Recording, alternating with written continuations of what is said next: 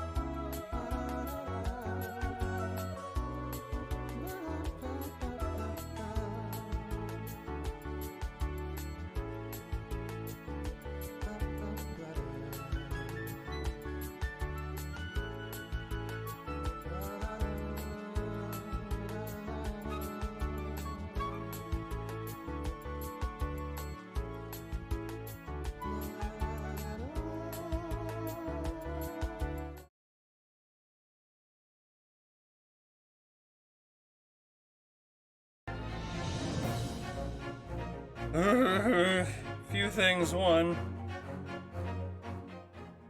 turn you down to an acceptable fucking level. Two, the light all situated.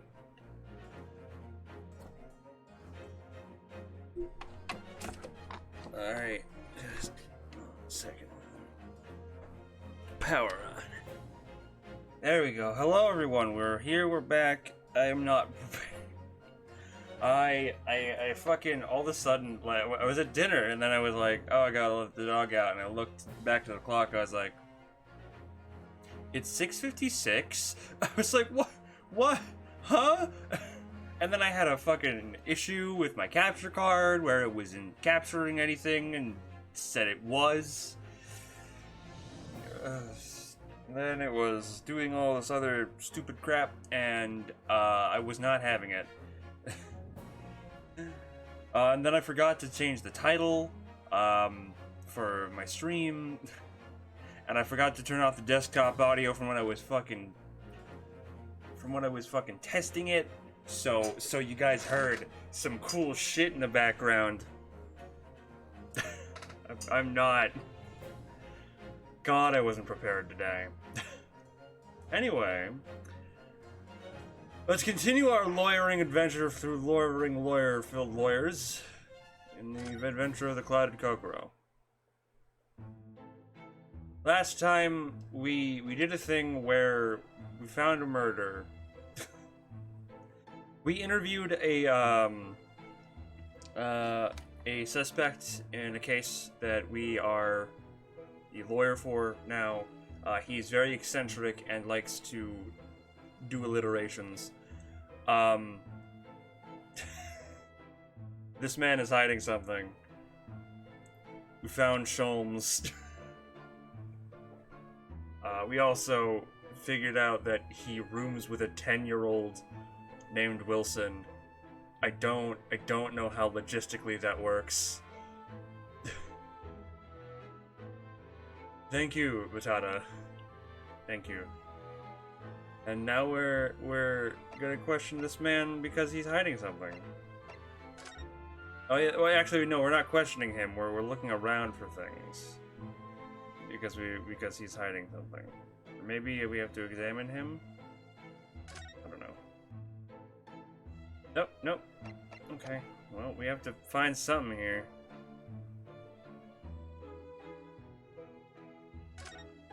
Didn't even look outside, but...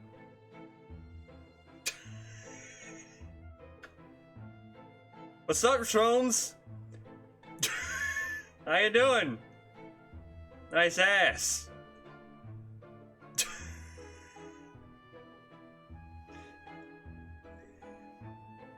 Examine these shelves first. Look at this crockery on display here. It's rather unusual, isn't it? Oh my, a genuine London dresser! Isn't it delightful? Although the shelves... I love that it's supposed to be zooming in on the shelves, but instead it kind of just looks like it zoomed in on Sholmes. He's just there. Although the shelves seem to be broken and the crockery is... Oh dear, it's in pieces.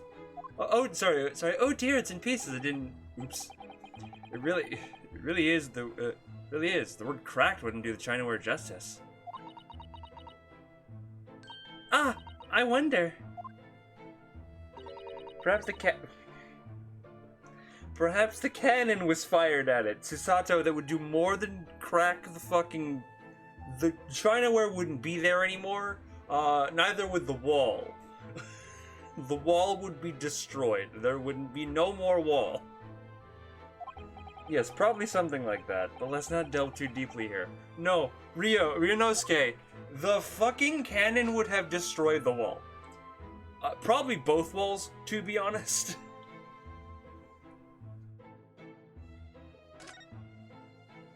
This old candle looks a little out of place here, wouldn't you say? Yes, you're right. It's clearly supposed to be gold, but it's almost completely black for some reason. Is it? It's mostly red. That old thing, yes. Just a cheap piece of ironmongery? ironmongery. Gimcrack, really. Gimcrack? What the fuck are these words? Oh. Used it when I was studying, don't you know, for my commission. No, it's hardly worth hanging on to, really. But, well, still, it has its uses sometimes.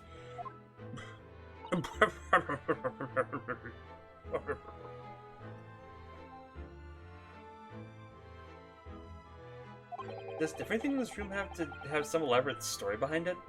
Well, he is an old Englishman, of course. They're memories, Mr. Naruhodo. Memories.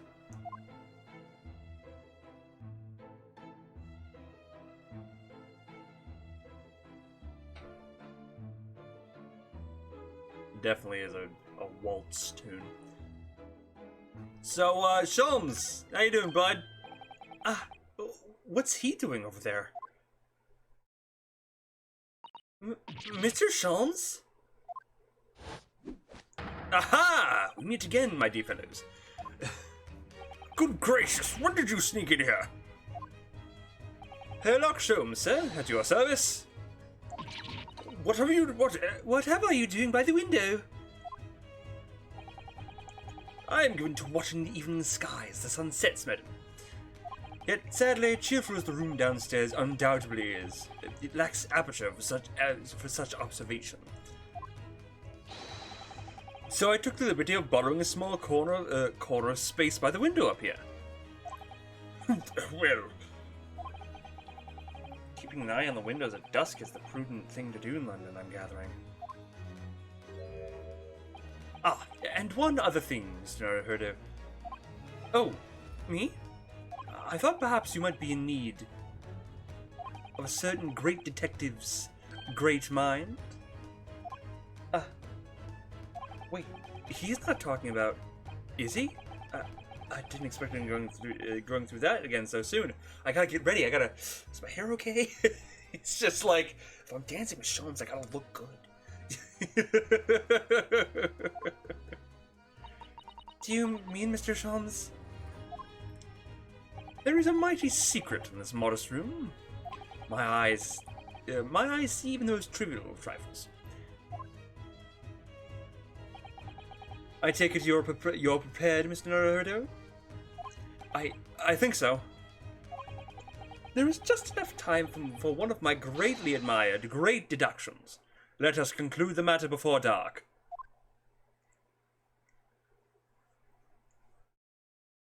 Ah, his great deductions. What he means to say is, I'm going to throw some bullshit at a wall, Mr. Naruhodo, and you will see if my bullshit does not at all make sense. Which it probably won't. So that is why you are here, Mr. Naruhodo. Why you are here. Mr. Garrett. Though it would seem you are a military man of considerably distinguished service, your standing as landlord is most certainly not what one might call first rate. Hmm?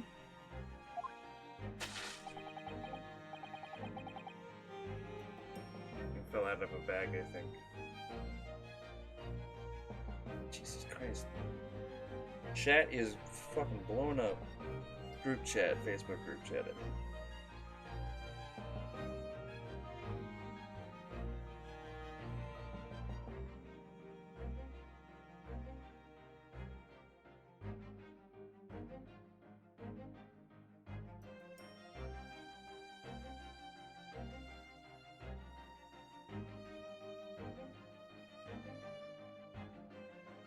Hold on 1 second. Get all this. Did another thing fall out of the... Things are just falling out of the bag. Oops, well, I'll definitely have to fucking work on that in a second. Not in a second, I mean after stream. Not the one, not that one, oops. Stream Manager, that's the one. Cool. Now I will have that by next week. I'm afraid, sir, that is all too clear to me. There are two conclusions I have been able to draw by my careful observation of your living arrangements. I beg your pardon? The first is that even as we speak, you are concealing the presence of a ferocious beast in your care. Eh? And the second is that the result of the beast's violent rampage, you have lost something very dear to you. Mr. Naruhodo, look! I'm still hearing. Still hearing what? Handsome, thank you. The old man, handsome. Sexy man, thank you. thank you, Batana. The old man's broken out into a cold sweat. Unbelievably, it seems Mr. Shrum's conclusions are both spot on. I wouldn't say spot on. How could you possibly? How could I possibly know, you mean to inquire? The answer couldn't be simpler, sir. For in the dense jungle of logic and reasoning, I am the king of beasts. Ah! That I know only too well that wild beasts are not easily tamed. So, shall we begin? Once again, Herlock Sholmes is proud to present Logic and Reasoning is Spectacular. The Great Deduction. The game is afoot. The game is not afoot, it is a game. Nature of the beast. It certainly shouldn't take a great detective to see that a fearsome beast has been rampaging on of late within these four walls. I control the lighting in this room. Thus, we are faced with the question: what form might the beast take? For a man with military breeding, your eyes are uncommonly candid. Your furtive glance, Mr. Garrett, leads us directly to the answer. The true nature of the beast that has run rampant here is revealed by that lion statue. Yes, though an army man, you appear unimposing at best. A fact that has fueled your admiration for the mighty lion, king of beasts. What is this piffle, I ask you? In the end, your admiration became so great, in fact, that you had a living, breathing specimen shipped from India, which you have tried to keep in this very house. What? What the fuck? Why is there a slap on him? There was a red mark that looked like someone slapped him. What? Yet living with such a wild beast proved more difficult than you had imagined. The chilling traces of a wild rampage are still very much in evidence. Well, I don't remember what fucking voice I gave the maid, so... Yet as we look around, the beast in question fails to present itself. Where could this angry creature have disappeared to? Madam? Me? I pray you do not consider me unchivalrous, but it is plain to me, with one glance in your direction, it is. Your dress pocket gives us a handsome clue as to the beast's current whereabouts. For protruding from it is a handbill advertising a circus show. Ah. Yes, you sought to dispose of this terrifying lion, Mr. Gerardib. At Batty's Circus. A traveling show currently sojourning in a nearby park. I've observed the tents. You sold the savage lion, sir, to the circus troupe. I most certainly did not. I believe I have made my point. The fearsome beast which ran amok in this room was an Indian lion. And a simple visit to the circus now will reveal the lion prancing jubilantly through a ring of fire. Not very jubilantly, I would say. Animals in circuses don't get treated very well, so I don't think he's very jubilant about his position.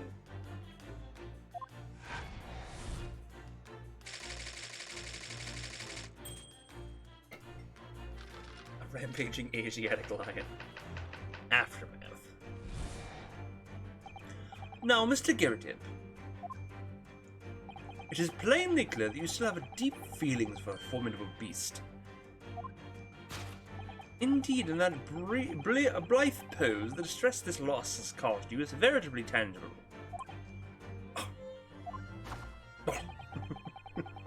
Your head weighs heavy on your shoulders. The pain you feel being revealed by that supporting arm. Amid fits of tears, you let your beloved beast go.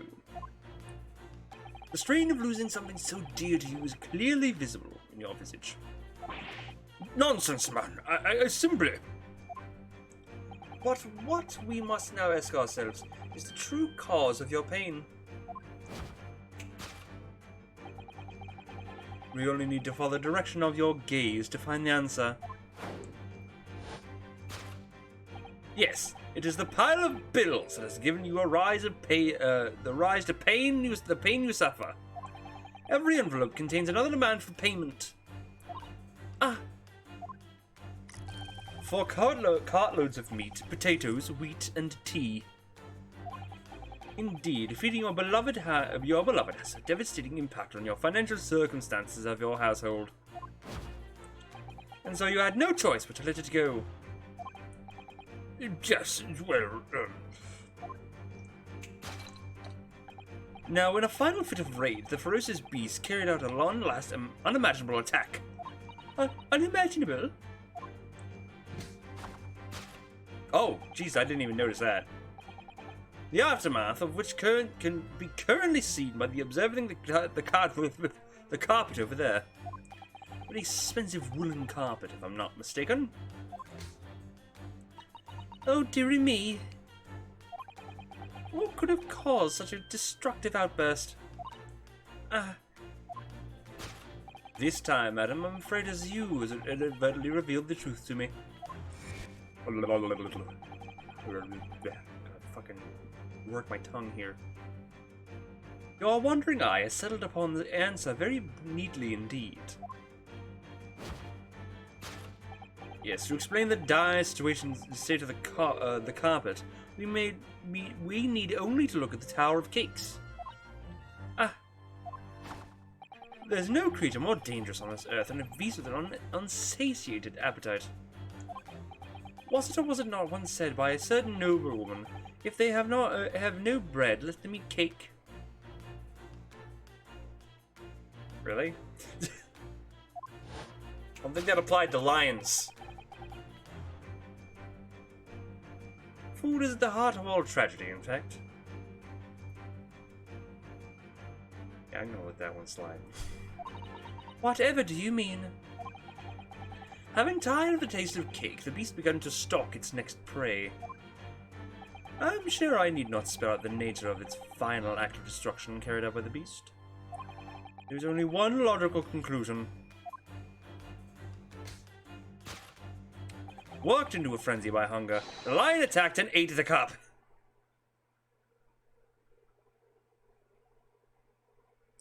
The lion attacked and ate the carpet.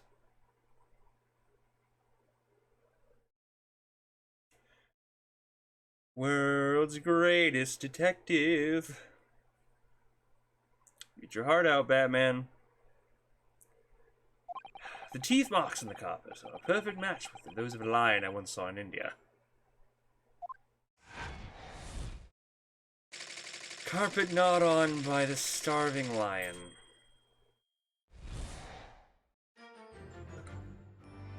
Thus concludes Sherlock Holmes' great deduction of this beastly puzzle.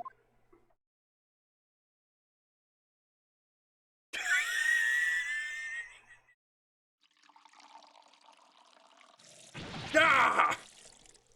What's the matter with you, Joan? You're pouring scalding hot tea all over me. Oh, I'm sorry, Mr. Garrideb. I'm afraid I didn't notice. My deductions can be startlingly sharp. It stands to reason that your cup runneth over.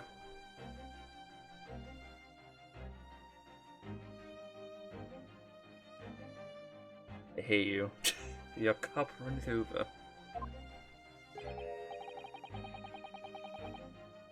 Indeed, my revelations can make people spill tears at times, too.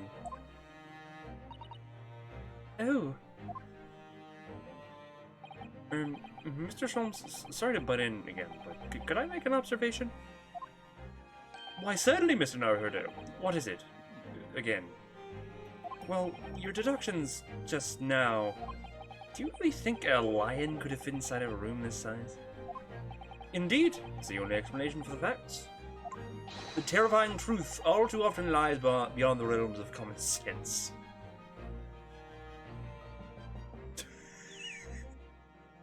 Yeah. Uh-huh. But wouldn't it be an idea to consider what lies inside the realms of common sense as well? Yeah. But if an uncaged lion had run amok in this very room, surely Mr. Garrett and his mate would have been hurt or worse. Ah, that's where you got stuck. No doubt the former military man held his own against the beast using that large cannon. Would that not have killed the lion? Thought you said that they sold the lion to the circus. And what about the food? Meat and potatoes are one thing. But I don't believe I've ever heard of a lion that drinks tea.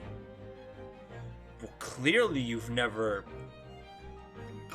haven't seen many lions, Susato. I always think of lions and tea. Always.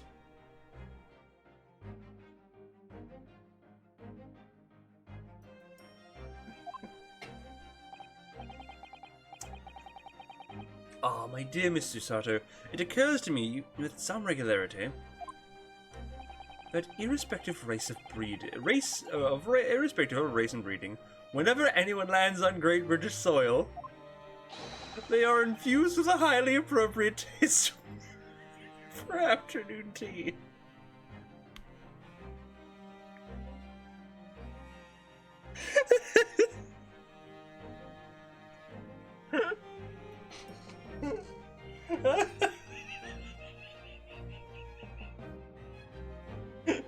What?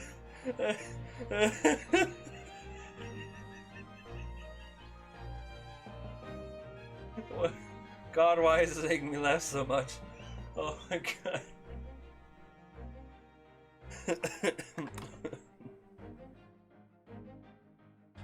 Fuck, okay, hold on. Let me get rid of this wheeze for a second, oh god.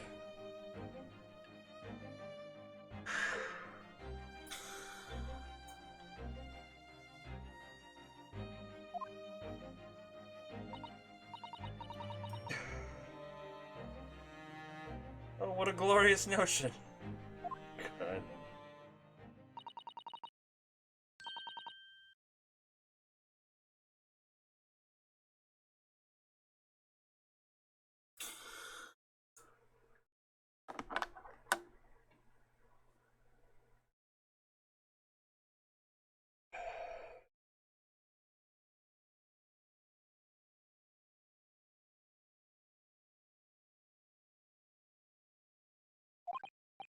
I had a feeling that was coming. A slight massage. That's all Mr. Holmes' deductions needs. You can do it. Excellent. Ah, excellent. Been waiting for my trusty partner in deduction to step forward, Mr. Naruhodo. We don't even know yet whether or not we're going to be help with Mr. Natsume's case. Still, uncovering the truth is always worthwhile, whatever the motivation. At least, that's what I want to believe. Let us start again. From the beginning of Herlock Sholmes' logic and reasoning spectacular.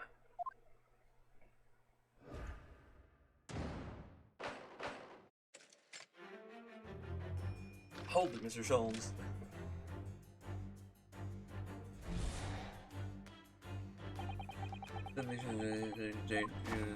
See, appears to be seen on a rampage of late in these four walls.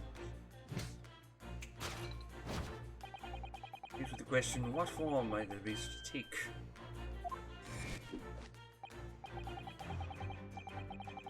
Uncommonly candid. Furtive glass, Mr. Giardo leads us directly to the answer. The true nature of the beast has run rampant here, as revealed by the lion statue. I really didn't see the lion thing coming. No, but if you observe Mr. Garredeb's reaction, it rather seems as though the beast did indeed run amok here in this room. Yes, something with a very fierce nature. But it couldn't have been a lion transported from India. So what was it then? You must follow Mr. Garredeb's gaze. That will lead us to the true answer.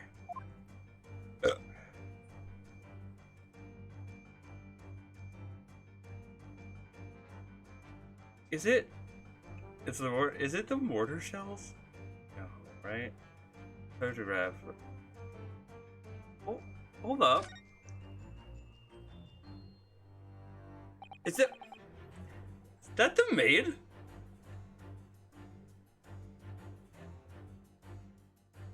What's this photograph? It appears to be from Mr. Garrideb's wedding. He looks very happy, doesn't he? He does, but you can't make out his bride. No, how unfortunate. Something must have struck the glass directly over the woman's face. I wonder what happened. Probably best not to delve too deeply there.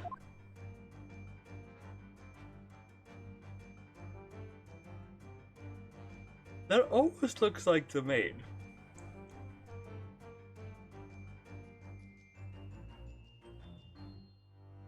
I don't think it's the bride.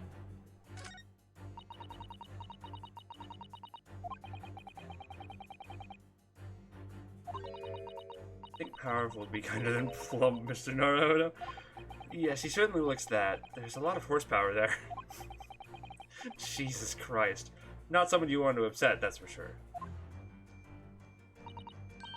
Look, have you noticed her wedding ring? It's very large, isn't it? Yes, it's an unusual design. It's like some sort of embellished sunflower. I don't think it's the bride. Possibly the mortar shells? Nope. God damn it. True identity of the beast. The Toy Brothers room is the mortar shells. Their butter wouldn't melt accomplice.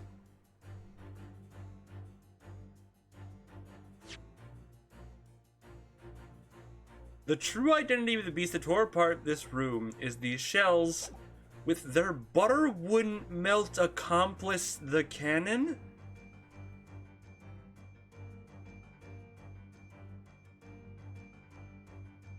What does that mean? Ryunosuke, what does that mean? Ryunosuke, what does that mean, Ryunosuke? What the fuck? But war is good for nothing, it only brings destruction, something we almost tried on. War! Huh. Yeah! What is it good for? Absolutely nothing. Uh-huh. Sorry.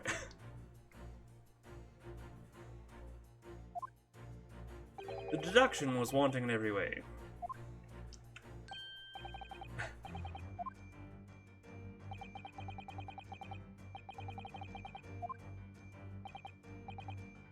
Okay, I guess it maybe was the newlywed bride?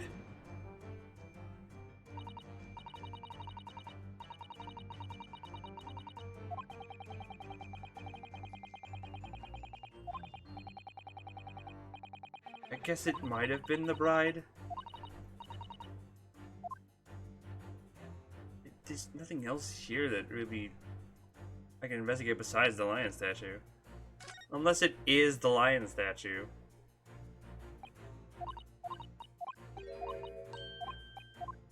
Alright, just gonna... Take that! Okay, alright, I guess I should have gone with that. The true nature of this beast that was run rampant here is revealed by that newlywed bride. Precisely, Mr. Naruto.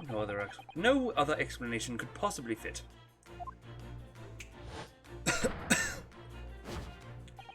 Yes, this framed print pictures your wife, Mr. Garrideb. All the while we lament the fact her face is obscured. We can still make out our mighty arms and note the considerable horsepower they must contain.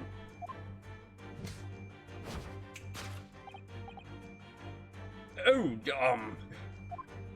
Indeed, surely anyone of such powerful constitution would be honored to be described as a beast. Honored might be stretching a point. Too late. Fact remains that the beast which so clearly savaged this room was your wife, Mr. Garrideb. Yah! The chilling traces of a wild rampage are still very much in evidence. Well, Yet, as we look around, the beast in question fails to present itself. Where could this angry creature have disappeared to? Madam? Me? I pray you do not consider me a children. I've already read this. I'm so sorry about the yawning. Oh my god.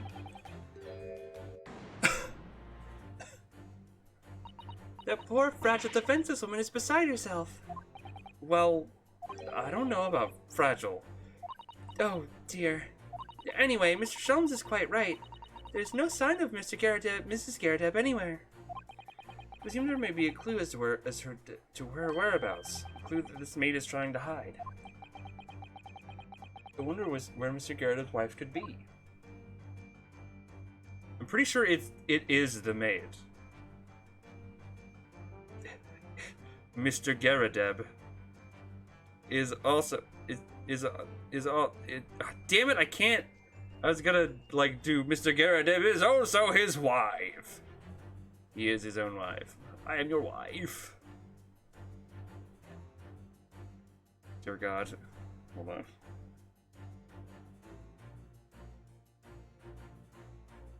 Well, I guess I'll observe the teapot. What a charming little teapot, and it's in pristine condition. Johnny's been pouring some deliciously fragrant tea for Mr. Garradeb, hasn't he? Well, not so much for Mr. Garradeb as on Mr. Garradeb, wouldn't you say? I wouldn't dream of drawing attention to it.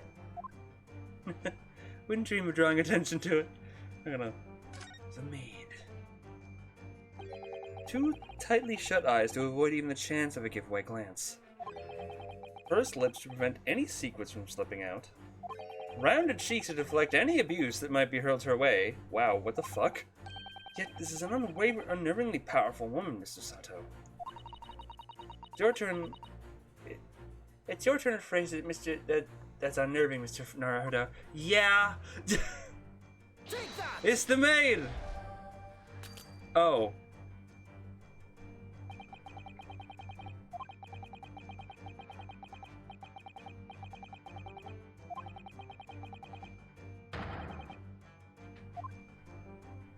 Spectacularly contrived logically to his mindless conclusion.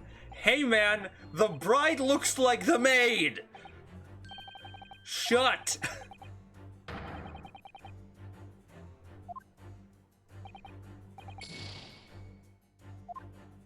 Oh, hold on. Maybe I should be looking for not the maid, but what's on her finger. Because if on her finger is that ring we saw in the picture.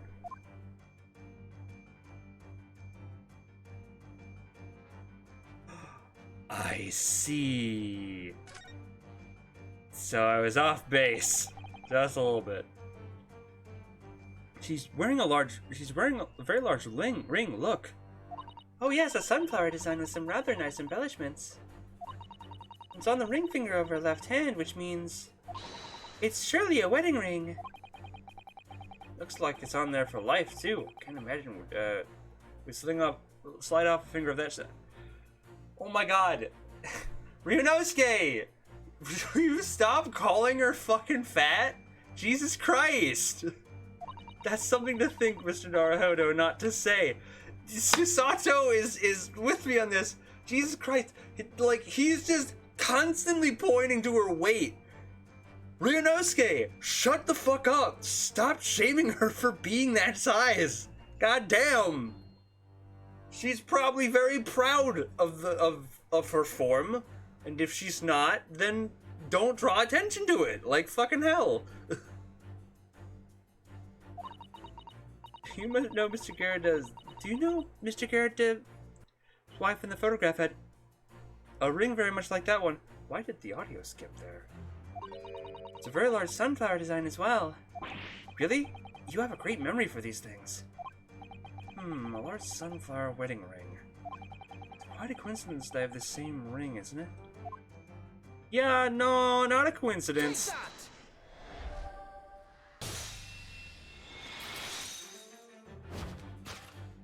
Your wedding ring gives us a handsome clue as to the beast's current whereabouts.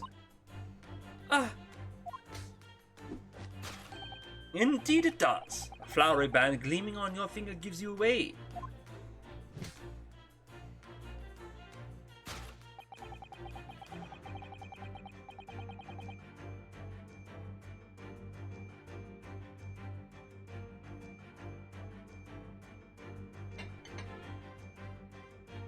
For it is identical to the one shown on the hand of Mr. Garrideb's bride in this photographic print. In other words, you are no ordinary household maid. No. You are Mr. Garrideb's lucky bride. You are Mrs. Garrideb herself. That is really kind of fucked up that Mr. Garrideb was like, well, madam, my beautiful wife, I would like you to how do the English say, you know, be my maid. Oh my! Oh my word!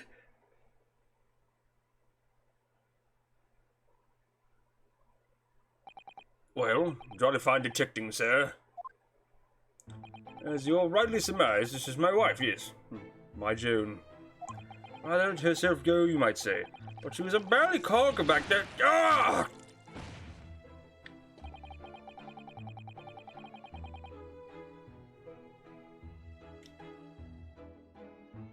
See, I almost expect it from Mr. Garrideb, but still. It would appear you don't live in the most comfortable of circumstances. After all, you are a retired army man, yet you are in the business of renting rooms.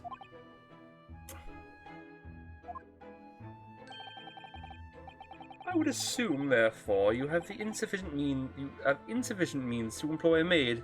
Would that be correct? That's not right, I tell you. I was second lieutenant of the 3rd Regiment. Man has his pride, don't you know?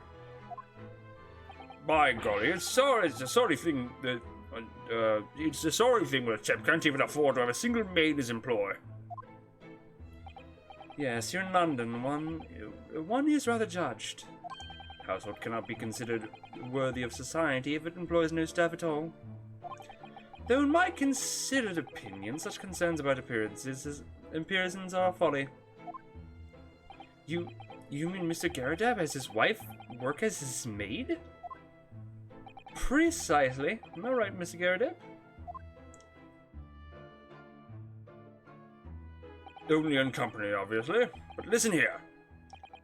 This must remain a secret. Tip-top secret. Please.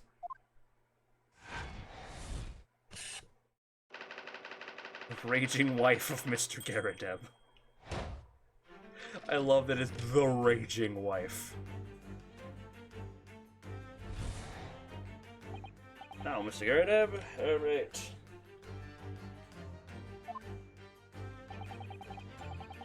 Deep feelings for the formidable beast.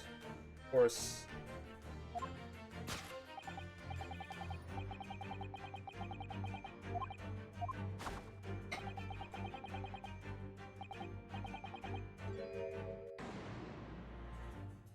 Yeah, no, it's the cheek.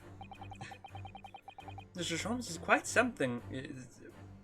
Is quite something. He's still calling Mr. Garrideb's wife a beast. Yes, as a woman, that feels rather uncomfortable. Susano's just like, I don't like the fact that he's just still calling her a beast. Seems kind of, you know, horrible. But Mrs. Garrideb is standing beside her husband as we speak. In other words, he hasn't lost his beloved at all, has he? Oh, how true. So perhaps that supporting arm seems to be propping up his head has some other significance then. According to Mr. Sholmes, Mr. Garrideb's pain is tangible, though. Look at that pose of him, something, really. You didn't really catch that. Ah, look at that. Oh, Jesus, that is a slap. That got his eye.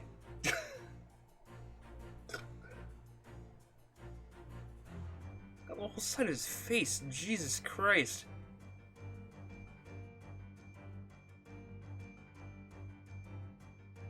He got some of like the left of his cheek.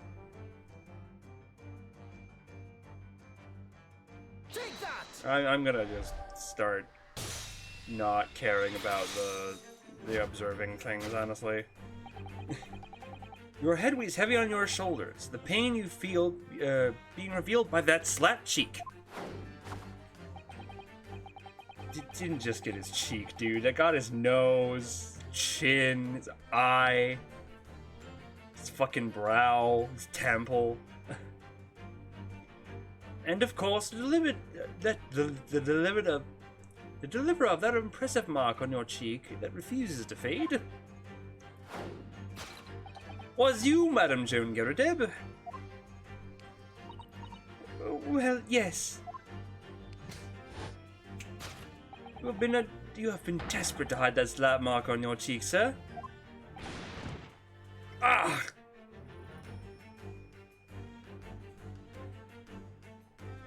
How the blazes? How did you work that out, man? I'm looking at literally every side of your face. That's why you haven't looked directly at us even once. To keep your other side from view, and also to hide your disturbing front glance. Not a big fan of that. Your face is very weirdly shaped, sir. Well, harumph, as some would say.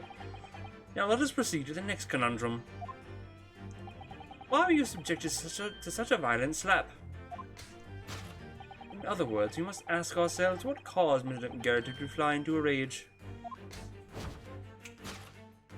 And we need only to follow the direction of your gaze to find the answer. Yes, it is the pile of bills that have given rise to the pain you suffer. Alright. Didn't Mr. Sholmes say the bills were all for the lion fodder? Yes, but now we've established the lion never existed. Which can only mean the thing responsible for gobbling up all that food is Mr. Gerardeb's wife. Wow! Mr. Naruhodo, she's a person, not a thing.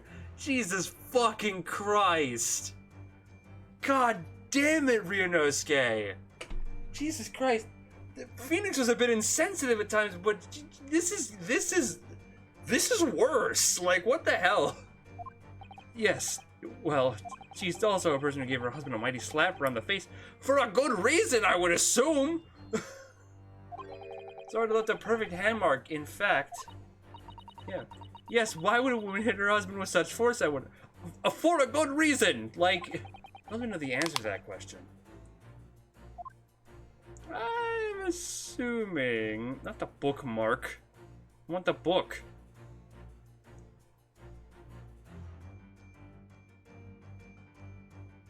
Broken plate. I would assume it's the broken plate then, huh?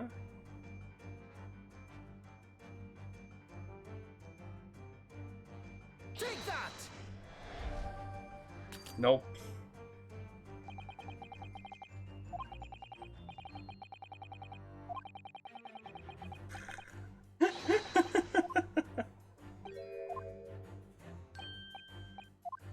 God.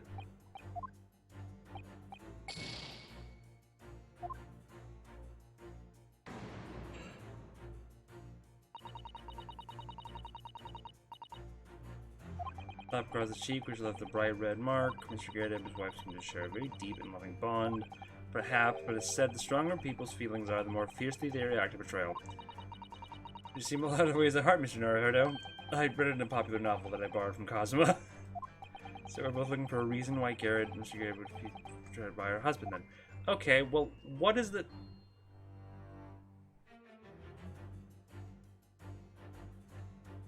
I didn't fucking see that.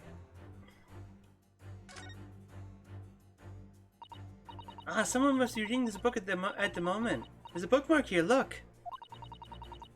Mr. Gerardeb is clearly an avid reader. Oh, wait a minute. I don't think this is a bookmark.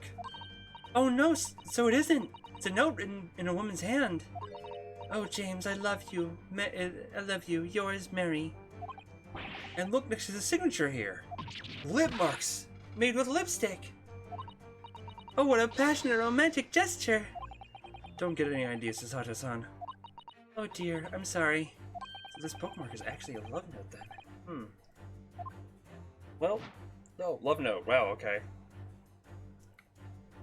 Love note!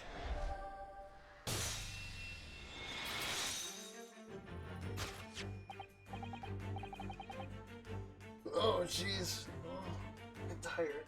Oh, God. I didn't get this tired until I started streaming. Oh, God. Sorry, I'm just looking at things. Alright. Yes, it is this love note that has given the rise to the pain you suffer. Oh, James, I love you. Yours, Mary. Passionate indeed. Perhaps the sender of this note, a certain Miss Mary, is the fly in the ointment here. But Jesus Christ! But I don't know the Bally Woman! You don't know her? Hold on. I want to know something here. It's...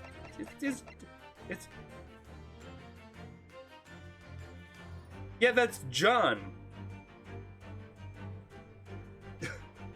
Unless John's just like, oh, please call me James. You don't know her? The note wasn't written to me. It was just in the book. I don't know how it got there. It was just in there, you say? That's right. That's what I've been... Ah! A likely story? Now listen here, Joan, old thing. I explained at the time. Off the book for the second-hand place. The note must have already been in there. So the previous owner of the book was using the note as a bookmark, you mean? That's right. That's what I've been... A likely story? For heaven's sake, woman, look at the name. It's written to James. My name, in case you've forgotten, is John. God. A likely story? Are you questioning my name now? And there we have it.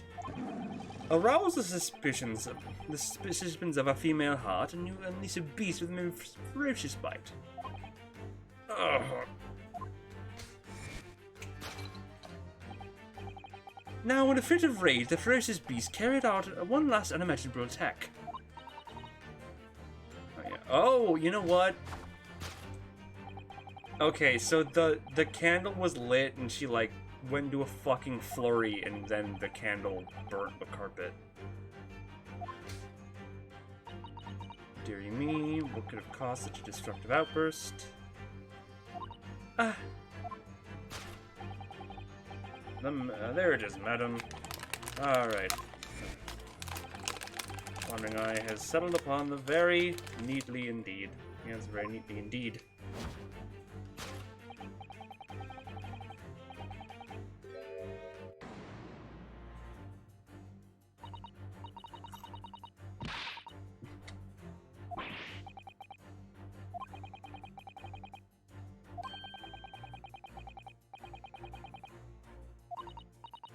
No, that's true.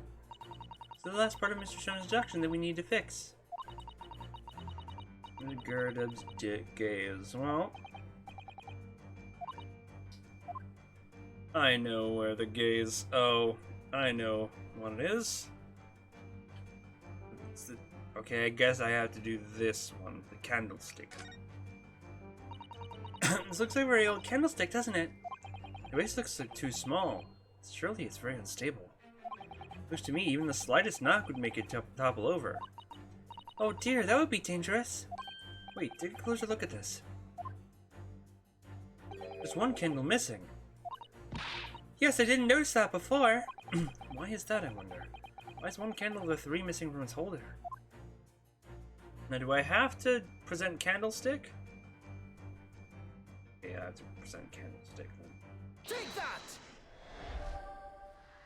There we go. Yes, to explain the dire state of the carpet, we need only to look at the candlestick. Most illuminating, dear fellow. And of course, the only possible way out of this logical labyrinth. Shit. Yes, the remnants of a ferocious attack in which the carpet was devoured was clearly visible. Indeed they are. The scorch marks at the edge clearly give the truth away. Scorch marks? It appeared that this room was in the scene of a little marital altercation. Ah! Mr. Garrett's mighty arm muscle. Mrs. Garrett's mighty arm muscles must have left an impression not only on her husband's face, but on the entire room. The force of her strike caused a candle to fall from the holder. How? And in seconds, the carpet was alight, and the whole corner of the room was in flames. Yes, the most ferocious beast in the world is neither violent lion nor vengeful woman, but fire. And in this room, the ferocious beast bares its claws and ran amok. Eloquently put, my dear fellow. So you see there is but one conclusion here.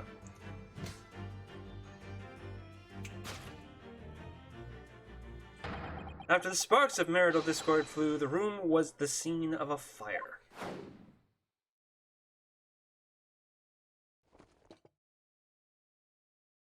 Oh shit! Mr. Sholmes, sir. I salute you! And there he goes. Timber. Oh, shit. Damn. Damn. Good catch. Holy shit. Deduction complete. Elementary. Dear Watson.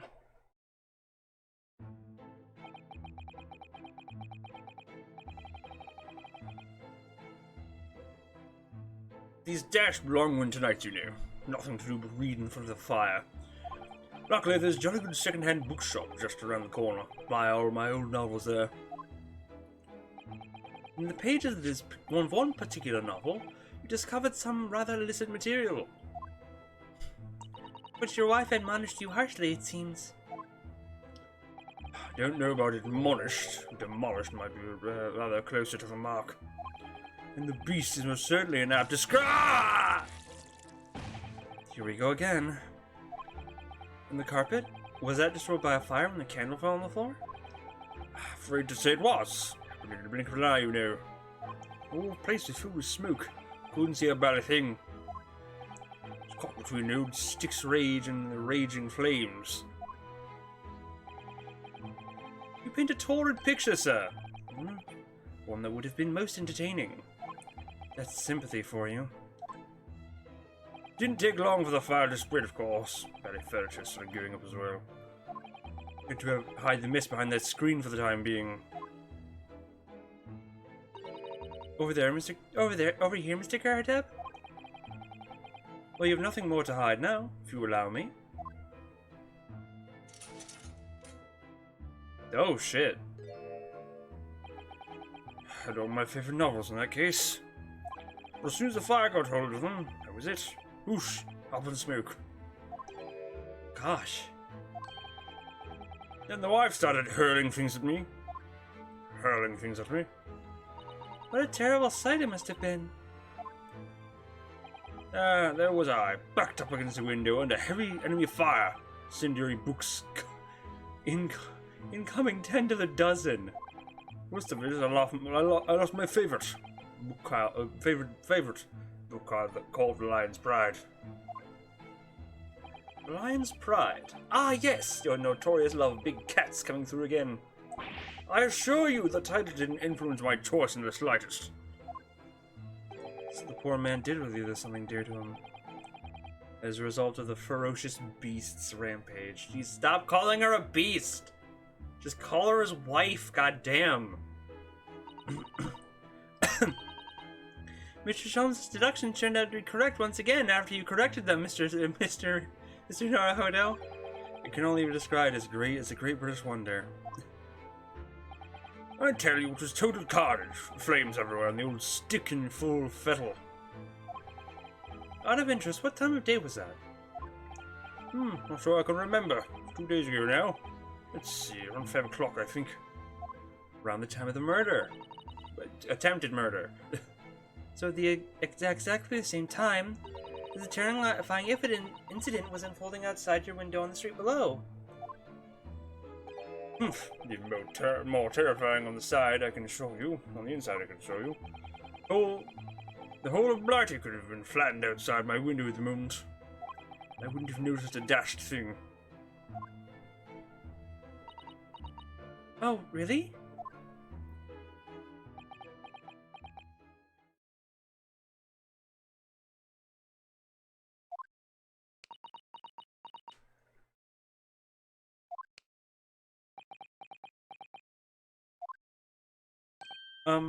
Mr. Sholmes? Yes, Mr. Naruhodo? What can I do for you? Well, I think we got to the bottom of Mr. Garrett situation now. What does that have to do with Mr. Natsume's circumstances? I can't help you there, I'm afraid. What? My dear fellow, if you recall, I did say as much from the outset. I warned you that although I knew the retired army man was to be hiding something, I could not be sure whether his secret would prove to be relevant or not. I just knew you were going to say that. No, Mr. Naruhodo, you mustn't lose heart.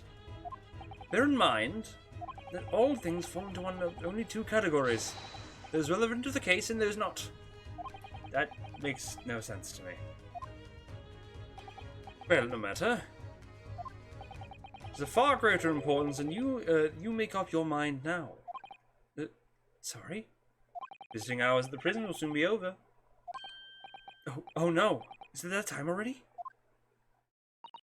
We're to accept Mr. Natsume's case. We have official paperwork to attend to. So that's it. No more time to think. Perhaps you'd like to betake yourselves to bidding us farewell now. I must prepare supper for Mr. Garrett.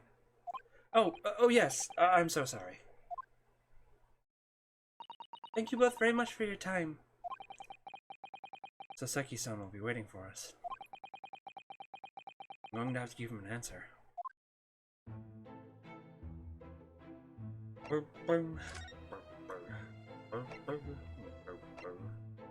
the prison. Jesus. Oh man, wait. I was going to the prison, not Briar Road.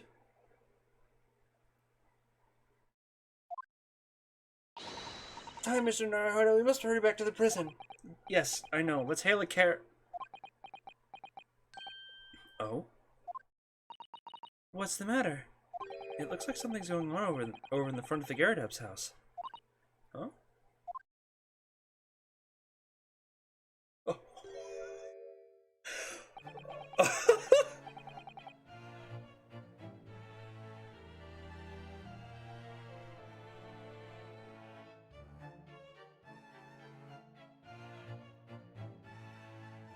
Oh my god.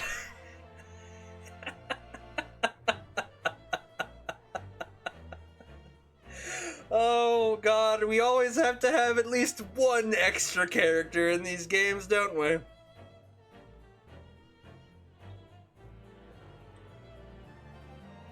Whether it be a prosecutor, a suspect, a victim, whatever this guy is going to be. I know thee not, old man, fall to thy prayers. What the fuck? Who you call an old man, you rum-looking nimini? Nimini pimini? Who you call an old man, you rum-looking nimini pimini? There are more things in heaven and earth, Horatio, than are dreamt of in your philosophy. Who is this Horatio fella, eh? What are you all about? Excuse me. Huh? What the? Who are you now? I'm sorry, it just looks as though there might be a problem here. My associate here, Mr. Inosuke Naruhodo, is a lawyer, you see. Lawyer? What? If I can be of any assistance, I'd be happy to help. I'm from Japan, but I've studied English law. Fine. Be on my way for today. I'll be on my way for today. But you mark my words. This ain't over yet. I'll get thee to a nunnery. Really? Do I look like a bloomin' nun to you? What the fuck? I do hope you're not injured. Oh, fair Eastern maiden, thou art so gentle. Thank you. What was that all about? There are more things in heaven and earth, Horatio, than are dreamt of in your philosophy. I'm not Horatio either. Forgive the inquiry, sir, but... Are you a lodger here, in the Garradeb residence? Oh, fair Eastern maiden, thou art so right. Yes, I do dwell in this humble abode. Mr. Garradeb mentioned they had another lodger, didn't he? This must be the man. Do you happen to know the other lodger who lives on the first floor? Ah, yes, a gentleman named Natsume. Oh, more worthy of palmist palmist in my battle of words never could there be. Sorry? Battle, did you say? Who is the stronger, Hamlet or Macbeth? Miss Natsume and I sparred long into the night. I see. So, what you're saying is you're both book nerds and you really, like, you're both book nerds and you had really good discussions about which is better, Hamlet or Macbeth. I don't fully understand, but it seems Mr. Natsume and the gentleman are acquaintances at least. So fair maiden, so good gentleman. I can tarry here no longer. Fare thee well. I didn't really understand him, but I think he's returned to his room. It seems he's unaware of what happens to Mr. Natsume, so he can't really help us. Mr. Seki-san and that man at the lounges, the Garradeb house is certainly full of eccentrics. Anyway, I'll go find a carriage. Yes, I'm sure Mr. Natsume is eagerly awaiting our return. Let's hope we can get to the prison before visiting hours are over.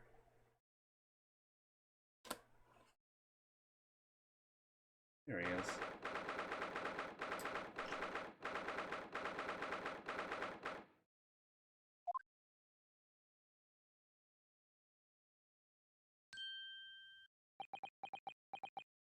Seki.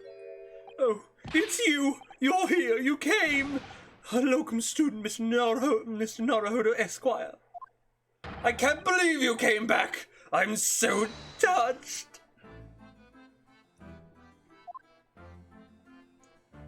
I'm so sorry for yelling, but this man just... This is just a yelling man. We're so sorry to kept you waiting, Mr. Natsume. Oh, no, thinking of it. Relax. If I were a cat, I would purr with pleasure at the company of such fine compatriots. Noble, nurturing, never failing Nipponese. Oh, now, let's not get carried away. Uh-oh. Oh, I quite agree. There's nothing more reassuring than the familiarity of one's native land. The other hand? Who is this? Ah, it's Sholmes! It is through friendship transcending international borders that one truly appreciates the fact. Such is my belief, at least. It's you! The miserable, rotten spy! Herlock Sholmes! Herlock Sholmes. Mr. Sholmes, what are you doing here? I have no intention of doing anything per se. Save observing, of course. Whatever do you mean, Mr. Sholmes? Well, having encountered some curious reading material in the Gloomful Room, I have unmasked the secret identity of that eccentric pair. I decided I should drop in on my way home to see how our divested friend is faring. Gloomful room? Gloomful room? At least your accommodation here offers a window, my dear fellow. In that sense, it is a superior option. Anyway, I must commend you on your taste in books. My day has been a delight, and cost me not a penny. Ah, you! How dare you, Herlock Sholmes!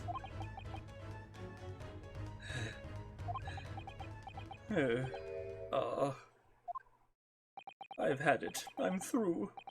I'm at the end of my rope. I should have never come to Great Britain. It's a terrible mistake.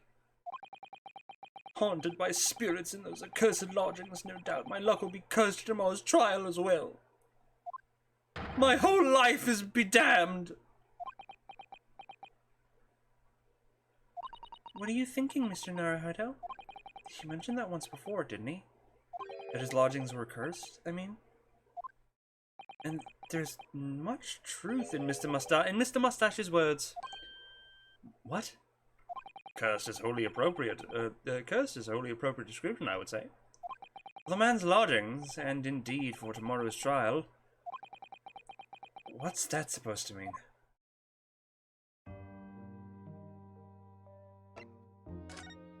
First trial. Mr. Natsume, what did you mean by what you just said now? What you said just now about the about the trial tomorrow being cursed? Oh no! Why are you looking so grave? You're making me nervous. I was just getting carried away. That's all. I didn't mean anything by it. Oh, I see. That's really agitated him. You don't mean the trial really is cursed somehow?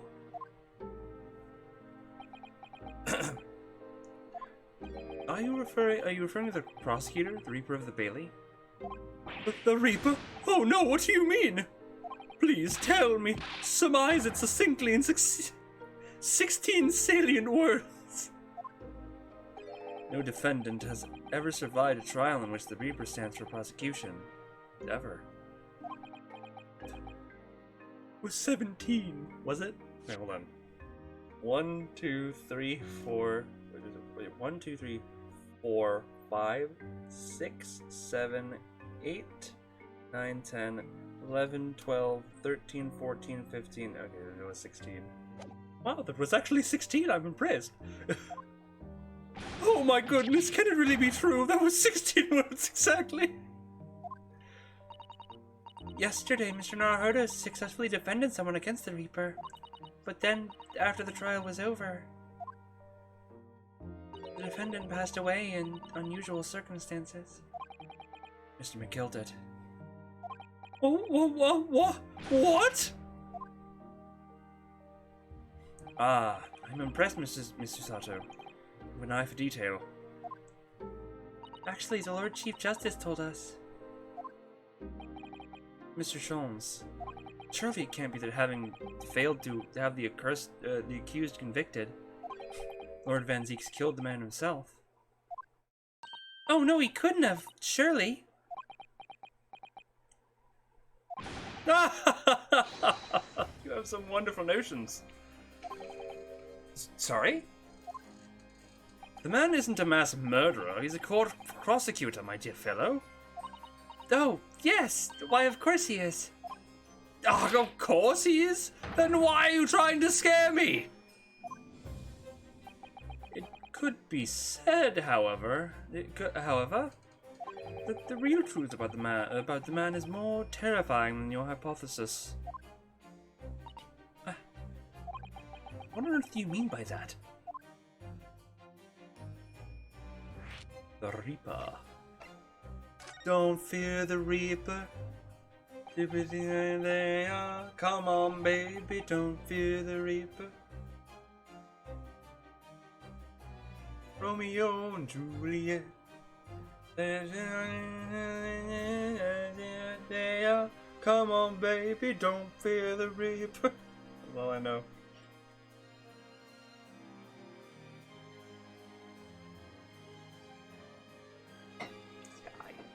It's unfucking believable.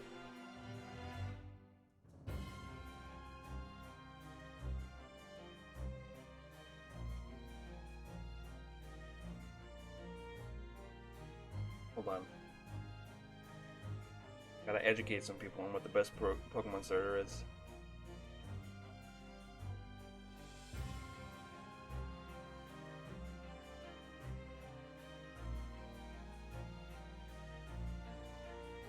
Because everyone knows it's Oshawott.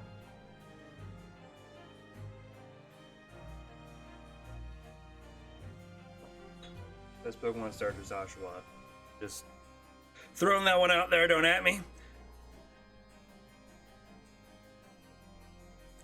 Van Zieks is quite an exceptional man. However, in the London courts of law, exceptional does not equate to winning every case without exception.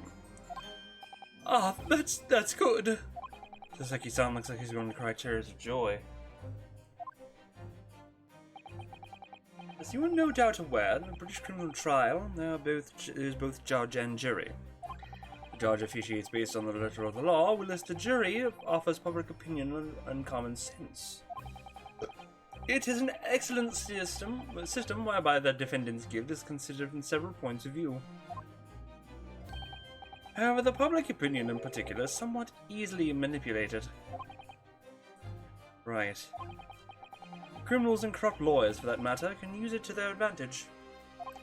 By any means at their disposal, contriving evidence, calling impostors as witnesses, and so on. By such underhand means, those who would want to are able to sway the jury. Which means that even in the light of irrefutable evidence, the prosecution can fail. But it means the wrong verdict can be passed. And sadly, it is from time to time, my dear madam. It is simply the reality of the situation. And that's alright. However, those indicted by Lord Van Zieks cannot escape justice. Their fate is sealed. Oh my. Though the adjudication may see them leave the courtroom with their freedom, within months they all disappear. It is most striking. Disappear? But how? Ah, by all manner of misfortune, sir. Perhaps they are trampled on a passing carriage. Perhaps they fall into the Thames and drown. Perhaps they are all suddenly overcome by a raging fever. Or perhaps attacked by highwaymen. Or, burned alive in a carriage. That could burned alive in an omnibus. That could also be it. Oh, no. All examples of the reality of events here in London, I'm afraid, Mr. Naruhodo.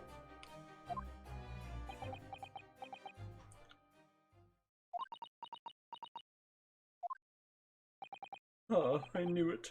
I'm a dead dude, done for, doomed.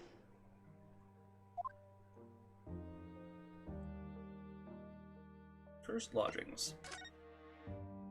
When you said accursed lodgings before, you were referring to the room Mr. Garredup's house, I assume. Do you mean to say you believe the place is cursed? It's been a year now since I came to Great Britain. But I'd only been in London a week before I started to notice strange feelings in myself. That didn't take long then. Everywhere I looked, there were foreign faces staring at me, laughing behind my back. I wasn't sure people were talking about me. I started to become nervous about going outside. They were always staring at me, all the time, from dawn till dusk. So I shut myself away in my room. But even that didn't help. The fear wouldn't go away.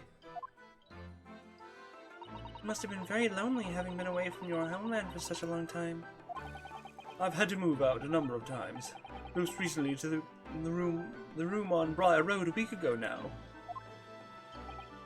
Yes, why did you choose there? It seems a little inconvenient. The rent is cheap, I have so little money, it appealed to me straight away. Of course I asked why it's so affordable. Landlord just simpered and said, "The room is cursed." Oops. The room's cursed. Oops.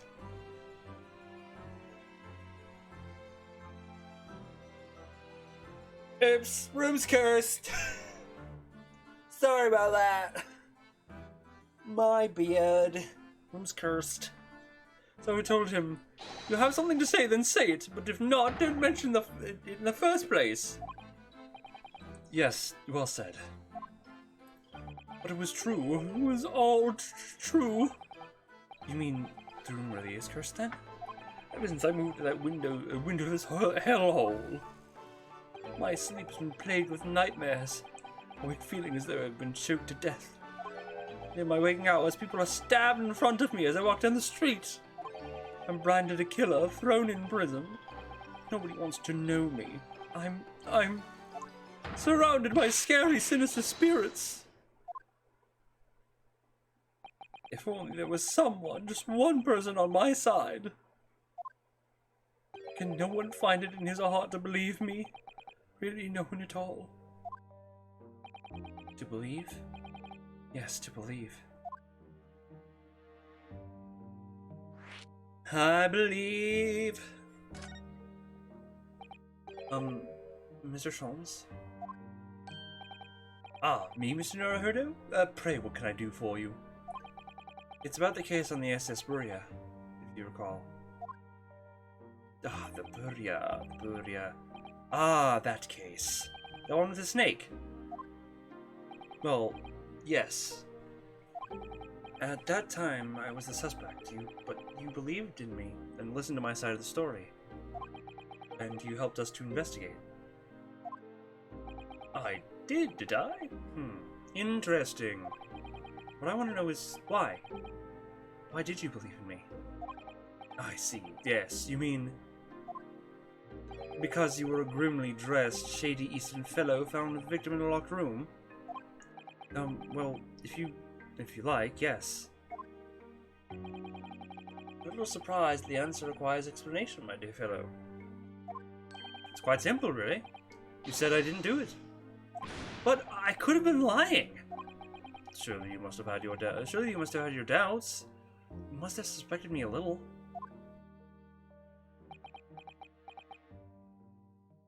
I think perhaps you have misunderstood. I neither recall believing in you, nor in that which you were telling me. What? You see, the only thing I believe in are those I choose to believe in. What? What do you mean, Mr. Sholmes? I make up my own mind about what is to be believed and what is not. If I should like to believe in something, I do. The circumstances can hang as far as I'm concerned. But I could have betrayed your trust. In that case, I should have made an elementary error of judgment, nothing more. Betrayal of trust is an overused excuse in my opinion. Meaning, whether or not one should trust in another is in the final analysis down to oneself. No matter whether or not trust oneself. Oh my god. Alright. But yes, he's right. He's right, Locum student Mr. Naruhodo Esquire. Whether or not I can believe in myself. Defense lawyer is only as good as his faith in his client. That comes down to how much faith he has in himself.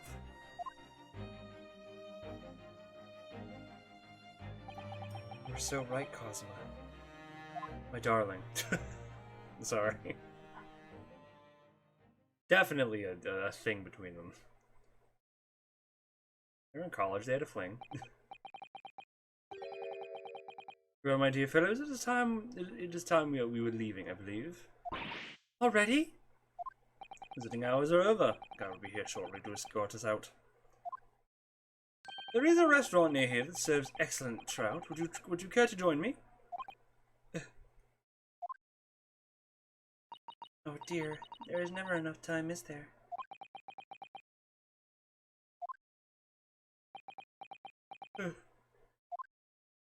Are you really on? Mr. Natsume? If you'd like, in the trial tomorrow, I'd be happy to represent you.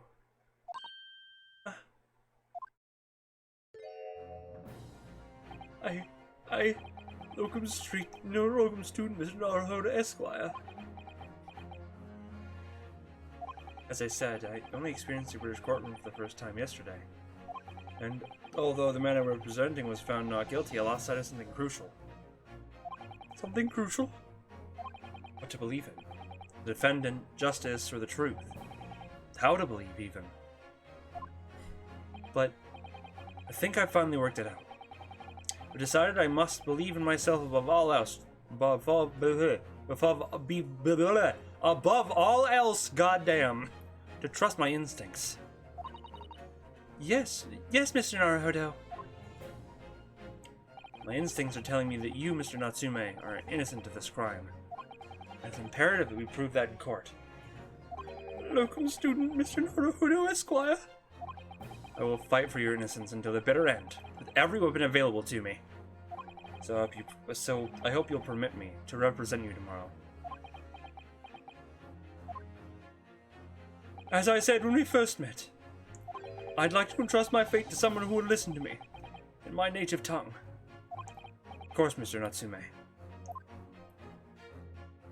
It would be fair to say, Mr. Naruhodo, that your mind was in many ways made up from the outset. You merely needed the events of today to fully realize it. Yes, I think you're right about that. Been a roundabout journey, but I got there. I'm so fucking tired. I'm so sorry. Oh my god. Mr. Sato. Yes? Aren't you willing to stand by my side tomorrow and help me in court? Absolutely. As I said this morning, you may consider me your personal judicial assistant.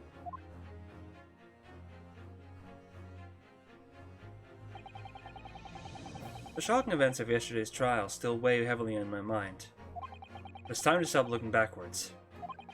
Cosmo believed in me, and Mr. Sholmes believes in me now too. So it's time. Time I learned to believe in myself. Doseki-san has no one. He's all alone. So it's my job to help him. To fight his corner. Do you mean fight in his corner? In his corner. Tomorrow in the courtroom, with all the strength I can muster. And this is a to be continued, right? Yep. Okay. So we're going to be going to the trial next. But before that, I think it's time for a break so that I can wake myself up. So we are going to save.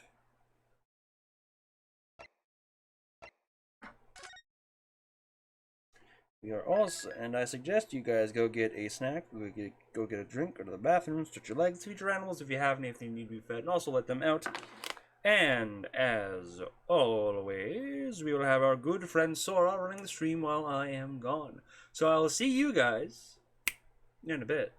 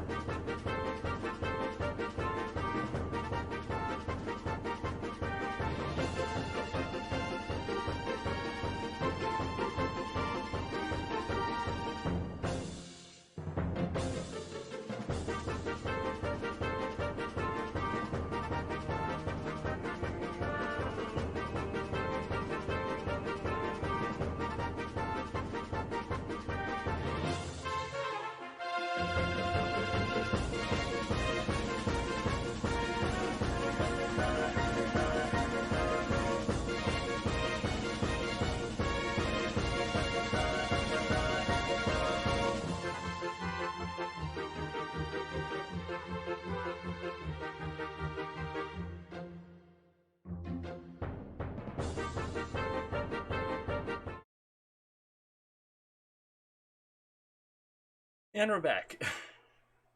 Stretched. I think I'm good. I think I'm actually not gonna fucking fall asleep. So let us continue. Because this is now the trial. 20th of February, 9:23 a.m. The Old Bailey Defendant's Antechamber. Well, I never expected this. I thought we'd be back here again so soon. We are on a study tour. Of Great Britain, with the intention of learning the country's legal practices. In order to research the latest court procedures here, we need as much court experience as possible. Well, yes, I suppose, but the person on the dock, it may as well be his or her one and only time in court. It could be life-changing. In which case, treating it as research may seem a little crass.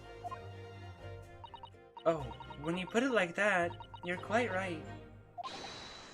Good morning. Oh, good morning! Ah, Mr. Natsume, good morning. Oh dear, are you alright? Your eyes are terribly bloodshot. The early bird catches the worm, as they say here in Britain. Yes, I've heard that expression. But I really don't want to catch the worm. So I tried desperately not to wake up early, but I was so worried I couldn't catch a wink. And now I'm absolutely exhausted as a result. Do all literary people take things so literally?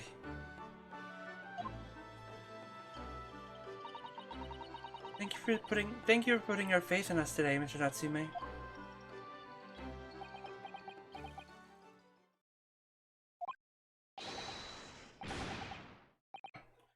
I wish I had 9 lives. My whole future hangs in the balance. I'm too terrified to tremble. And yet he's trembling. Really? Because I can feel tremors in the floor. I can do this. I can take it. Although locum student Mr. Naruhodo Esquire. Yes? Caught a glimpse of the public gallery as I walked by the courtroom. Looked like the opening night of an opera. There were so many people. I had no idea my case was this notorious affair here in London. Oh, neither did I. You know why that might be, Mr. Sato? I'm sorry, Mr. Naruhodo. Oh, well, Mr. Sato. Whoops. I'm sorry, Mr. Naruhodo, but I have no idea. So that all-no looking on your face is just a coincidence, then, is it? Don't hide the truth from me! It's because of the Reaper, isn't it? Lord Van Zeeks? Is that right, Mr. Sato? I purchased as many different newspapers as I could find this morning, and yes, Lord Van Zeeks is on the front page of every one. I knew it. Sometime after the prosecutor was dubbed the Reaper of the Bailey, he stopped appearing in court, it seems. It's been several years now, in fact, until the day before yesterday.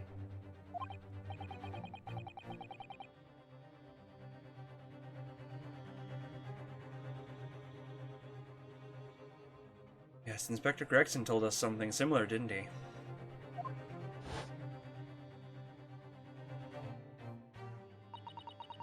The trial 2 days ago marked Lord Van Zeek's return to the courtroom after a very long hiatus. Trial of Magnus McGilded. Ugh, what a harrowing experience that was.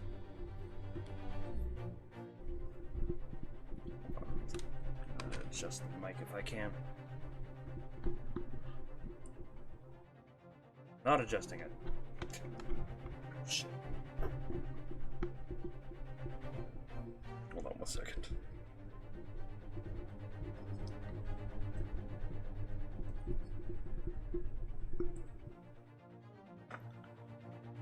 I guess that's as adjusted as it's going to get. Ah. Bright white light. I believe that appearance was made even greater waves here in the capital than today's. We wouldn't have realized, of course, having only just arrived in court in the country. Why is the Reaper back in the Bailey so soon for what appears to be a mundane murder?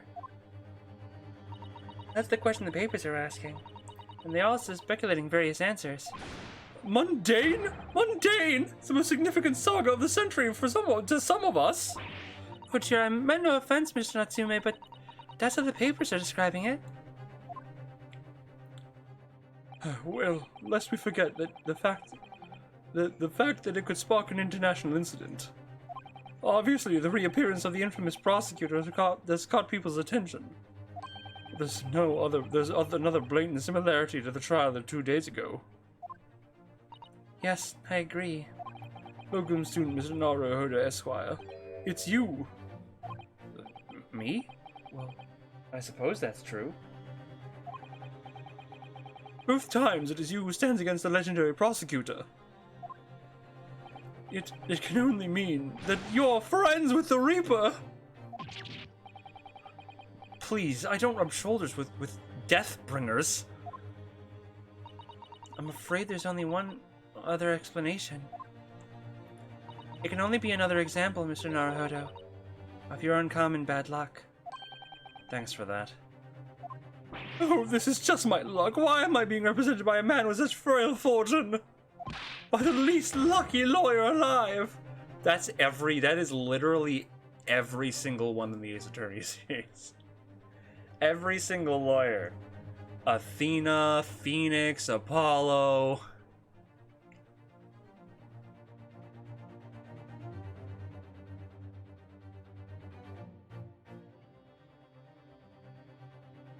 Every fucking lawyer. Every defense attorney. Well, let's not forget that it was you, Mr. Natsume, who asked me to represent you. Yes, true that I'm just a student new to London with little in the way of experience or skills or luck. But I promise you this: I will fight your corner, I guess, until the bitter end. And I will believe in you, Mr. Natsume. Oh, benevolent locum student, Mr. Naruhodo Esquire. You're not alone here with us, Mr. Natsume. Whatever happens, we will always be on your side. Oh, benevolent non-locum assistant, Miss Mikitoba Esquires. I am in your debt forever. Shall never forget this kindness as long as I live. Mr. Natsume, counsel for the defense. Court session is about to begin. Kindly make your way to the courtroom at once. Alright then, Mr. Natsume. It's time. Let's go. Yes!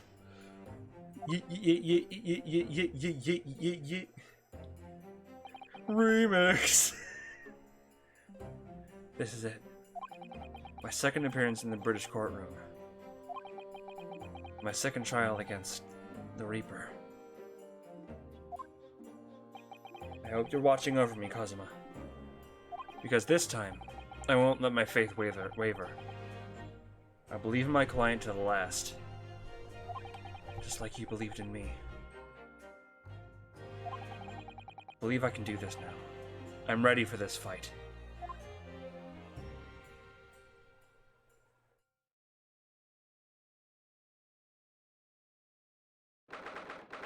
20th of February, 10 a.m. The Old Bailey courtroom.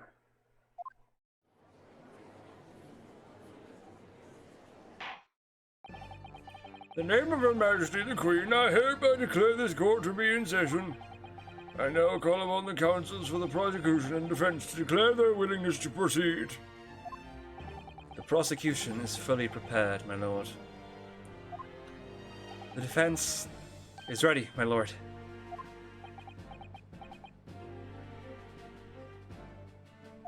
The Nipponese are truly fascinating breed. Sorry, what? Lord Strongheart has told me all about you. You are a student who arrived in London, 2 days ago? A mere amateur. Do you have a point? Being a compatriot, you'll feel compelled to try and help but accuse, I suppose. Typical Nipponese arrogance. Forgive me, but I do not believe arrogance is an appropriate description. Sutaro-san. After all, our previous encounter, the defendant was found to be innocent.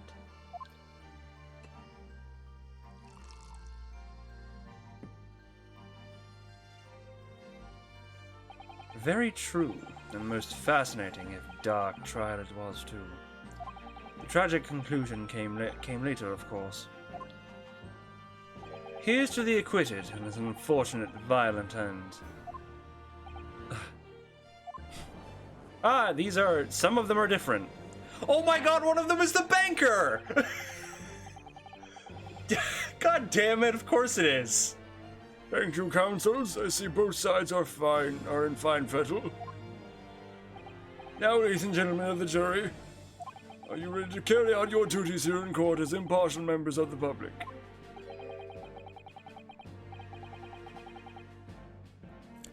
I don't think he's going to be very impartial here. You never know when you might be down on your luck. I believe in fair play for everyone. Well, I must warn you, I'm rather ruthless. I'm rather more ruthless than I appear. Oh, well, not me. Well, you see, what you see is what you get. I'm a peace-loving fellow.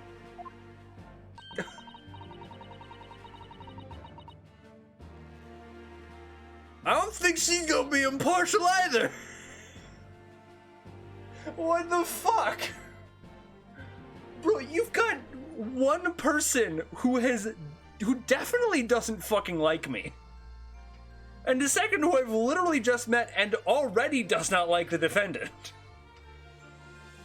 I'm afraid to say, I think it's quite impossible that mustachioed foreigner did the deed. Didn't you say that he looked fucking suspicious? Oh my god, what kind of fucking voice do I give this man? Come on, what are we waiting for? No doubt he did it anyway. Sorry, didn't quite catch that.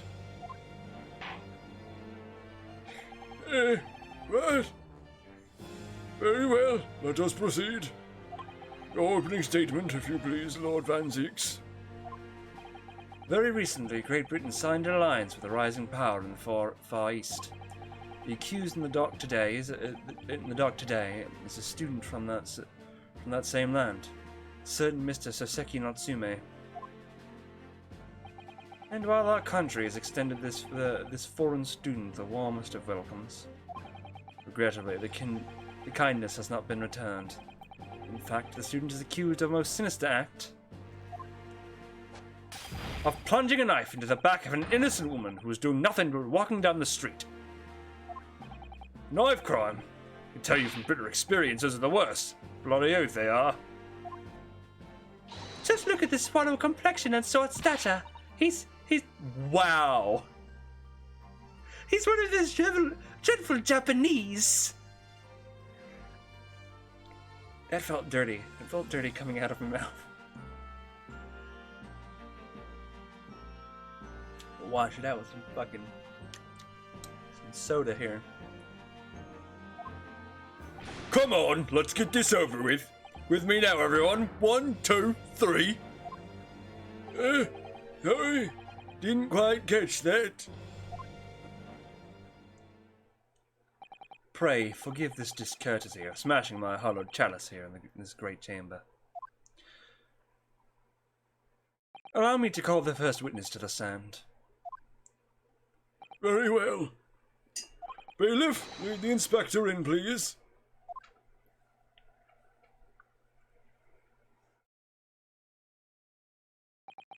But, witness?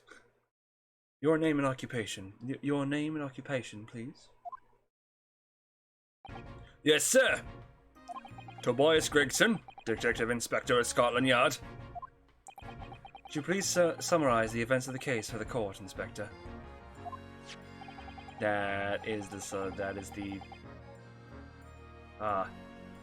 Victim is thought to be a young woman in her 20s by the name of Olive Green. Of course.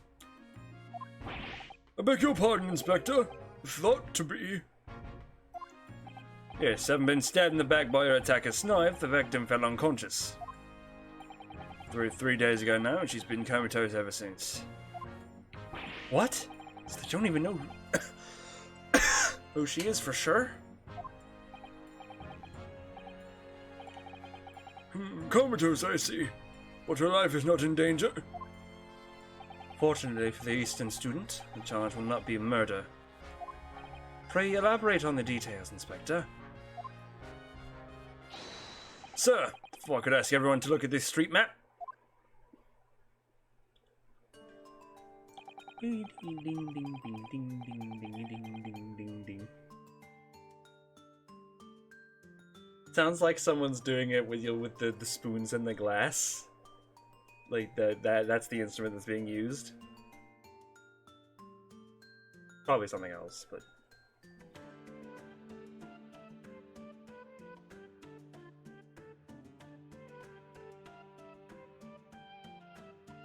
ooh, ow. Oh god. Ow. Sharp pain in my jaw. As I mentioned, the incident took place 3 days ago, around 5 in the afternoon. Happened on the pavement running alongside Briar Road, a wide thoroughfare for horse-drawn vehicles. Not been long since it stopped snowing as the victim, Miss Green, was walking down the street. Out of the blue, she was approached from behind by the accused and stabbed in the back. okay. Luckily, young lady's life was spared, and she's currently being treated in one of the city's hospitals. But being unconscious as she is, we've been unable to take a statement from her, of course. It's a case file with everything we know from the victim so far.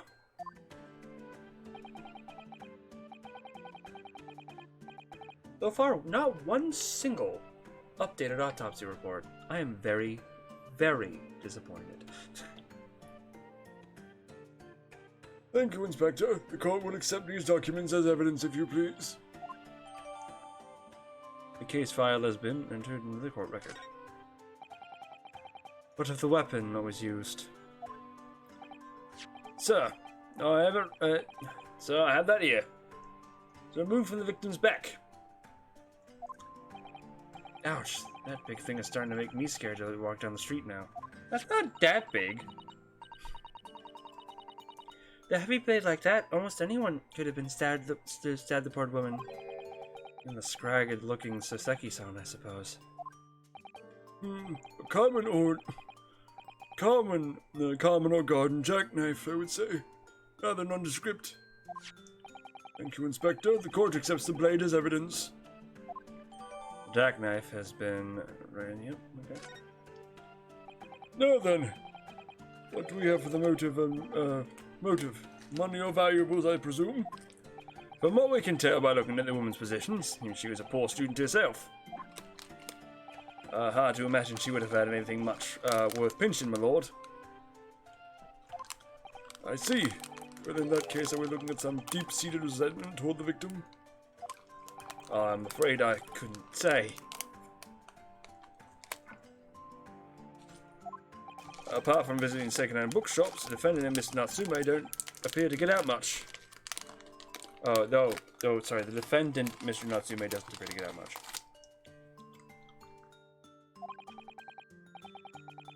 At this moment in time, we haven't been able to establish any sort of connection between him and the victim. Yes!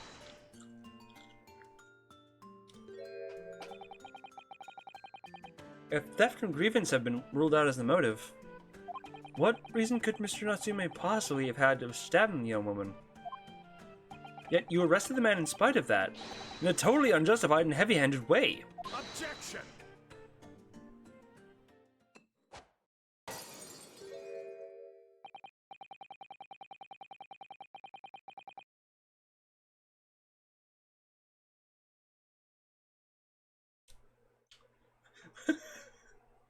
Surprised I didn't hear it. Ow! Fuck! There's glass in my eyes! Jesus Christ! Oh God! Wine and blood is everywhere! I'm caught in all places! Oh dear Lord!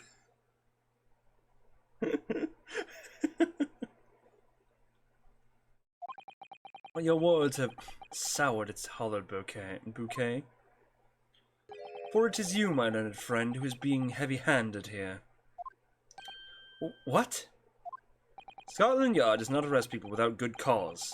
That should be beyond question. Inspector Gregson, the prosecution calls for your formal testimony.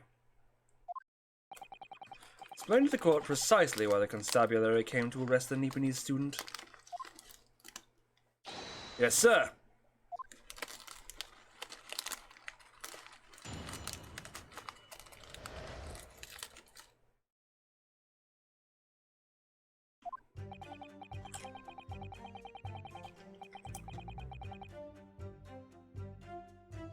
One second. I'm having a snack. Sorry.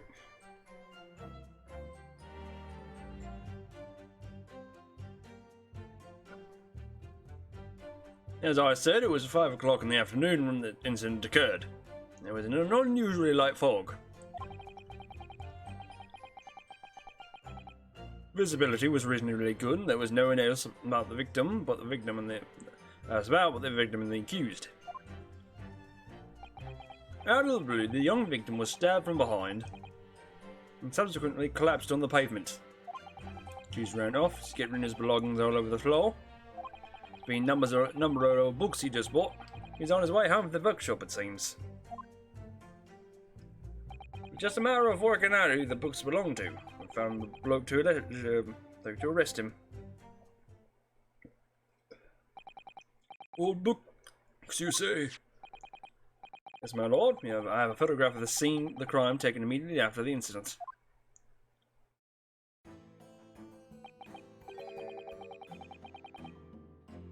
Yes, I can clearly see the books which you are referring.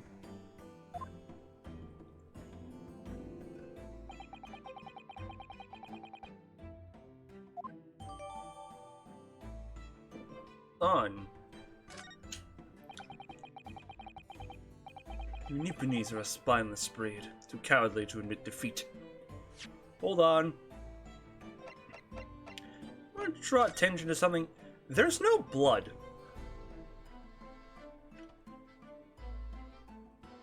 Heavy coat, perhaps, but there is literally no blood. I mean, does that not like just strike anyone else as like kind of weird?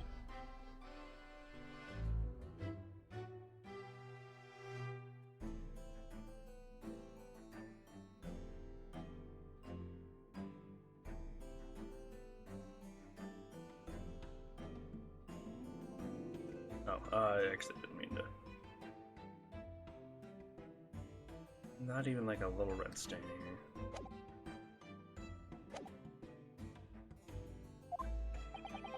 Denying everything despite overwhelming evidence to the contrary. Well, forgive me, Lord Van Zieks, but the defendant is not denying everything, as you put it. What are you doing, Mr. Sato? You go on. Mr. Natsume has admitted to playing some part in the incident. Isn't that right, Mr. Naruhodo? Well, now that you mention it. When we visited him in the prison yesterday, he did tell us what had all happened. Walking along the cursed pavement, I could make... Yeah, okay.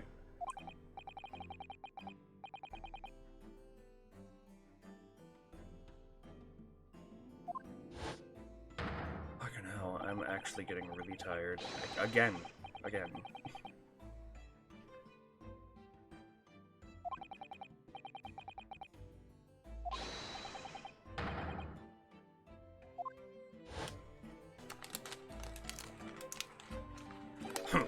Green overcoat. Well, that's exactly the woman in the print. Exactly what the woman in the print is wearing. Oh my! A photographic print in full color. What will the world come up with next? The defendant has nothing more to admit than he fled the scene of the terrifying incident. That does not mean he's guilty of the heinous crime of stabbing a woman in the back. There was nobody else there at the time. Just the two of them, the victim and the accused.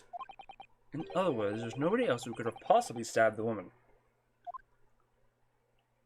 A fact that the accused concedes.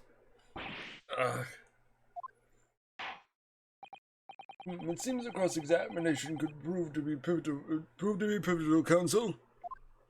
Proceed, please. Yes, my lord. Nothing for it. If we use cross-examination to turn the tables here, it's our only chance.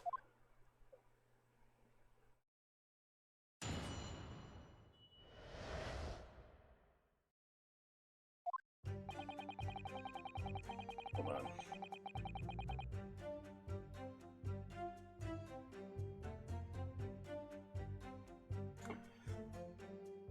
It will, so I might have something to do, something to, cure my tiredness.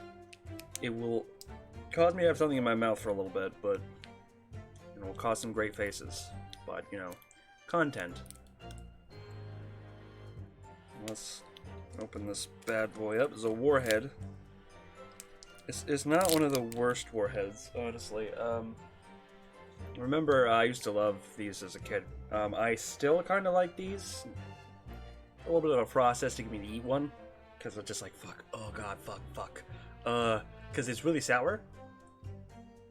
But remember, one of the sentiments back in my day was the black cherry ones are the best. They're the most sour. And I'm pretty sure back in my youth, I did like those the best because they were the most sour. I tried one recently. It was not sour, it was pain. Like I could feel nothing but pain on my tongue, dude. This is a lemon one. These are one of the least sour ones, which is really funny. But it should get my brain going, oh god, emergency procedures. Wake the fuck up.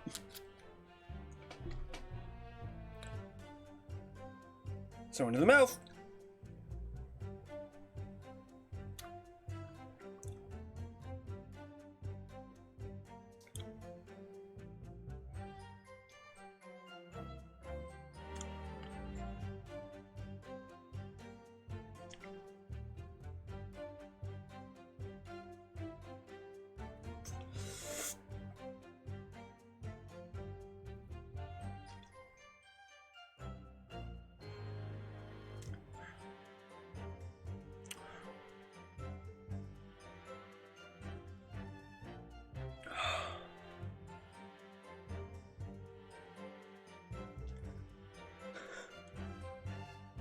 Okay.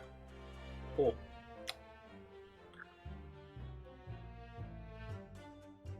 Worst thing about warheads is that they are not chewy. So like the sour is there for a long time. And also, after the sour is gone, there is no taste. Tastes like absolutely nothing. Like after the sour's gone. But anyway, Hold it! oof. Anyone who caught that, you know, content. Light fog, you say?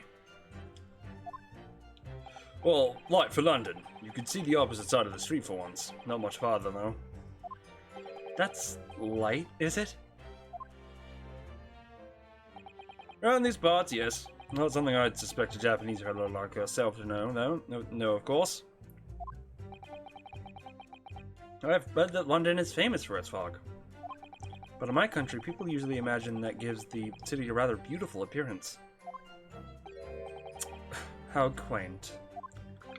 Very well, not something us Londoners tend to romanticize. As I expect you can appreciate. I see. This time of year, the fog causes a large number of accidents, especially when it's heavy. Sometimes you can't even see your own hand at the end of your arms. Indeed. The other day I was very nearly trampled by horses before I could see the carriage they were pulling. Ugh, Sasato-san and I should definitely remember to stop, look, and listen. Stop, collaborate, and listen.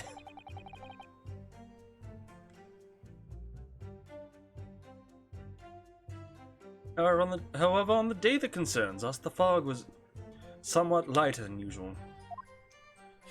In fact, no doubt lamented by the accused.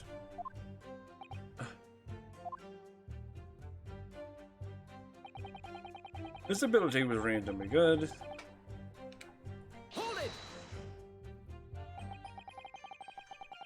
How are you able to state that with any certainty? Quite simply, my learned friend, because that is what the witnesses to the crime have told us. Ah, yes, Inspector Gregson mentioned the witnesses yesterday, didn't he?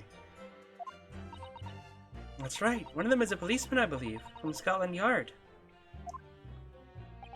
That is correct, ma'am. Then we must hear their testimony. The prosecution will, of course, call them to the stand, should it be necessary. But wait a minute. At 5 o'clock in the afternoon in the middle of the winter, it would have been dark already. No matter how light the fog might have been, no one could have seen... I'm unaware of the situation on your tiny island in the east. But here in the capital city of Great Britain, all main roads are illuminated in the night by gas streetlights. Prosecution believes there would have been ample light by which to witness the crime. Right. You're in London. Mankind has completely... Now, for the first time in history, mankind has completely conquered the darkness.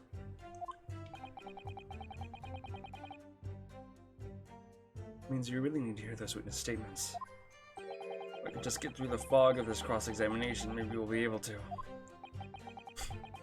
Seems the counsel for the defense is taking stock. Continue with your testimony, Inspector.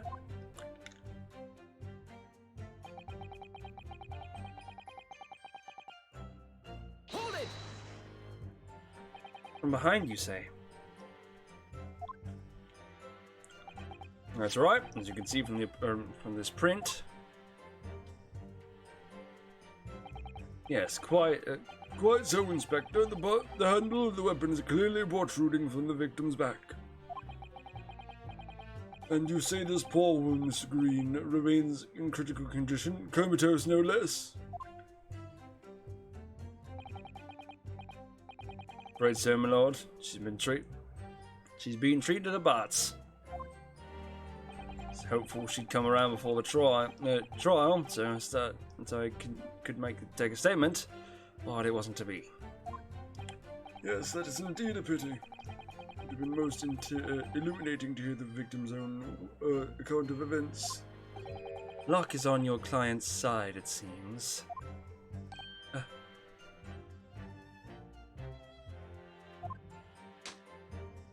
On the contrary, my client has been exceedingly unlucky. Your force of tone is seriously undermined by those disturbingly wide eyes, I'm afraid.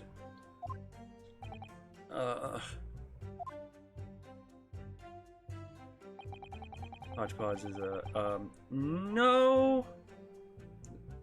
I am not. Don't mind furry art. I don't mind furries themselves. I would not be caught dead in a fursuit, though. Goddamn.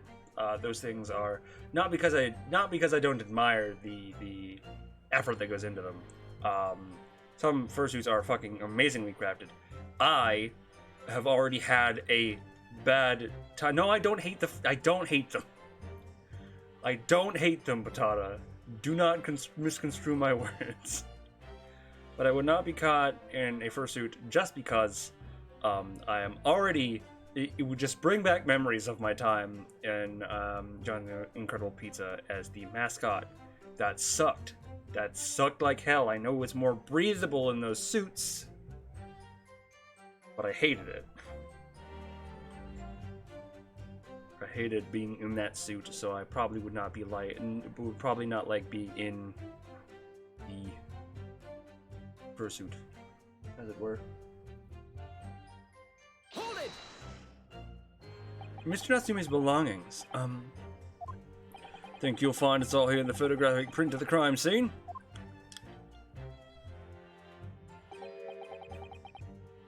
Yes, the 3 books on the floor. That's right, my lord. Second-hand books they were. Irreparably damaged after falling in the snow, of course. The accused could have easily carried all 3 books in one hand. Means his other hand would have been free to wield a knife, for example. He's very clever, isn't he? What do you mean? He's made it extremely hard for you to assert that Mr. Natsume's hand is handful with these books. He's managed to close that avenue of escape we might have had before we even knew it was there. You mean to say the defendant was holding his belongings as he thrust the knife into the woman's back? Must be what happened, my lord, yes.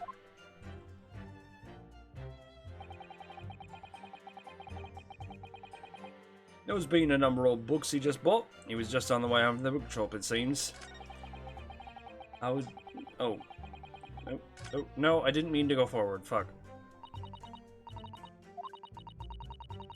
During this cross-examination, I'm afraid Mr. Natsume's fate will be sealed. Yes, they're sure to find him guilty. One way or another. Yes, I know. There's an inconsistency. Jesus Christ.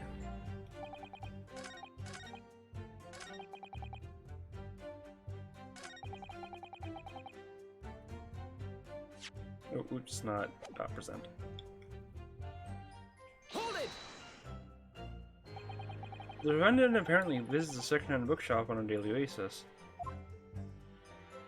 Yes, so I understand. Shop full of old English literature. I commend the accused on the lofty subject matter of his scholarly attention. Bloke's room was stacked floor to ceiling with those musty old books. Can you tell us more about the bookshop in question, please, Inspector? Well, if I must, I'll have to ask you to look at the street map again, I'm afraid.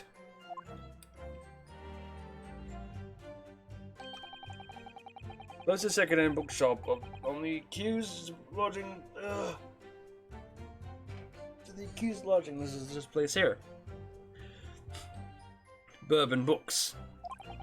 Little place on the corner of Briar Road and Meerschaum. That street. As it happens, the accused is currently living in the lodgings on the other side of the Briar Road at the opposite end. Means it doesn't take a genius to work out the route he would have taken home.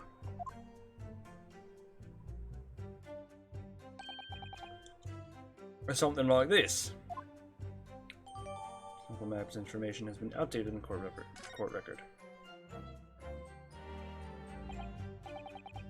Yes, I concur with your conclusion, Inspector.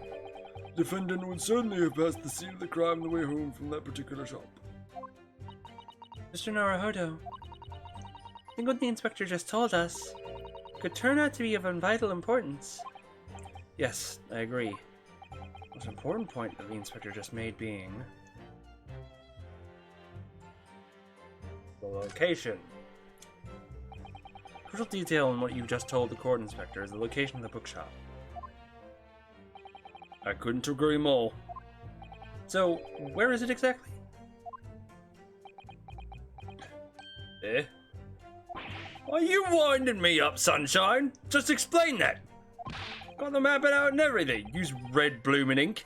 Do the blows right down on it for you. I distinctly remember seeing you not along, Counsel. Oh, yes, of course. I wasn't so nervous I didn't take it in. Wonder if the day goes to you, my learned friend. No, not yet. Trial's only just begun after all. Mr. Naruhodo, I'd strongly advise you to look carefully through the court record at this stage. Yes, miss. At once, miss. Sorry I made a mistake, miss. God. Inspector, continue with your testimony, please.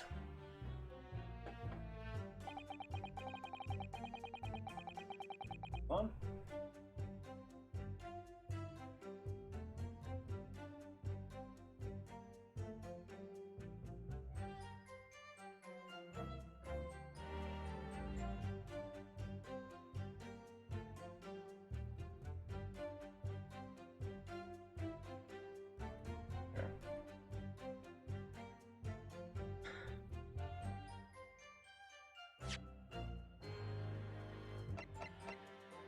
wanted me to thoroughly examine the court records, so let me go ahead. Oof.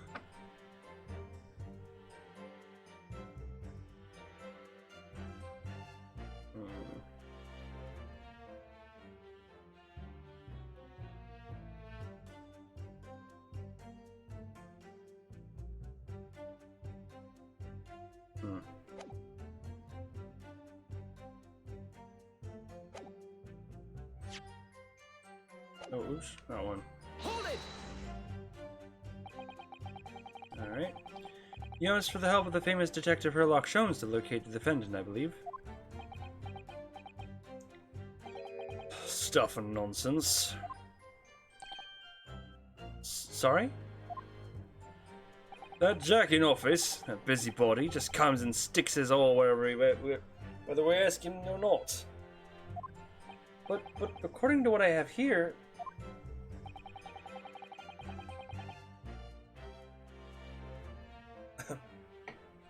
Mr. Sholmes was shown to the scene by Scotland Yard detectives. Well, that was nothing to do with me. Lads at the scene must have done it, without my permission. Tell them again and again, whatever. Very good narrative. Yes, very good narrative. This is a visual novel. They usually have good narratives. Visual novel without a good narrative is bad. Tell them time and again, whenever something happens, send a word to headquarters. Then follow your blooming instructions. I see. Medlock is ends on my details. We'll all be reading it in a Rance magazine next month. You can bet your last farthing I'll be there. I'll be in there too. Stripped all my hard work on the case. Yes, Mr. Sholmes. No, Mr. Sholmes. Oh, you clever, Mr. Sholmes. It's all the thanks I'll be getting. Inspector, is your surname Schneider? No, it is not. My surname is not Schneider.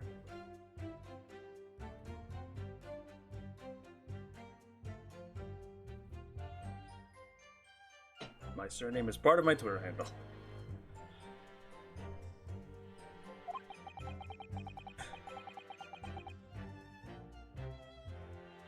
The man is proving detrimental to the Odd's activities. Perhaps I should step in and deal with him. Ah! It appears Greg is in his last for words. I know the inspector. I know Van Zieks doesn't pay the inspector's bills, but fucking reduced salary intensifies. Yes, the Reaper's word carried a lot of weight, obviously.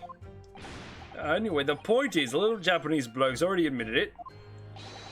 All those books on the pavement, the scene with the ones he bought that day.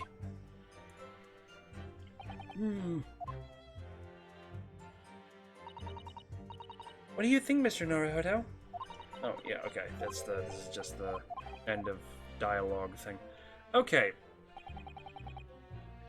So 5 o'clock in the afternoon, the incident occurred. There was a very unusual light fog. Visibility was reasonably good, and there was no one else but the victim and the accused. Out of the blue, the victim was stabbed from behind and subsequently collapsed on the pavement. The accused ran off, scattering his belongings all over the floor. Being a number of old books he just bought, is on his way home from the bookshop, it seems. It's just a matter of working out who the books belong to. Okay. Hold on. It's time to inspect shit. I've already inspected the map.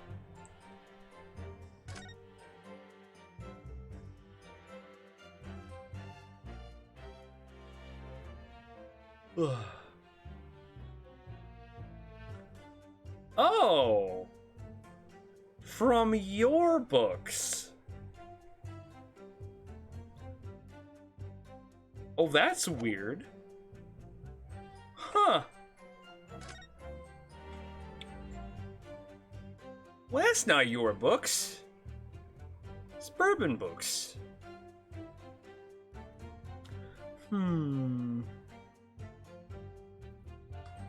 So, do I present this? I think I present. No. Do I present this? I think I present this. Do I present it here? Objection! Damn it!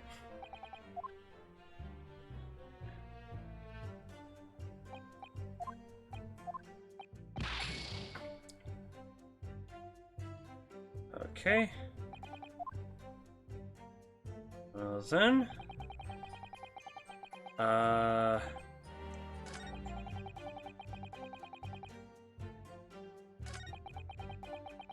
staff behind those in the custom pigment. Visibility was reasonably good, and there was no one else.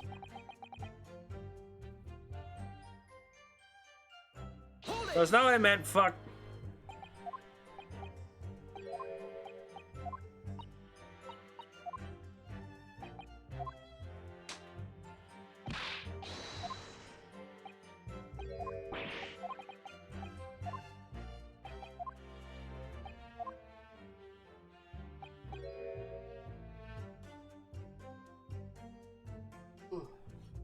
Remember that?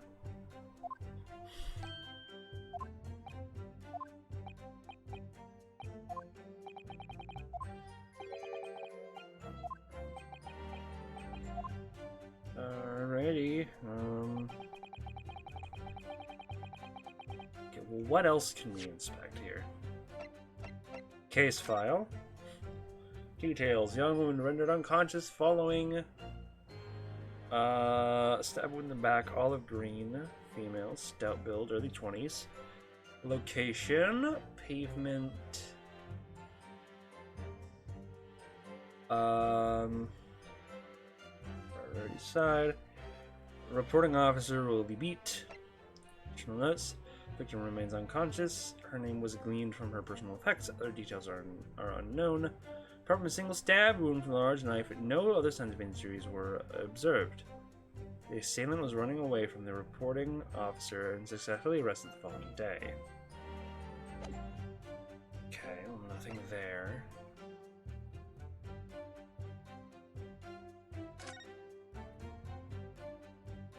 Let's see about.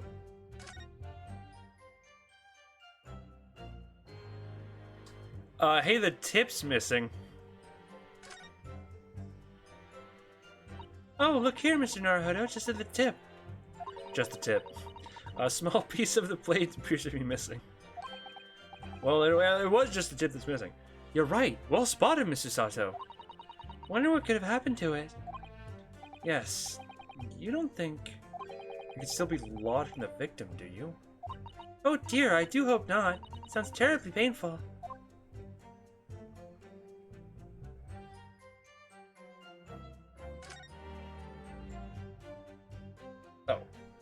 Oops. Is there anything else I can glean from it? No, it's just the tip. Okay.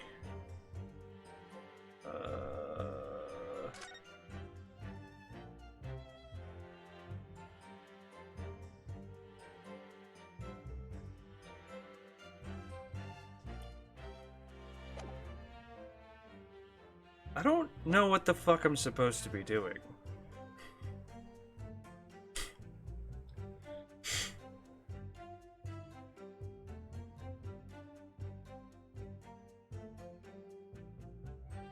What the fuck I'm supposed to be presenting, more like.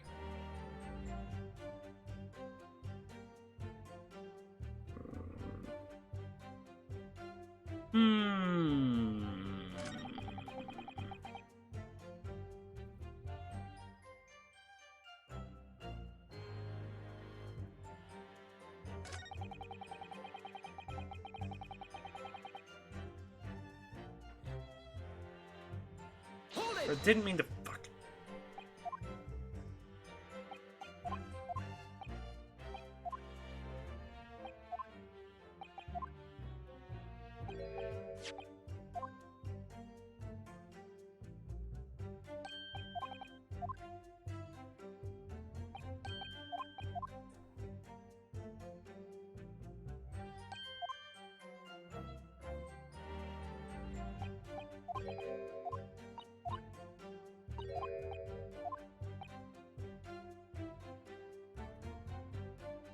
The bookshop's name.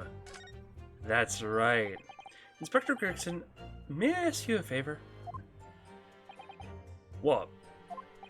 Would you kindly add the name of the bookshop to your formal testimony, please? See, that's where I went wrong. Oops. I believe it may be of vital importance. Maybe? Oh, well, you know. I mean, yes. It could be a very important clue. Very well. Not that I can see it being of any great significance. But please revise your testimony accordingly, Inspector. Yes, sir, my lord. Whatever you say. Could that man be any more sardonic? Bourbon Books. Well, that's fucking weird. Because he bought his books from your books. Bitch. If I could stop you there, Inspector Garrison. What is it, Sunshine? Busy man, you know. The receipt we found in Mr. Natsume's room. It was issued on the day of the incident and the details purchase of 3 second-hand books. And you found it in the accused's room, did you? Yes, but the point is not where the receipt was found, but the name of the shop printed on it. Go on. The receipt was issued from a bookshop called Your Books.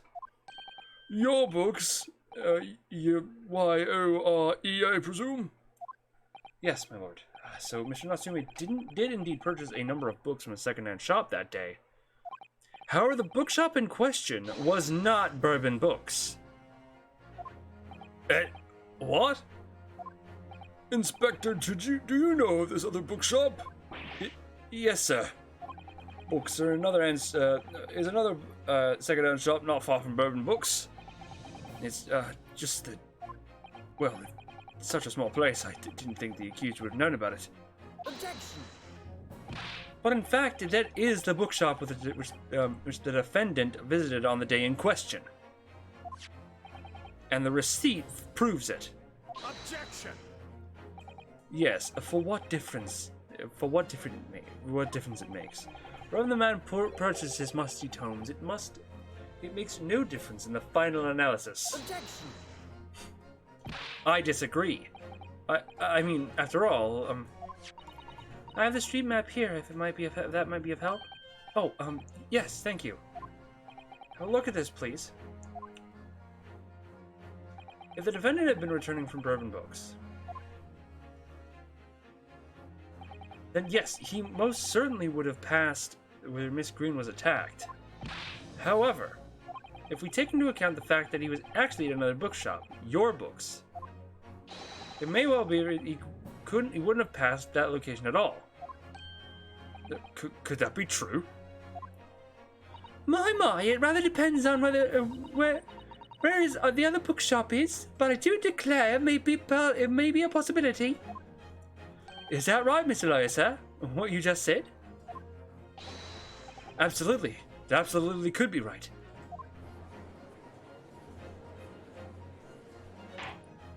Inspector Gregson, where is this Your Books establishment? Well, obviously we looked into that. It turns out that Your Books is here on the next corner of Meerschaum Street. Google Maps information has been updated with the court record. And there you have it. As you can clearly see now. Oh.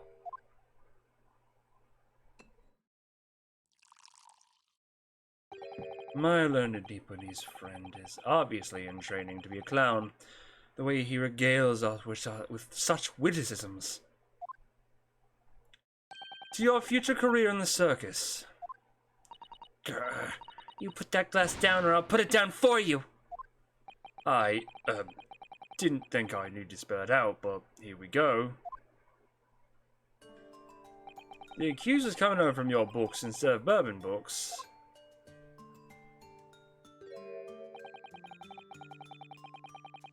There's no doubt he still would have passed the place where the victim was stabbed. He could have taken Calabash? Bitch? I mean, he still technically would have seen it, but he would not have been present at it, even though you whatever.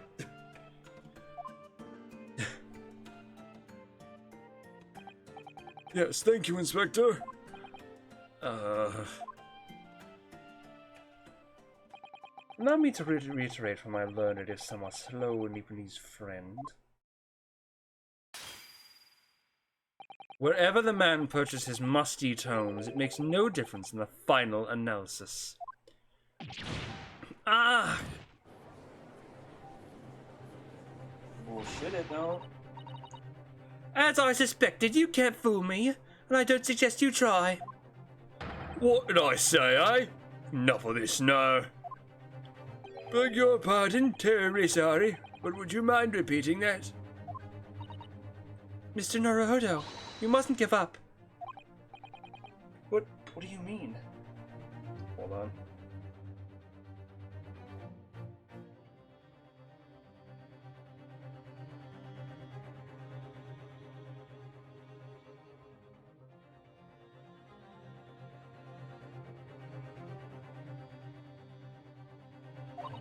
The prosecution's assertion is correct.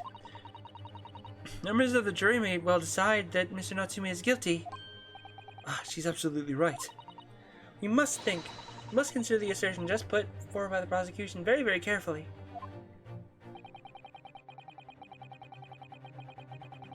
But raise an objection. The assertion just made by the prosecution is fundamentally flawed. Explain yourself, counsel. Yes, my lord. You can see what I mean on this map. When returning from your books on his lodgings, it could have followed the route suggested by the prosecution. However, that isn't the only conceivable route to take between the two places.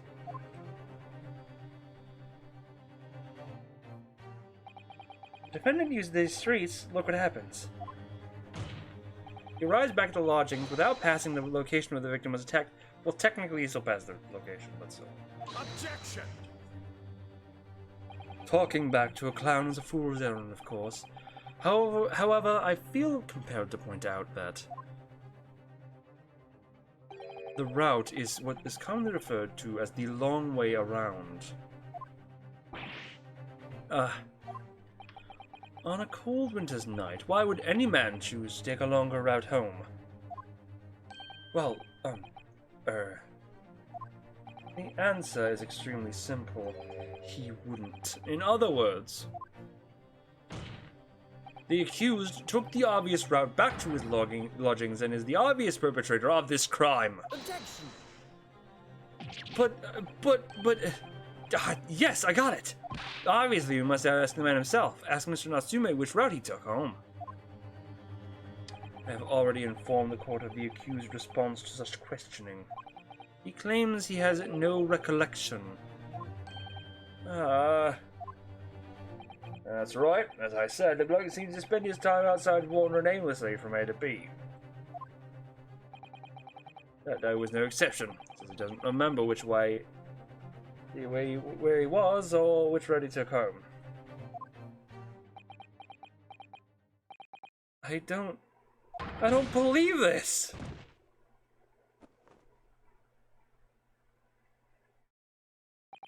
I thank you, my learned friend.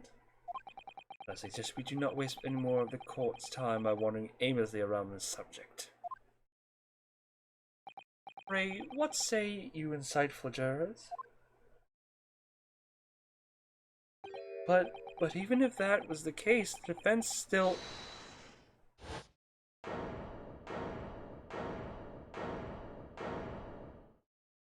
Oh, what the fuck? I agree with Lord Van Zeeks. Wholeheartedly in every way. What? I don't believe it. Does this mean... We members of the jury are completely convinced now. Very well. In that case, I hereby call upon all the members of the jury to present your findings to the court. Guilty. Guilty. Guilty. Guilty. Guilty. Guilty. That's a weird voice. She's husky. Very husky. She's got the husky. The husky womanly voice. That is not husky at all. What was I trying to do? It would appear the jury's leaning is unanimous. To the insightful members of the jury, I applaud your brave resolve. You serve Queen and country admirably. Mr. Naruhodo. No, not yet. This isn't over yet.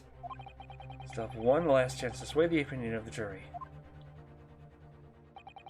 I have to tip the balance of those scales the other way. I have to turn this around. Somehow.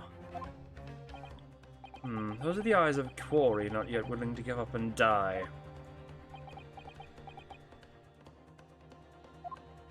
I presume you intend to wield your rights again in this trial. Rights of the defense written in antiquated British law that should have been buried long ago. Call it antiquated if you will. But if the defense's prerogative is to carry out the summation of... Very well, counsel. In accordance with the letter of the law, we shall proceed with the summation examination. Are the members of the jury ready, Mr. Foreman? Of course we're ready. I'm all too familiar with that Newpenny's whippersnapper and his uncas refusal to throw in his alley. Very well then, ladies and gentlemen of the jury. Wait a minute. Hold on. Does that not mean you're not impartial? Wait a minute. Hold on. God. You will each explain on what grounds you have determined the defendant to be guilty. But before that, we're going to take a break.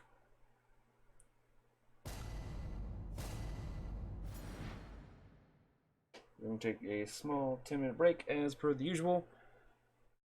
Just because I need to rest my voice for a little bit. But I suggest you, the audience, go get a snack, get a drink, go to the bathroom, switch your legs, feed your animals if you have anything need to be fed, and also let them out. And as always, we will have our good friend Sora running the stream while we are gone. So I will see you guys in a bit.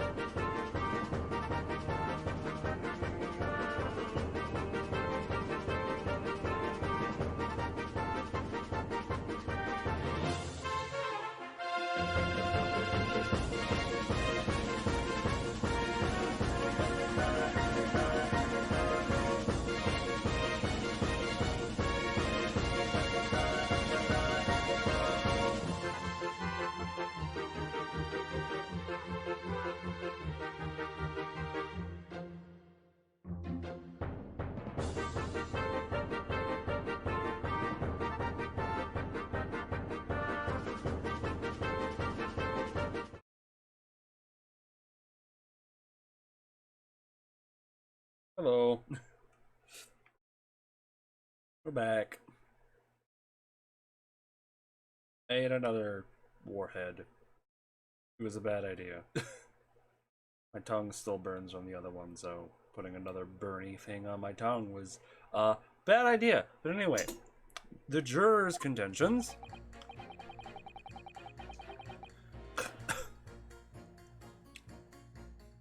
For pity's sake, Lebanese already admitted himself, didn't he? It is said that a woman in green collapsed before his eyes. Why? Why, it can only be the victim. The man wouldn't have gone around the houses on his way back from the bookshop, not in winter. So the poor woman was attacked from behind, was she? How dreadful. I really don't care. Can we just wrap this up now? Got work to be doing. Your books, yes. No shop that for bourbon books.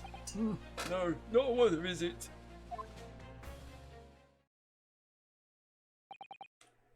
Hmm. With one minor exceptions, the reasons for finding the defendant guilty are all too clear. The stabbing occurred. The only two people at the scene were the victim and the accused. The accused himself has admitted to seeing the victim in her green overcoat sink to the ground before his eyes. Furthermore, we have heard from the inspector that the defendant had fled the scene. I must say he would have ample grounds to convict this man already. Oh dear, even the judge appears to convince of Mr. Natsume's guilt now. Ugh, why did he have to run away like that?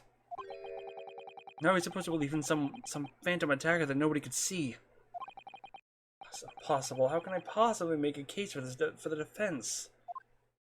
Snarhoda, there is no time for grumbling. If we want to force this trial to continue... Yes, I know. I have to turn the tide. Must make the jurors change their mind. Depending on how I feel, I might actually end the stream early. Like, my energy is just wearing thin. Well, 4 of them, at least. Exactly. You have no choice but to forge forward. You have the floor, counsel. Begin your summation examination. Yes, my lord. Just need to keep this trial going somehow, whatever it takes. Come on, Ryunosuke. You can do it. You can do it.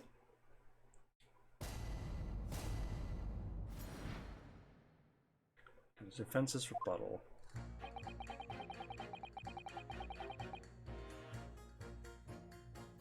Ibanez Lottie himself, didn't he? Hold it! Excuse me, but aren't you? Yes, that's right. I was in the witness stand myself just 2 days ago.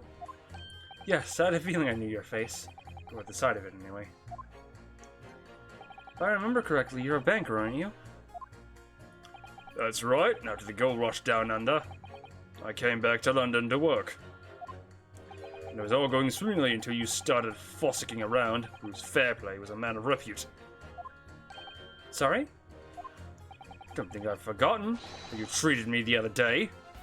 You had me and the young hunter pegged as criminals. Oh, well, you know, water under the bridge. Now there's all sorts of rumors buzzing around, and the police have been battering me non-stop. If I could turn back the clock. Well, anyway, don't know about the Hatter, but at least I'm in the clear now. I'm free to make up my own mind about who's guilty and who isn't. Thank goodness. Alright, maybe I need to struggle to catch the change this man's mind, given our awkward history. Oh dear, I wonder what's become of Mr. First now. Someone in green collapsed before him. I can only have been the victim.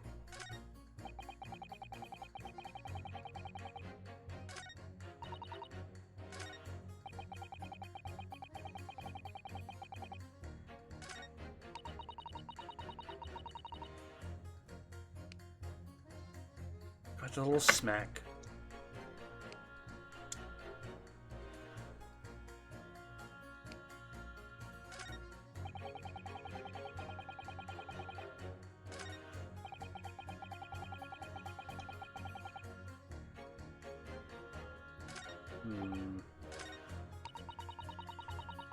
Maybe I do need to press these statements. Hold it! You're right that at the time of the incident, the defendant admits to have seen someone wearing a green overcoat walking ahead of him. Well, quite. That's precisely my point. Clearly, that someone wearing green was the victim. And clearly, that funny little Nipponese man with the disturbing mustache is the culprit. But let's not forget, madam, the defendant vehemently denies attacking the woman. Why, of course he does. If he admits to stabbing her, his life is over. The man is obviously a liver-faced coward, honestly, claiming the woman simply collapsed before his eyes. But if that's a lie, it's suggesting, do you not think that he would have concocted something more credible? Oh, really, I couldn't say. After all, you are foreign. What's to say what goes through your funny little minds? I hate this juror. I hate everyone. Oh my god. I could tell you what's going on through my funny little mind right now, but you wouldn't like it. I do declare, this man has already made the admission. I do declare! He himself has stated that nobody else was around. Surely the conclusion is obvious. No one else could have possibly committed this awful crime. If no one else could have done it, the accused must be the man, really. I couldn't be more simple. Your argument is compelling in its simplicity, I must admit. Oh my, you are too kind, my lord. That went well for her.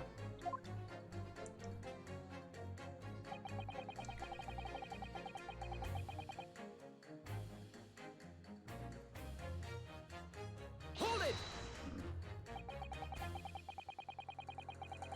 Oh, wait. Hold on.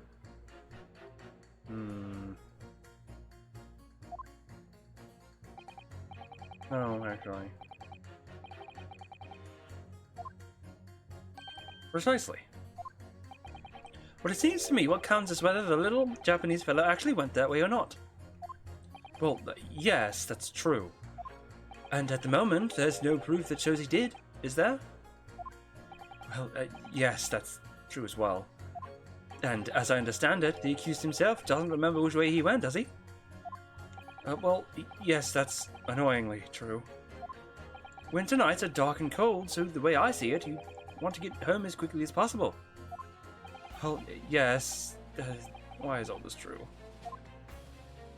So, really, the only thing that makes sense is they went all home along Briar Road. I'm supposed to be convincing you here. I have given it a lot of thought, you know. I didn't make up my mind on a whim that he did it. I mean, if there was some logical reason why he might have gone Calabash Road way, it'd be different. Be happy to reconsider my position in that case. Honest, I would. Master Saki-san might have taken a longer way home. Yeah, it's a good reason. I don't imagine you'll be able to sway this young man's opinion without one.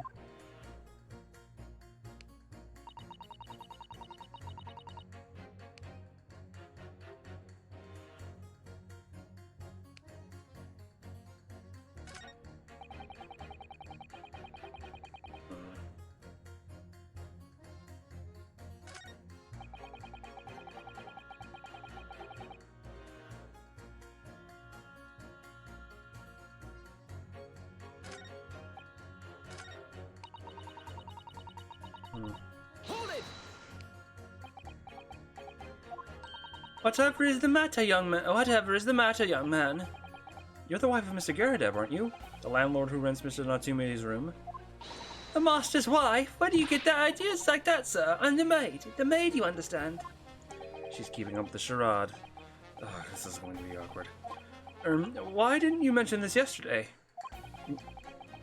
You'd been selected for the jury in the trial, I mean. Well, I was told not to mention it to anyone until the day of the trial, you see. It was in the letter I received. The instructions were very clear, so I'm afraid I had no choice. I see. Anyway, Mr. Natsume, the defendant, thinks you're lodging in your master's house, does he? Yes, that's right. Oh, although it's only been in over a little over a week now.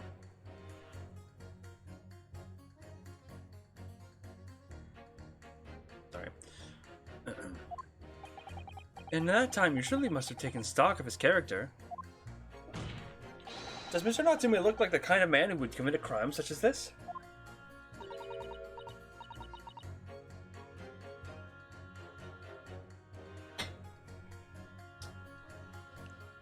You said he wasn't earlier. Why are you lying to me? Why are you lying to me? Don't you fucking lie to me, you son of a bitch.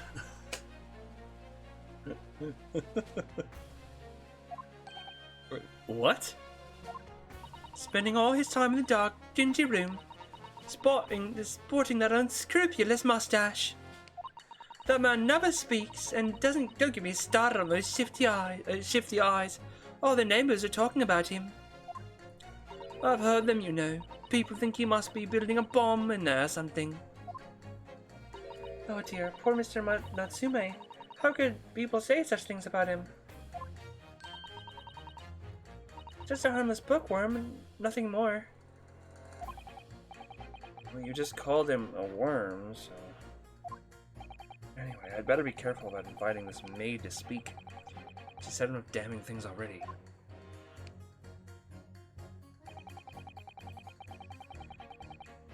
Hold it! A man's life is on the line here, sir. This will take as long as it takes. Don't get clever with me now, son. My life's on the line too. So is my family's. Ah. Like you wouldn't understand, but a labourer like me can't afford to take time off. If I don't work, I don't eat. And neither do the wife and kids. Oh, I see. That must be very hard. I go to the union every morning to find out what needs doing. If you're late, the work's taken. It's tough. This time of year, there's a war and gas supply pipes bursting left, right, and centre. After cheap labour to get the roads dug up to fix it. It's hard slog from dawn till dusk it is. So, you're digging up the roads on the day of the incident as well, were you? That's right. In fact, if I remember rightly, I was just round the corner from where it all happened. By that old bookshop it was. What? Another coincidence? That's right, Meerschaum Street it was. Meerschaum Street. On the map, Mr. Naruhodo, there are only 3 named streets. Just juror number 5. I need you to add that information to your formal statement, please. What's the point in that? Can we just get this business over with now? Please, sir, it's important. Fine, I'll do it then. The day it happened, I was digging up Meerschaum Street from dawn till dusk. Your books, yes. Nice shop there, Bob Birmingham books. No, not worth a visit. Okay, so the day it happened, I was digging up Meerschaum Street. Orm was attacked from the behind. And would have gone around the houses on his way back from the bookshop, not in the winter. He said the woman in green collapsed before his eyes. Why, it can only have been the victim. Okay, well, let's get this guy's statement then, huh? Hold it! Sorry. Fold it, you say? For what? No, what I said was hold it. What I wanted to ask was, why do you visit your books often? I like your books as they have in there, yes. I enjoy reading them over a nice cup of old tea. It's my daily routine, you see. Same thing every day, including the day you're all talking about. And at what time did you visit your books on the day in question? Well, I was picking out books in there all afternoon. Would have been just before 5 that I left. My daily routine, you see. Same thing every day, including the day you're all talking about. Just before 5, you say? Exactly when the victim was attacked. Are you sure about the time? Green overcoat! Oh yes, no mistake there. Remember it well. Not about to forget that day in Harry. Not after the dreadful time I had. What do you mean? Well, I was walking down Calabash Road and I slipped on the ice and donked my head. Oh, I see. It's always worse after the snows start falling. That's when it's most slippery. Knocked myself clean out, I did. Who thought my number was up? Wait a minute. Let me get this straight. This happened on Calabash Road? That's right. Living cornpipe, you see. Heading down Calabash Road is the quickest way for me to get back from your books. Juror number 6, I must insist that you add that information to your formal statement. It may very well be extremely significant. Sorry, extremely sick. No, I'm quite alright now.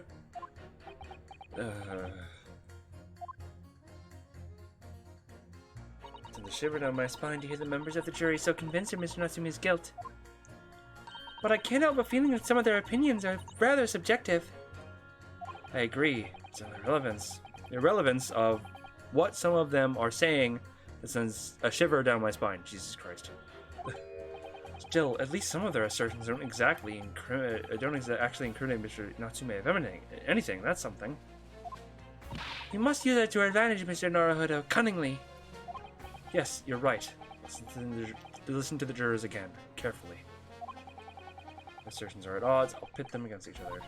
Yes, don't hold back. Pit them all against each other. Oh, okay, hold on.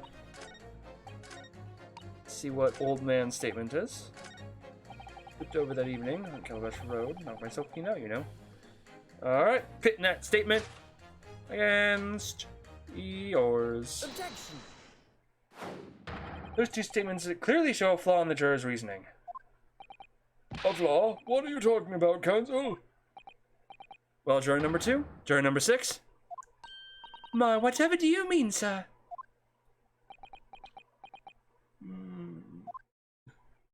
I think perhaps the old man didn't hear you. Unbelievable. It's not like I was loud or anything. There's at least one fact of which we can be sure here. The bookshop receipt found in the defendant's room clearly indicates that on the day of the attack, he had been to your books and purchased a number of second-hand titles. He then returned home on foot. The man says he has no recollection of his return journey. That's correct. But he does remember seeing someone appear in front of him on the way. Ow, fuck. Someone in a green overcoat who suddenly collapsed on the pavement before his eyes. Yes, we are all well aware of this. The poor young woman who was stabbed, obviously. Objection! Can we really be sure of that, madam? My, whatever do you mean? I'm sure you heard juror number 6 account of what happened to him that day. Same afternoon, there was somebody else apart from the victim who was wearing a green overcoat and who fell over on the icy streets in the neighborhood. Oh my! My goodness! You mean? That's right. I'm referring, of course, the hard of hearing juror number 6. Are you really suggesting that the person in the green overcoat the defendant saw collapse in front of his eyes was the jolly old gentleman at the end of the bench here with me today? It's entirely possible, yes. After all, the old man has a somewhat similar build to the victim. Well, look at that.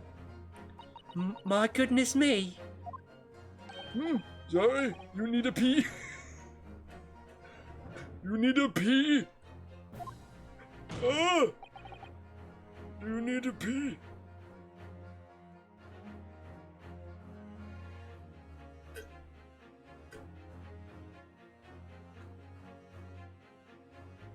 And crucially, we know precisely where the old man in green overcoat fell. On Calabash Road. Therefore, if the person who Mr. Natsume saw collapsing in front of him was in fact juror number 6, the defendant must have taken the long route back to his lodgings. If that's true, then clearly the crime scene on Briar Road when the woman was stabbed was not on his way home. Oh my! You idiot, old man! You've been so daft as to be roaming around there, you would have boxed this off hours ago. And really, what were you thinking wearing such a befuddling coat? What did you say to me? Is it a crime for the elderly to walk the streets these days, Is it a crime to slip over on the ice? Is it a crime to keep all the latest styles and wear a beautiful green overcoat, is it?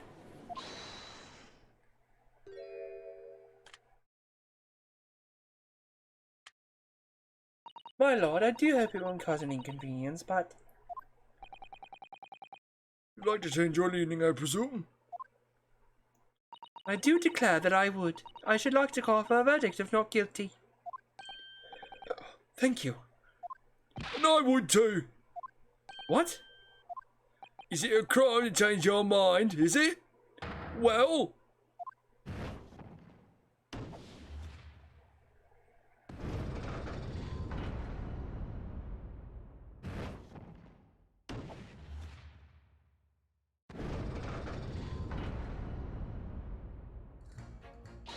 Oh, well done, Mr. Naruhodo. That was wonderful. Well, we've managed to change a couple of minds at least. It's strengthened our position somewhat. Yes, and it will prompt the other members of a jury to reconsider their stance as well. They'll be asking themselves if the current leanings are really right or not. Now, if only we could just identify one more clue or discrepancy that would make them stop doubting Mr. Natsume. We might be able to tip the balance completely. This is exactly what we've got to do. Van Zieks is looking to bring this trial to an early conclusion. That's what we have to prevent, by whatever means we have at our disposal.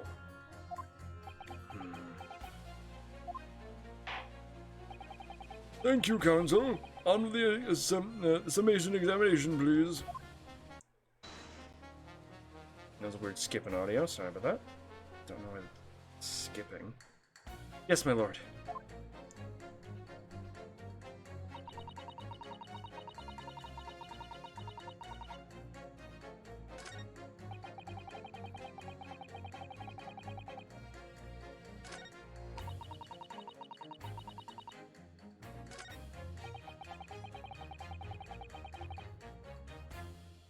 Huh. I wonder if that's a fucking red herring.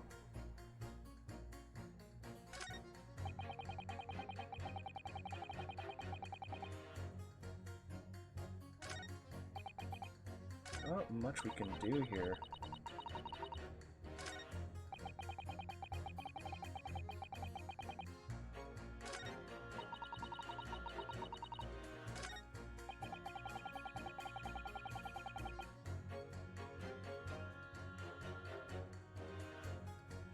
The only thing I can think of is...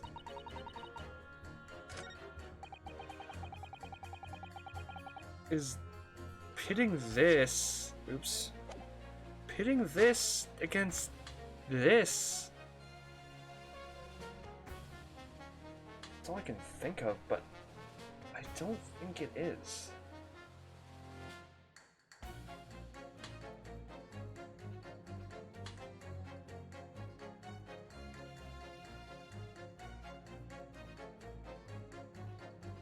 Oh wait! If he was digging up Meerschaum, it was unavailable. Duh. Okay, hold on. This is what I'm going with. Those two statements are clearly at odds with one another. At odds, Counsel. Explain yourself. Please don't point. It wasn't me, I swear. What? I just want to get this done and dusted. Well, juror number 3. Oh, me, sir? What do you mean? Juror number 5's words just now are extremely significant. Let's take a moment to consider the implications of what's been said on our map of the local area.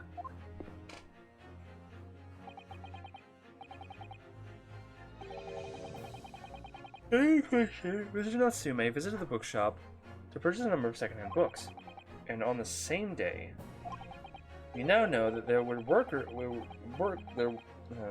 being carried out on Meerschaum Street, making them passable. Which means the defendant's route home could not have taken along Meerschaum Street and down Briar Road. Oh, yes, of course! What do you think, sir? Well, yes, you can't argue with that, really, can you? Must have had a good two yards or more of the pavement up. Every gentleman and gentlewoman that came along had to be turned back and go the other way. So the only conclusion is this. The defendant must have taken a longer route back to his lodgings. Well, yes, I suppose he must have. I suppose it must be right, eh? Juror number 3, you said the following. The man wouldn't have gone around his houses on his way back from the bookshop. We see now that he had no choice. Yes! My lord, Mr. Judge, sir, if I may. Yes? I don't think in all good conscience that I can say the man's guilty now. Yes, I'd like to see the trial continue so we can get to the bottom of what really happened.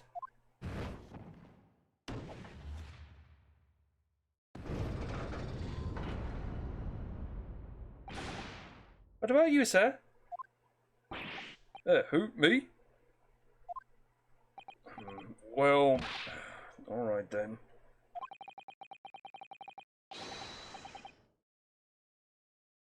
There's a hole in the prosecution's argument. It should be filled in. That's what I say.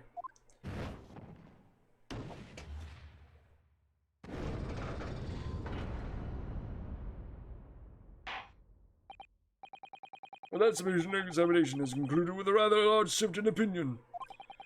The ayes 2, the noes, the ayes 2, the noes 4. So that the noes have it. Not guilty, they say. Which means we no longer have a consensus among the members of the jury. The trial will continue. Objection!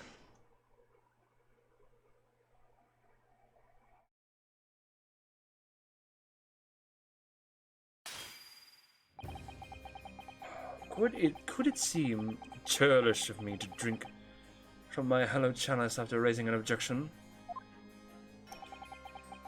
Only to crush it in disgust. Pray, forgive the discourtesy. Lord Van Zieks? It seems I must retract my earlier remark.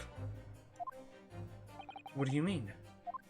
I mistakenly credited these jurors with intelligence by describing them as insightful. Yet we have just witnessed them falling for a cheap trick performed by an East End entertainer. Whatever do you mean? Objection! I haven't tricked anyone. Everything I said is the truth. Indeed. Star Wars juror number 5 is undoubtedly repaying the road as he claimed. You said it was a good 2 yards of pavement which you have excavated, sir. That's right. Took the whole day, and they paid me a measly tuppence for it. Now, my learned Nipponese friend, tell me.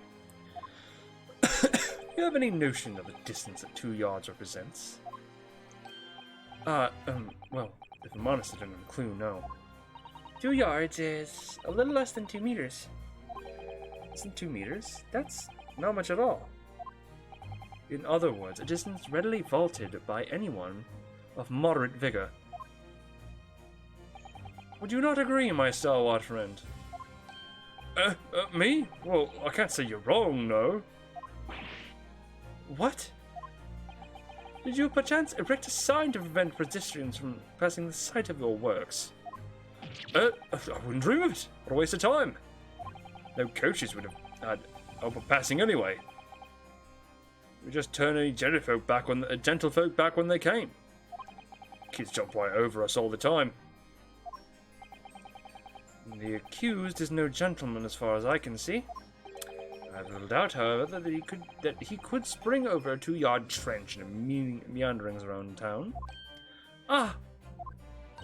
Is that true, is it? The incontrovertible truth is that the books just purchased by the accused were found at the scene. I mean, no doubt on his way back to the lodging, it does not seem they walked down Briar Road. Ugh, crushed in a single sentence. And old man. Cold man, you can talk. You can talk. You say around 5 o'clock on the day in question you slipped and fell on Calabash Road. Pray, was there a suspicious-looking Nippon-knees behind you at the time? Oh, can't I remember? You don't remember? How about a wager, my learned friend? You say it was this old man that the accused saw, but I would lay 1,000 to 1 against you being able to prove it. Ah!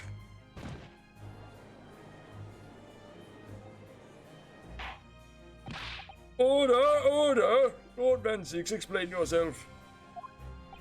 My lord? If you had such a trenchant argument up your sleeve, why in the world is you're not proffer it during the summation examination. I want to give this young foreign student the sightseeing experience he has no doubt come for. Wanted him to see for himself how the opinion of a jury is so readily swayed. But my hospitality has its limits. They have been reached, I feel.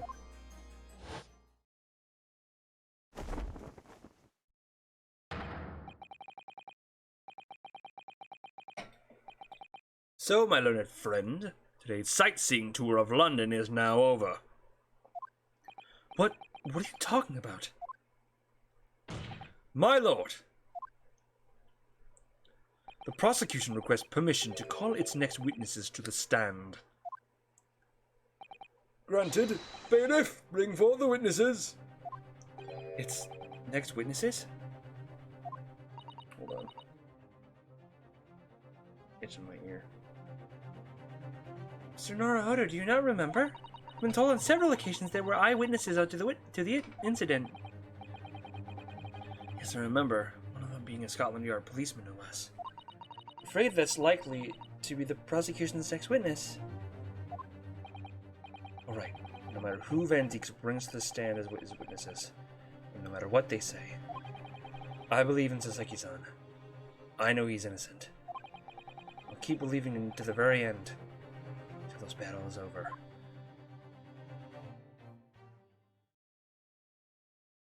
Oh my god. Witnesses, please state your name and occupations for the court. Is he chewing on his hat?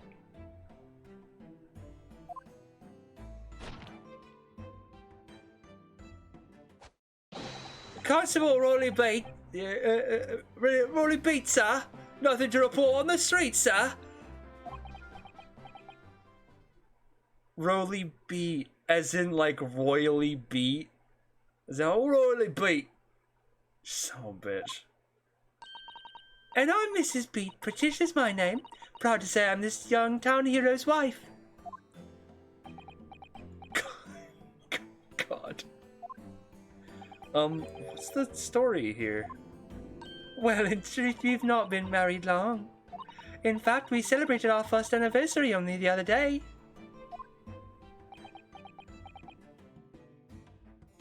Was he conscious while he wed you? Because he looks like he's not conscious now. No, it was your husband I was asking about. He seems tired. Hardly surprising. With this being an honorable occupation, patrolling the beat is the most demanding work in the world. Oh, really? Sure, I've heard that before, actually. Indeed, apart from rain days off, our gallant officers trudge some 20 miles a day, you know. They patrol boarding houses and pubs, collect taxes, survey the streets, check the meters, they're reading true. They're responsible for keeping the streets clean and lighting and extinguishing our street lights. A number of items on that list that don't sound much like policing duties at all. I wouldn't be falling asleep on my feet I'd have collapsed long ago. But it goes without saying that a policeman's primary duty is the apprehension of criminals. Even when he's off duty, a constable is expected to investigate and resolve any crimes on his beat. But the London Bobby is a man of honor.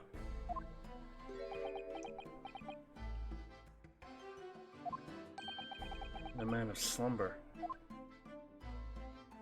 On the day in question, this man and his wife are walking down Briar Road in the opposite direction. They witness the incident as it occurred. Is that not correct, Mr. and Mrs. Beat? That's right, sir. Isn't it, Rolly?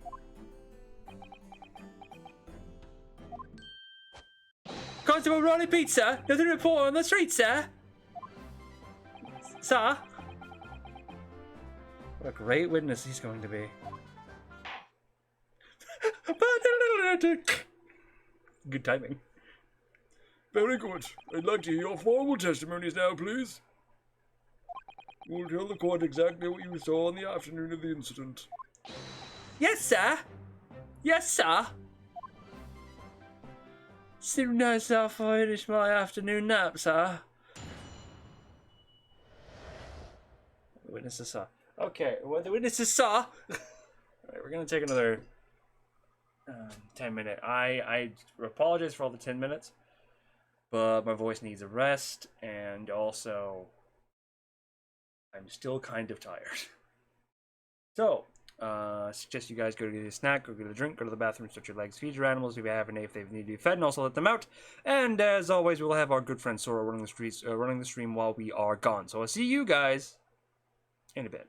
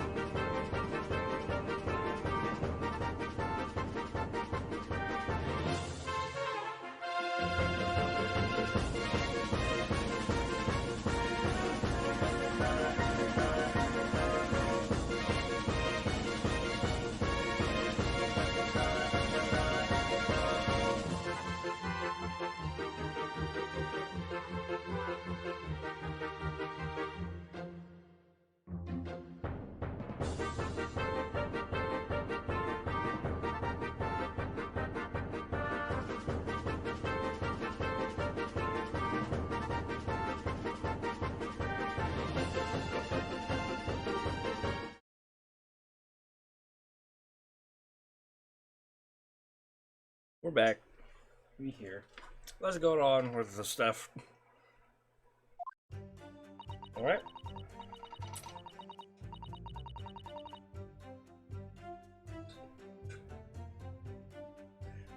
Ow, fuck. Ow. Shit. Sorry. It was our wedding anniversary and Rolly was taking me out for a meal. There was no time to change after work.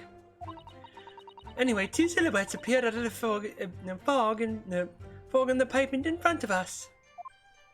All of a sudden, one of them just collapsed on the floor, then the other scattered something before running off. We ran straight over, of course, and then went for help at the nearby police box. It was definitely the Japanese man on the in the dock. Ruby and I both saw him clear as day.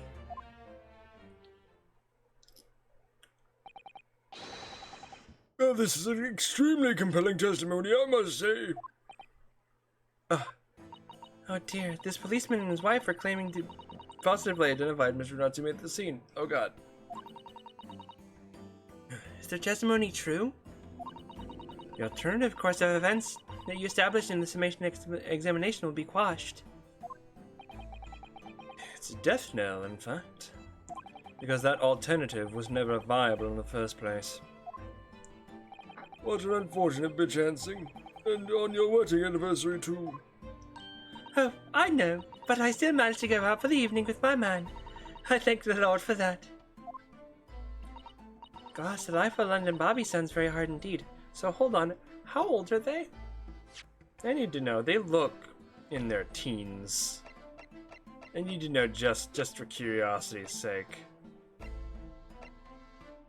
They do not look 21 and 23.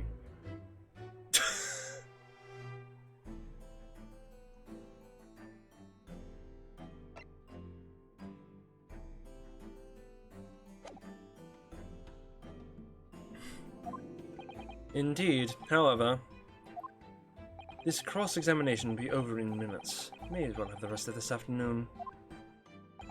What do you mean by that? My learned friend, the witnesses saw the face of a man fleeing the scene. They are testifying under oath that it was without a doubt the accused, Mr.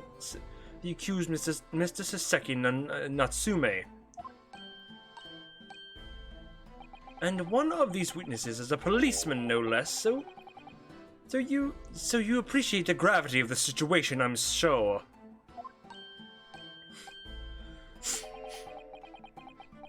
Except that man's so tired, his wife has to do all the talking.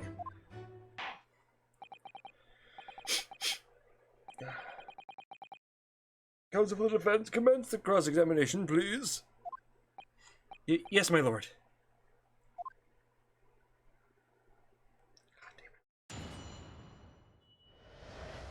What the witnesses saw. Our wedding anniversary, and Rolly was taking me for. Okay, hold on. Is there any evidence so far?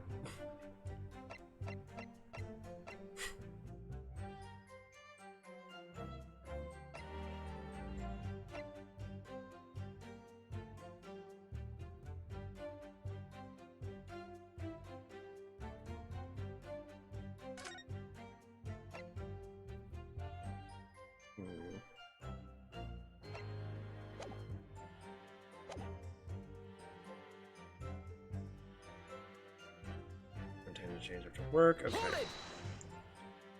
No time to change after work, you say? And are you also a member of the police, Mrs. B? Oh no, sadly not. It's a job for strapping young men only. Women and children and the elderly can't even apply. Well, I think you can probably see why children and the elderly can't do the job, can you? I think really ever so handsome. Looks ever so handsome in his uniform. It suits you down the ground, doesn't it, darling?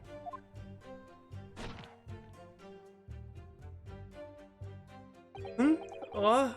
I just finished my beat. Pat and I were just heading back to the station. I actually planned on getting changed there. Is he talking in his sleep? This is creepy. Oh no, Lurley, I much prefer you and your... Oh no, really? I must prefer you in your uniform. Sometimes I don't recognize you when I see you in plain clothes. Oh dear, that doesn't seem healthy. No, that doesn't. Kindly adhere to the point. You were going for a meal after you just finished your beat for the day, correct?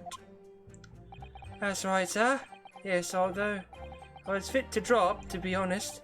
Just spending the whole day on my feet. But policing is my life, sir. As long as I'm proud of any of this, I'll serve my city and my queen to the end. What's that now? My warrant card, sir. Proof that I'm a London copper. There's a noble founding principles with a force written on it, and a reminder to all us policemen of our sworn duty. I've given him a new voice, but I think it very much suits him. To patrol the streets of London town and uphold the peace of the common man. Sir, and with such noble cause, I cover 20 miles every single day without fail and without a grumble. Because I know that the plodding on my boots is all Londoners need to hear to feel safe and secure. So, fighting crime doesn't appear to come into it then? But sir, just on one particular day I was looking forward to celebrating my wedding anniversary. Mrs. Beat puts up with a lot of being married to a Bobby like me. Wanted to show my dear wife how much I care. Oh, that's actually really cute. I really like that. That's adorable. Aw. It's only been a year, but like... Damn, that's really cute. I like that a lot. Oh, Pat. Oh, Rowley. It's kind of adorable. Oh, what a charming couple. Their young love is such a joy to behold. If a little over the top, perhaps. Hey, shut the fuck up, Ryunosuke. What do you know? What do you know? And then, kindly describe what happened next. Two silhouettes speared out of the fog. That was only the first statement, Jesus Christ. Two silhouettes? That's right, they were coming towards us, walking up Briar Road in the opposite direction.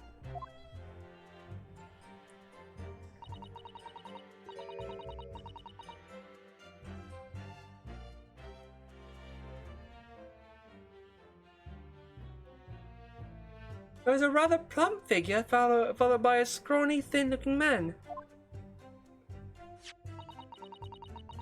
That sounds exactly like the victim is pictured in this print, and like Mr. Natsume.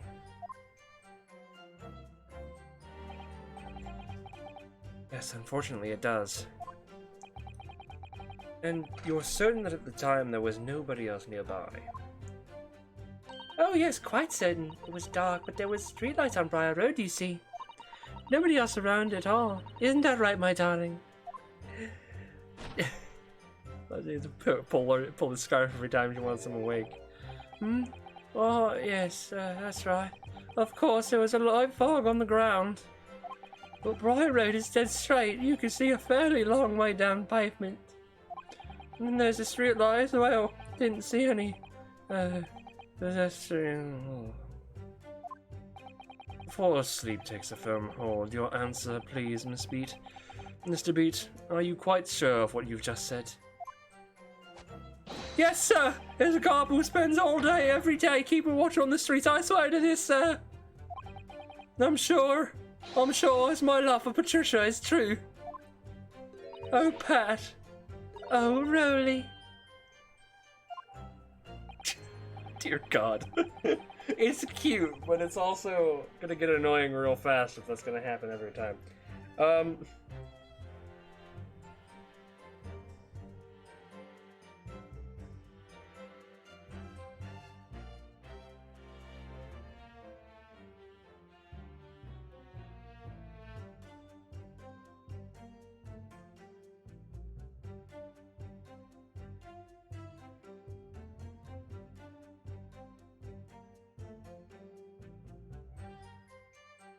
Hold on, just 1 second. Fuck. They're still maintaining there was no one else around other than the victim and the attacker. It's starting to seem like that must be how it really happened. Beginning to seem like there's nowhere to run. Well, that didn't stop Mr. Natsume, did it? He fled the scene all too convincingly. Thank you. I believe we have a reasonably clear idea of the situation before the incident now. What happened in the crucial moments that followed?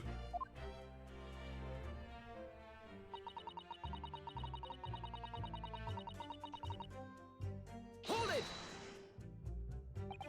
Scattered something? What do you mean by that? Oh, well, I couldn't quite make out what it was at the time. But when we got closer, we realized what it was. Didn't we, darling? Just... It's almost like really cute the way she does it. Oh, well, oh, yes, that's right. Some old books. I see. Old books. Yes, sir, the culprit of George, a number of them. Right with the victim lie on the pavement. Indeed, as clearly pictured in this photographic print. Oh my god, that rotten Japanese man. Can we stop? Oh, racist in here, goddamn. I mean, I get why it's racist. It's fucking Britain in the 1800s. The early 1900s. Late 18, early 19. But still, like, goddamn. A rotten Japanese man did that when he did the deed. Hold it! Let's not forget that it remains to be established that the defendant was indeed the attacker. But we saw him. There was a man in the dock without question, sir. The mustache, the hunchback, the cat-like eyes, top mouth, the snub nose. Everything. Any more insults you want to throw in? That's right. He looked down at the poor defenseless woman with those terrifying, intense eyes. And then suddenly threw his books onto the pavement and ran away. I see. This is tough. They seem as though they're telling the truth here. May I remind the court that this unambiguous testimony comes from a policeman and his wife.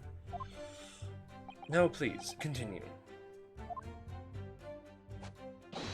Yes, sir. And go back to sleep. Ran straight over the curtain, over of course, and then went to help at the nearby police box. Hold it! Was it your husband who went to fetch help? No, I went. I may not be a police officer myself. But I am the proud wife of one after all. Isn't that right, my darling?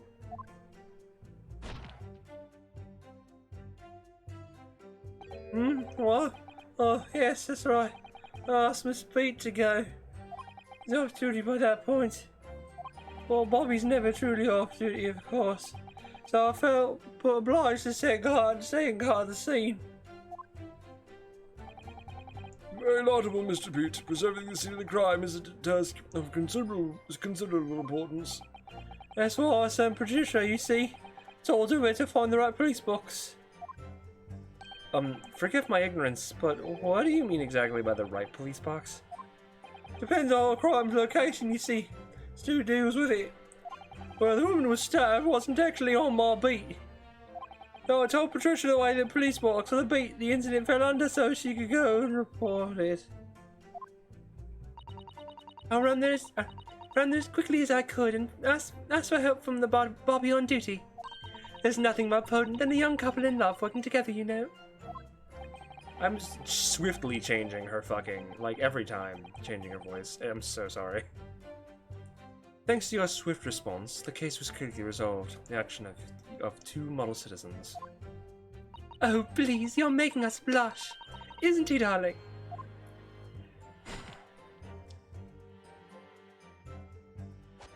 Yes, sir, what Patricia said, sir.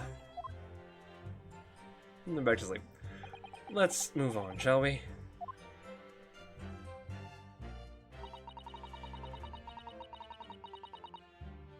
Hold it!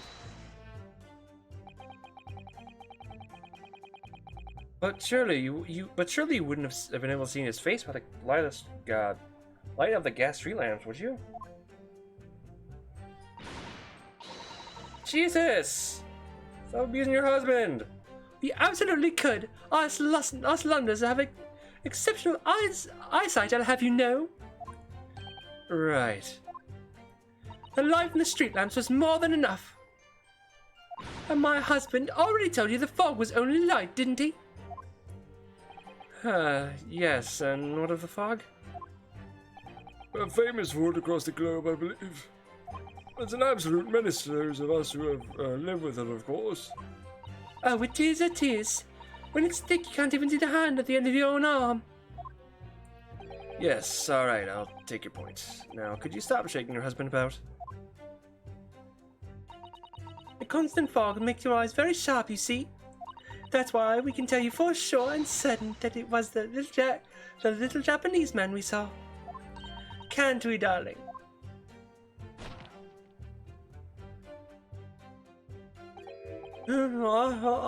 Yes. The accused, no mistake. Mustache, hunchback, cat-like eyes, top mouth, snub nose. Unmistakable, sir. As far as this couple's testimony is concerned, there can't be any question. So Seki's out in the cell running away from the scene of the crime. So that's it. Is it? Is their entire testimony? What do you think, Mr. Naruto? Well, I hate to admit it, but on hearing this testimony, it really does seem as though Mr. and Mrs. Beat saw what they saw. Mr. Natsume running away from the scene of the Briar Road that day. Yes, I feel the same. If that's true, where does it leave us? Members of the jury are sure to call for a guilty verdict after this testimony. Oh no, then what do we do? Kazuma-sama are here. What are you trying to say? I think you would try to find a contradiction somewhere. Okay, really? The testimony about seeing Matsumi is unequivocal. Calling it into question wouldn't help. Continuing some other part of the testimony which appears to be contradictory. What the fuck?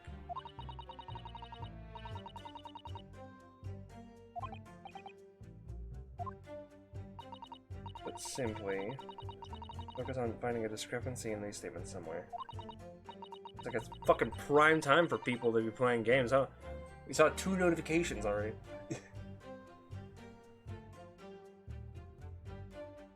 If you don't, I'm afraid the trial might reach an early and unfavorable conclusion. Ugh, why do I always seem to be so up against it?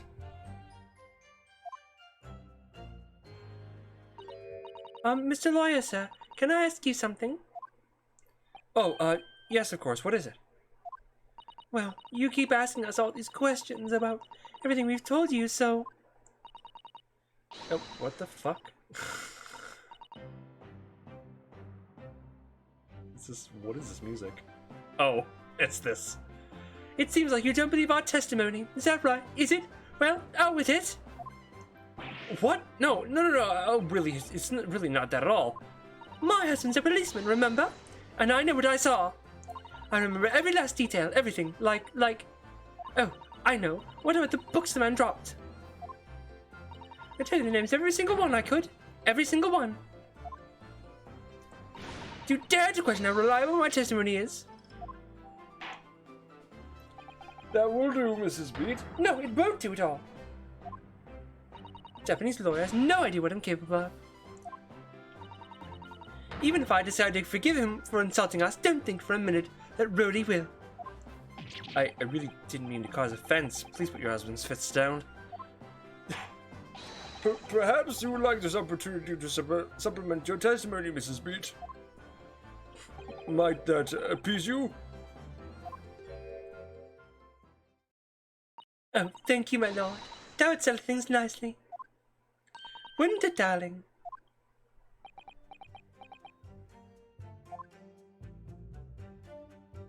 I could even tell you the names of the 4 books he dropped at the scene. Hold it! Wait. Hold on. 4 books?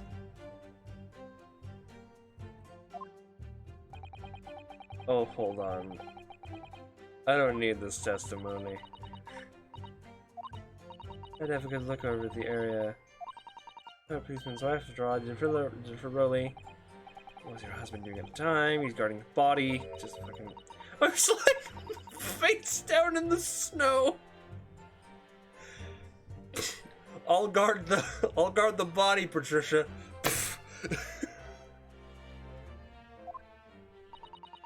Ever so hard, you know. Ever so hard. Don't you, my darling? Interesting way of guarding the scene of the crime. God will regale the court with your powers of recollection. So count the titles of the books you observed at the scene. Be happy to. Now are you all listening? There was the picture of Monsieur somebody or other. What's it, Yearnings? Then there was a meal for someone. The last was definitely the Thingummies something. You see? Those are the names of the books. Yes, I see there are one or two holes in your memory. Oh well, they were all along those lines, I'm quite sure.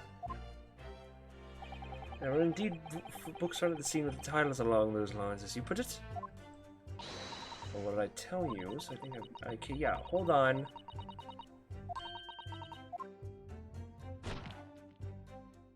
Oh my god!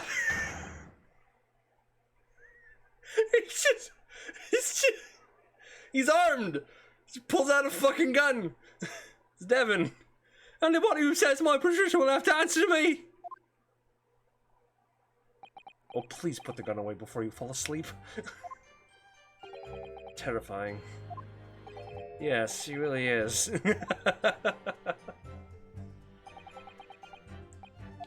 Okay, come on, skip the text, This is all text I've seen.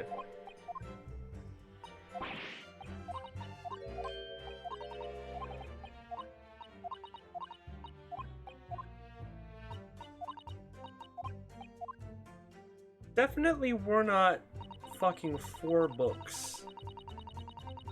In fucking fact, dear.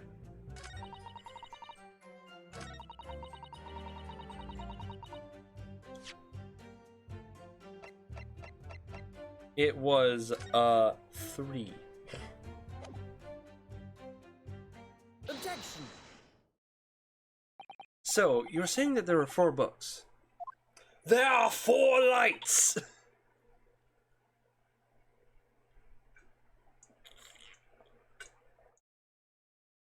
Sorry.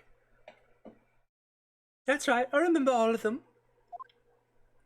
The picture of Monsieur Somebody, what's it, Yearnings, a meal for someone, and the thing, Thingummy something.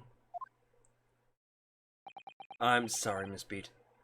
I'm sorry, Mrs. Beat. But there's a fundamental flaw in that statement of yours. Oh no, what flaw? Simply that at the scene of the crime, there were only 3 books, not 4. What? But look at this photographic print of the scene of the crime. As you can clearly see, there are only 3 books. But no, that can't be. I saw them. Oh, I know what it is. Yes, you can't fool me. Sorry? It's a big old lump of a dead body. It is so large your corpse is blocking the view of the 4th book, that's all. Wow. Jesus Christ. Yeah. Let's at least try to remember the poor woman isn't dead, even more insulting her size. Hey, Ryunosuke, don't comment about insulting someone's size. Because you did that earlier today. Sorry, yesterday. No, I'm sorry, Mrs. Beat. But Mr. Natsume could not possibly have drawn the 4 books you described. Why not? Fascinating. From your assured tone, something you can readily substantiate with evidence, I presume? Evidence. Yes, I actually do have evidence for that. Counsel, you will present evidence to substantiate your claim or withdraw it. What proof do you have the accused did not drop 4 books? Picture of Monsieur Lecoq.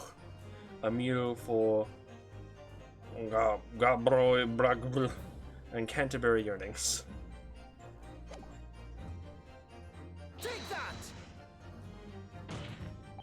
The evidence is right here, in the form of this bookshop receipt. From your books? This receipt details Mr. Natsume's purchases that day. But as you can see, there are only 3 books listed. No! Therefore, Mr. Natsume would have dropped 3 books at the scene of the crime. Which means that your powers of observation, madam, cannot be relied upon. Grr. So it cannot be denied that though you say it was the defendant you saw, you could very well be mistaken. Oh no, oh no, no, no, no! Objection!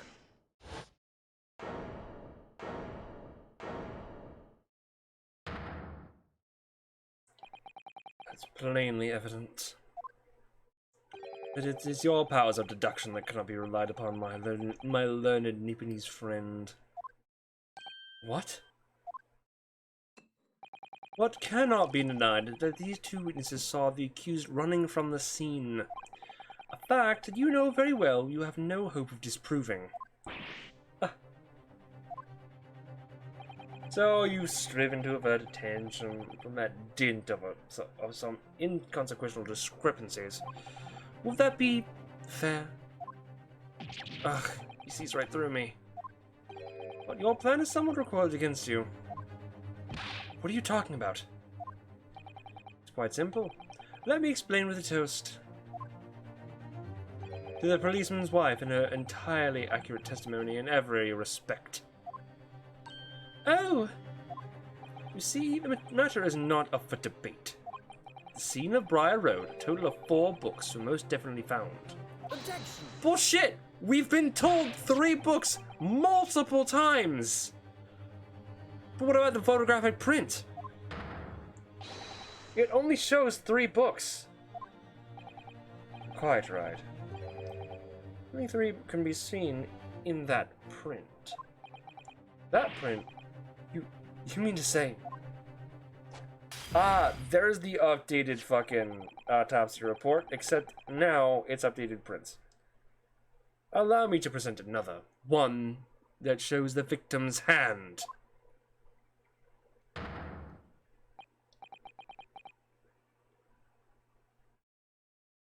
The loins? The lion's pride.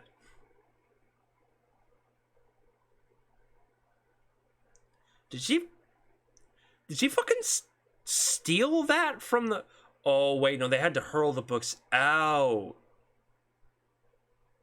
Ooh, that's right. It's the 4th book.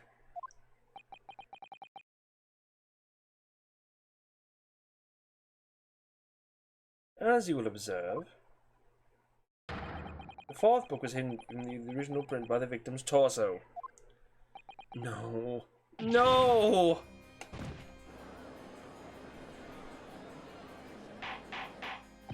Order, order, order! There, you see? Look at that! Look! Yes. Just like I said, isn't it, my darling? Yes, sir! Patricia's always right, sir! Let's study the receipt for the books purchased by the accused on the day in question. Mrs. Beat, the titles once again, if you please. Yes, of course. The picture of Monsieur somebody or other. Picture of Monsieur Lecoq. What's it, yearnings? Canterbury yearnings. A meal for someone. A meal for Gabreau, in fact. The court just heard. The witness remembers the book titles flawlessly, save for a few minor details. Mrs. Beat's power of recollection can only be described as exceptional. Did you hear that, really? The gentleman paid me a compliment. Yes, sir. Flawless, sir. Patricia is flawless. But there are only 3 books on the receipt, and Miss Beat mentioned 4. There's nothing surprising about that.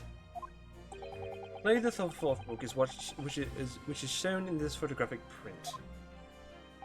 I'm sorry, Counsel, but does that not seem odd? Why should the fourth book be omitted from the receipt? It's not odd at all, my lord. The photographic print clearly showed the fourth book was found in the victim's clutches. In other words, it belongs to the victim. Belongs to the victim. The victim was holding her own book? I wonder, what became of that fourth book? Obviously, it wasn't overlooked by the investigating officers at Scotland Yard. I have it here as evidence. We'll submit that and the aforementioned photographic print to the court, please, Counsel. My pleasure, my lord. Second crime scene photograph. And the fourth book.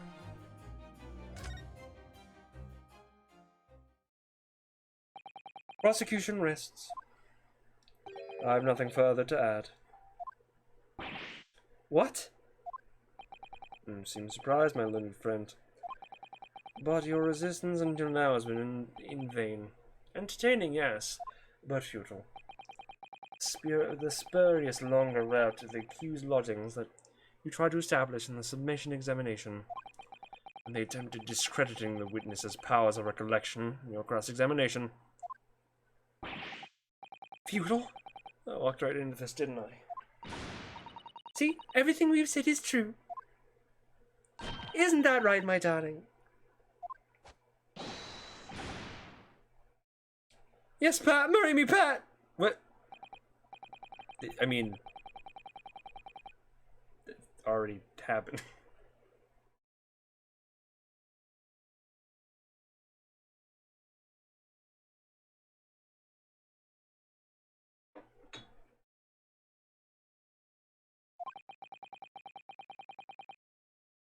Should the court waste any more time on this Nipponese tragedy?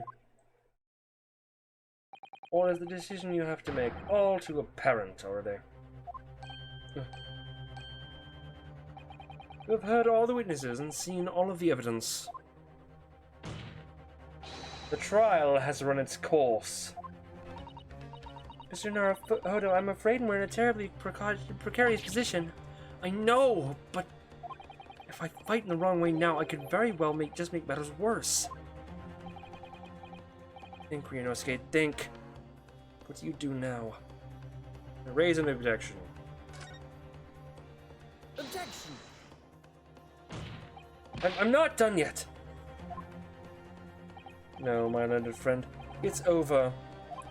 Last cross-examination was your final chance to establish a credible defense, and you failed. Die has been cast. There is no more room for debate. Well, it might be over as far as you're concerned, but I can't think of what to say.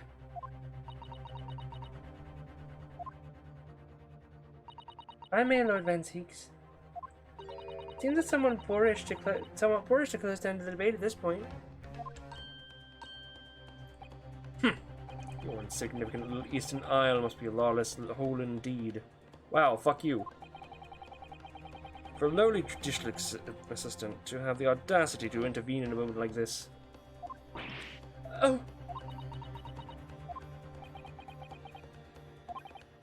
I am, to my shame, still a very inexperienced lawyer. So you'll have to forgive me, but I consider my assistant's advice essential, your opinions invaluable. Mr. Naruhodo?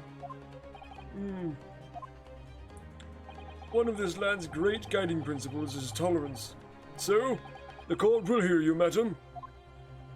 Go ahead, Mr. Sato, please. Very well. Pray, what insight can you give us? What have we all overlooked in this matter that you see fit to pursue further?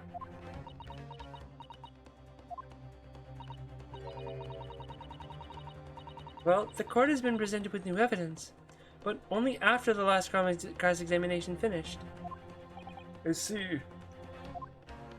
you believe that this new evidence warrants further examination, do you? Mr. Naruhodo, what do you think? It's just possible that this new evidence might be the decisive proof we've been waiting for. The judge is here to ask the members of the jury to announce their leanings in a moment. And of course, he's sure to ask you to explain what the crucial piece of evidence is and why.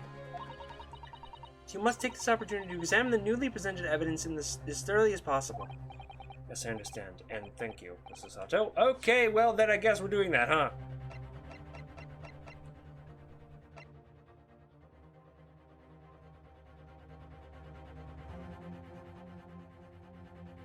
Slowly coming up on time here. I really do mean slowly.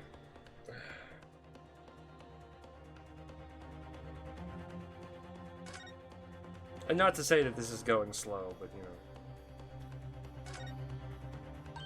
Oh, look at this! This book has been badly burnt. You're right. You'd never be able to read it in that state, especially not the latter pages. What a terrible waste. Even for the scorched edges of the paper, I think the damage must be occurred very recently. A book recently damaged by fire. Why does that seem to raise a red flag with me?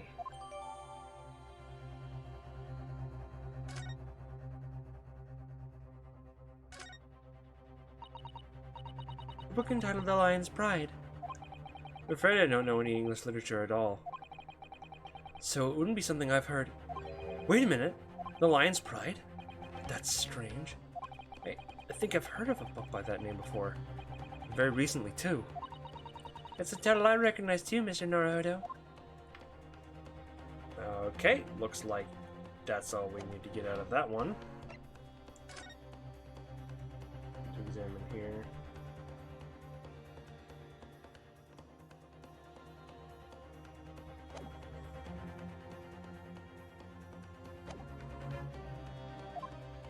This is it. Susato-san has managed to win us one last chance here. I can't let it go to waste. The defense wishes to present evidence, my lord.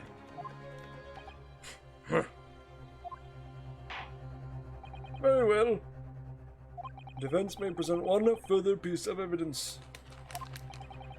Evidence that apparently offers a profound insight onto this case, and has hitherto been overlooked. The fourth book, because it burned. Oops. Because it's burned.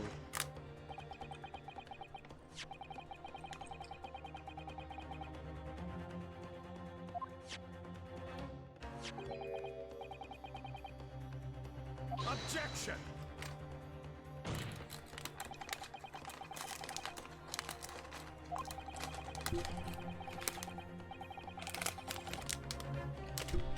Sorry, just moving, just eating, taking snacks.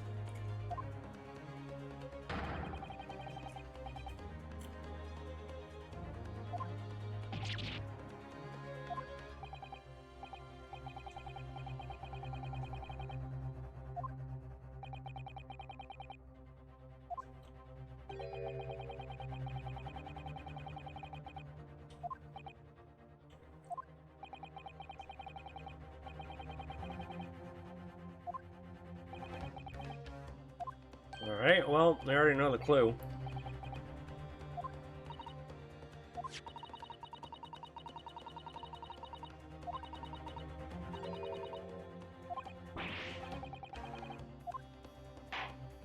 So, Counsel, precisely where is the vital clue to this case which this Fosbrook conceals? It's gonna... boop. Got it! I would ask the court to observe the back of the book in question. The back, what do you... Good gracious! Been burnt to a crisp. So we have to ask ourselves, why was the victim clutching what is clearly an unreadable book? It's undeniably an extremely unnatural thing for her to have been doing. Objection! Unnatural, you say? And what of it, my Nipponese friend? Oh. Where were I to concede the point? If it bears no relation to the case, there is nothing to discuss. So, should you wish to assert that the fire damage is some veiled clue as to what happened that day, pray do enlighten us all. What truth does this charred book hide? Charred book. Just one possibility here. I can't quite bring myself to rule out. It's an outside chance, certainly worth a try. Alright, I'll explain my theory. Don't keep us waiting any longer then, Council. Explain this theory of yours. What are you suggesting you can ascertain from this Fire damage. Its owner. My lord, the burn on the back of this book reveals a startling truth about the book's owner. I beg your pardon? But we already know who the book belongs to. The victim is gripping it in her hand as she fell to the floor after all. It's obviously hers. The question of how this book came into the victim's hand is yet to be unanswered. However, as to the questions of the book, who the book really belongs to, and where it originated, the defense has a very credible answers. Good gracious, how can you possibly? Very well, I'll play along with this futile attempt to delay your inevitable demise. But do remember, the members of the jury may well burn you if your little gamble goes awry. Counsel, the defense's response here is very likely to influence the final outcome of this trial. But tell the court, who do you claim is the owner of this bird book?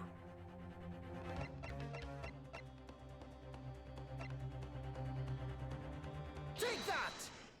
John Garadeb. The answer is that book belongs to the couple who own the house where the defendant has his lodgings. The certain Mr. and Mrs. Garadeb. The landlords? And whether it's some extraordinary coincidence or some kind of fate at work, I don't know, but of all the people in London, one of the 6 chosen for jury duty in this courtroom today is none other than Mrs. Garadeb herself. Oh my goodness. Me? Oh, I think you're mistaken, sir. I'm not Mr. Garadeb's wife. I'm his maid. Things would be so much easier if you would just drop the pretense.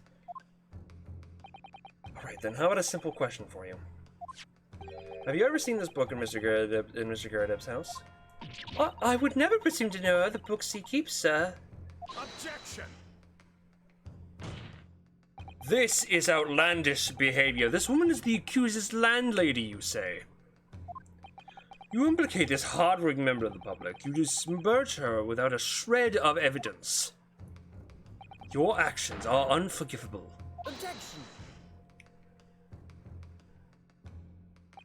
This is not mere conjecture. The defense happens to know that on the day in question, and almost exactly the same time as the victim was stabbed on the pavement below, another incident was taking place in the room on the top floor of the Mr. and Mrs. Garadeb's house.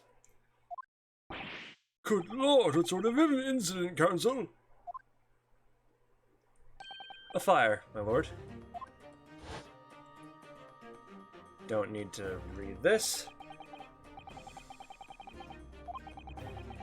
Jesus Christ, we are definitely still not anywhere near done to this trial.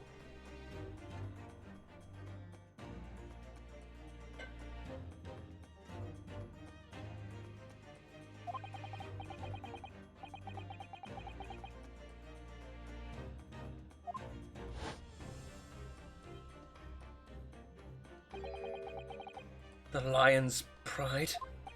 By Jove, that's the same title that the subject of the debate. Oh dear me. Objection! This is risible. All you've told the court is the book by the same name was involved in the fire, in which case it would be reasonable to assume that it was burnt to ashes. and entirely unreasonable to infer that it magically removed itself from the scene of the crime. Perhaps it would make more sense if I told you that the cause of the fire was marital discord. Without going into details, it appears that Mrs. Garrett was considerably enraged. Apparently, she continued to attack Mr. Garrett even amid the flames. Oh, how awful! I can't imagine being so horrid to the one you love. Can you really? Absolutely not, sir. My Patricia would never raise a finger against me, sir.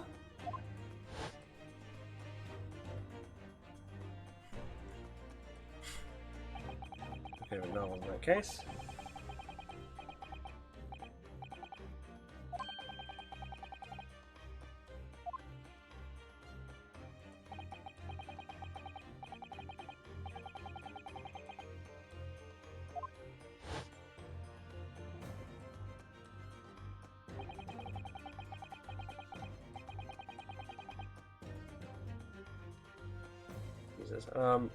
This man had his back up against the window and he had burning books thrown at him.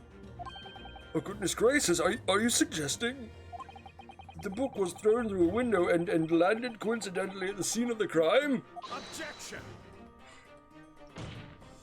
No, a thorough investigation of the surrounding area was conducted by the very evening of the incident. There's no report of Garrett's window pane being broken.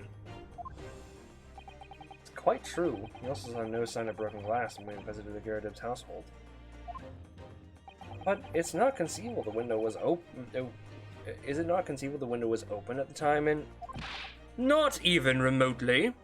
Let us not forget the season and the chilling weather that accompanies it. No Londoner would ever leave a window open in the middle of winter.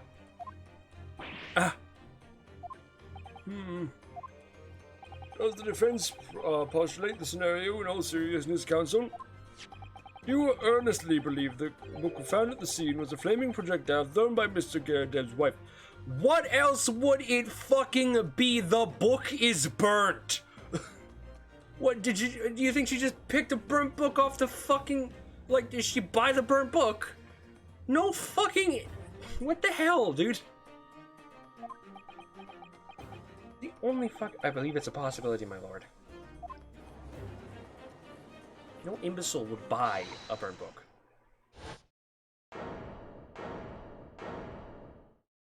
Oh, hey, what's up? Well, I hope that everyone can see you for what you now are, you little foreign trickster. You call yourself a lawyer, but you're just a coward. Mean coward. Really? Claiming that our little tiff set the whole neighborhood alight, honestly.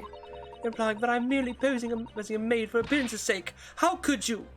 It's nothing to do with this beastly case, not any of it. All you've done is sully our family's name. No, I assure you, that was never my intention. Dragging an upstanding citizen name through the mud, simply to divert attention for your failing defense. Dude, she fucking hit the other dude. I should box your ears, that's what I should do. It's utterly unforgivable. Too right. Here we go. How long have we sat here now, listening to this Nipponese spouting his fancy foreign theories? But think about it. The end of the day, the only person who could have possibly stabbed the victim is that little hunchback with the mustache. He ran away from the scene too. I do declare you're right. It's true. Yes, what did I tell you? Makes sense to me. Sorry? What's that? Well, it would appear the ladies and gentlemen of the jury are once again in full agreement. What is your position, Lord Van Zieks?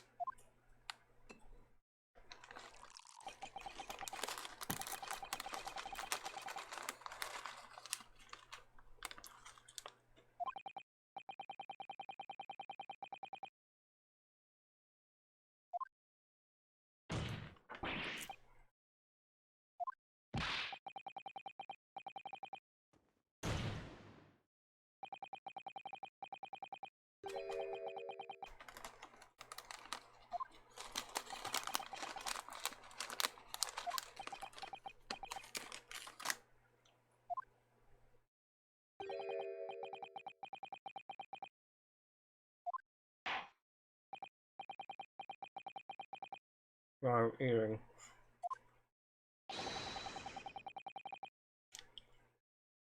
Guilty! Guilty. Guilty! Guilty. Guilty! Guilty!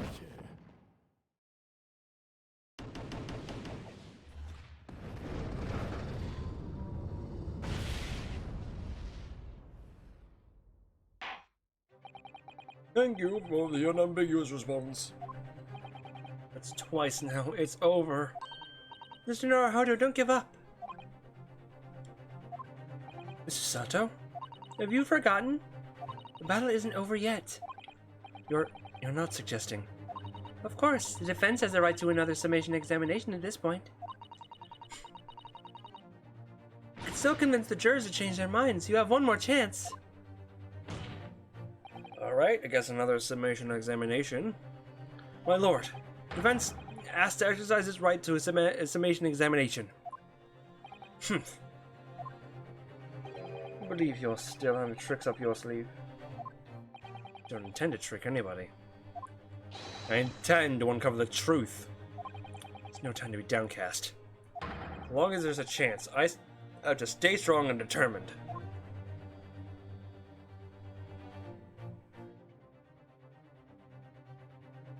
Oh fuck, do we continue now, or do we... It's almost a good just place to end. We still have a half hour.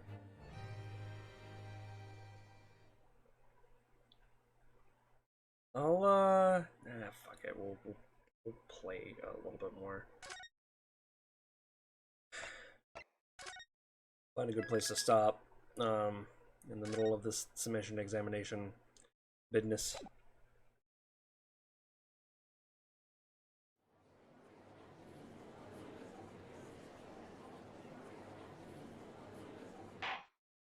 I have considered the defense counsel's request for further submission examination of the jury, and I have determined that court must uphold the defense's judicial right to this procedure. So, counsel, you will now proceed with your second summation examination. I presume the jury is ready, Mr. Foreman? We are, my lord. Very good. In that case, I must ask each of you now to state clearly and concisely for the court grounds which you found that, yeah, okay, the same fucking thing he said for like 3 times. Judicial findings. The jurors' contentions. Beneath those 3 books of his. Oh. If there was some novel or alternative explanation about how the victim was stabbed, I might reconsider. Even if the woman was throwing books, it can't be related to the crime if the window is closed, can it? Dearie me, it was only a little book, hardly life-threatening even with a direct hit. Look, I just want to get this over with. If I don't bring home pay tonight, I'll be in a tiny bit of trouble. Come to think of it, we had a fire at home a while ago. It gave me the sneezes. It gave me the sneezes? Oh, well, the ashes, I guess.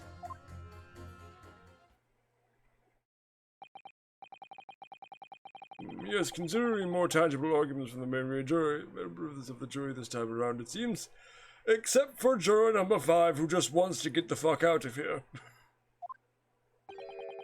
With one notable exception, of course, yeah. Juror number 5, who wants to get the fuck out of here. My learned student friend wasn't able to find fault in the previous witness testimony. The court must accept the fact that it was indeed a accused seen fleeing from the scene. And moreover, no one else was even at the scene to commit the crime. Well, if the eyewitnesses are correct, it would seem as if the conclusion is somewhat set in stone. Fail to see how it can be argued any other way. It means I'm afraid that during this summation examination, it's essential that you establish some other tangible explanation for the facts. But how? What would even constitute a tangible explanation here? Isn't it obvious? Who stabbed the woman and how? True details are you need to provide. Simply give us a name and method by which the attack was conducted. And I was thinking it might be hard. Mr. Arhoda, you have to do it, otherwise this really could be where the trial ends. Ugh, no pressure then. That's quite enough preamble. Proceed with the summation examination, please. Presume you are prepared, counsel? Oh, yes, my lord. Alright, Ryunosuke, focus your mind now.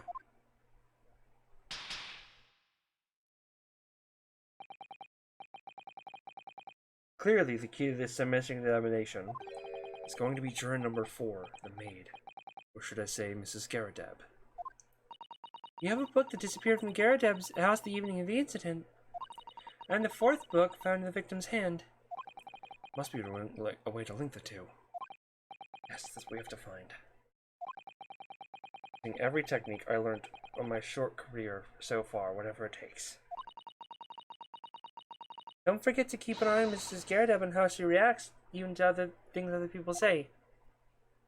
Okay. Jury examination. Defense's rebuttal.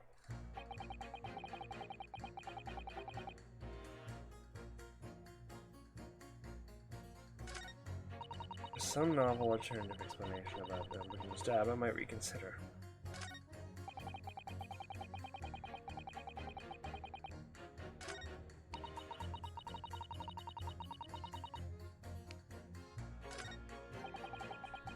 Well, first off, I definitely have to get a statement from him. You just want to get this over with? How can you sit there and say something like that when a man's future is at stake here? Well, him and me both, like I said before. What? Told you already, I'm a day labourer, aren't I?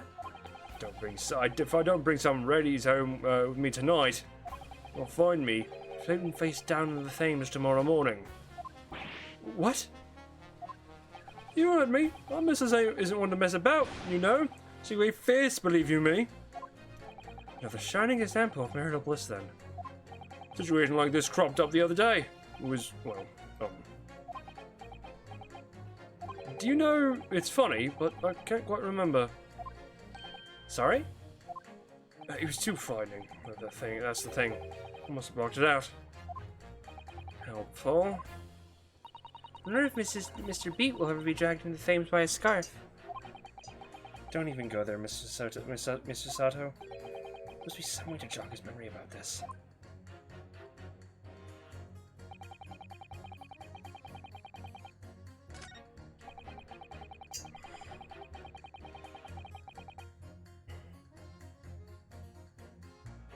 Okay, there's nothing to press, I guess. Well, I guess we'll go ahead and just start pressing things. Hold it! But as we know, there were 4 books, not 3. Well, what difference does it make?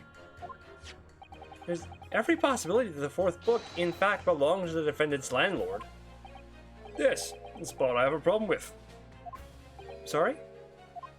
Well, at the point the one who was stabbed, the landlord fellow was at home, wasn't he? During a fiery scrap with his wife or something, you said? That's not exactly how I put it, no. Well, anyway, point is, fellow and his wife were somewhere else where it happened. I think that's what you call a strong alibi. So it couldn't have been the landlord who did it. Maybe leaves a Nibonese fellow. Honestly, I can't see what all this palaver is about. It's a done deal, isn't it? I suppose it is, since I have nothing really left to say.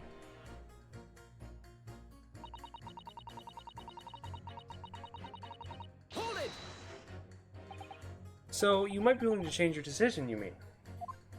Oh my, such delight on your face, but I'm afraid I shan't be swayed by emotion. Despite what you think of me, I'm a very modern, metropolitan, and rational woman. That's great. If one reads the morning papers, it's all forgotten by tea time, isn't it? So I read them in the first place. You see, modern, metropolitan, and rational thinking. Wouldn't you say? And not at all extreme. As I see it, an overwhelmingly suspicious Japanese man has been implicated by an overwhelmingly strong testimony. Oh god, there's something in my eye.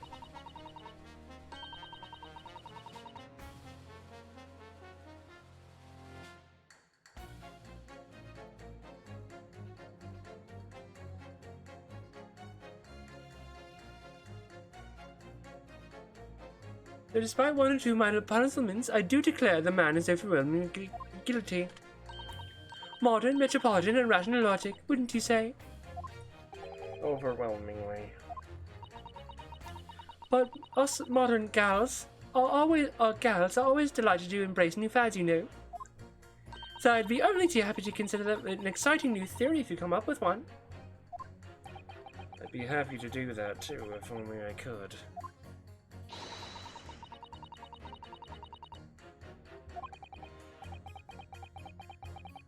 Glad you put rational there.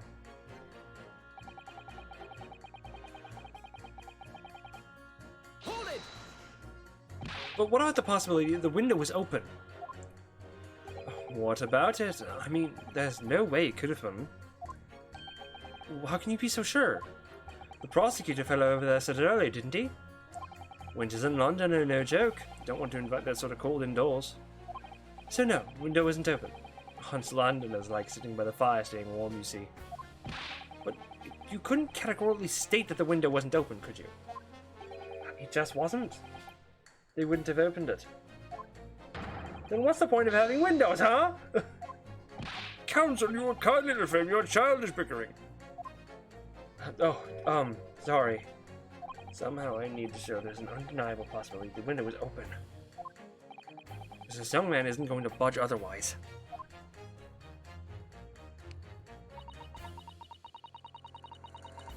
Alright.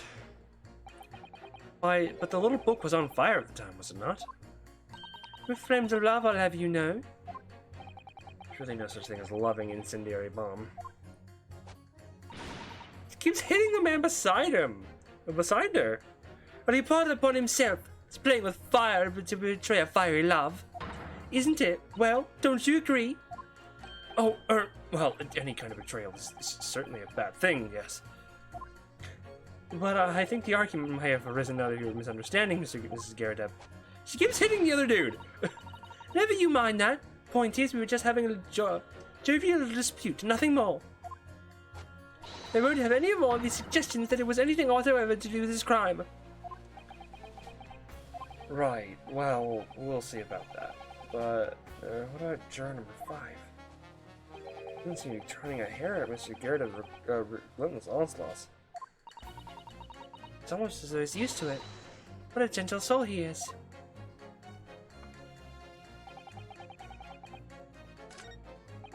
Wouldn't think we'd be able to fire at home. Okay, yeah, give me some of this.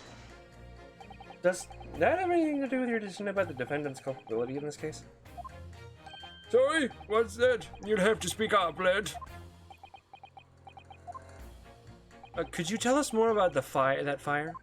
It was last winter. My grandchildren baked me a lovely cake on my birthday. It has 75 candles on the top, indeed. What a sight to behold it was. Put candles on a cake? Is this some kind of devil?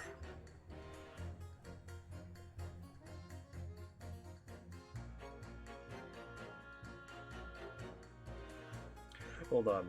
I have just the screen for this.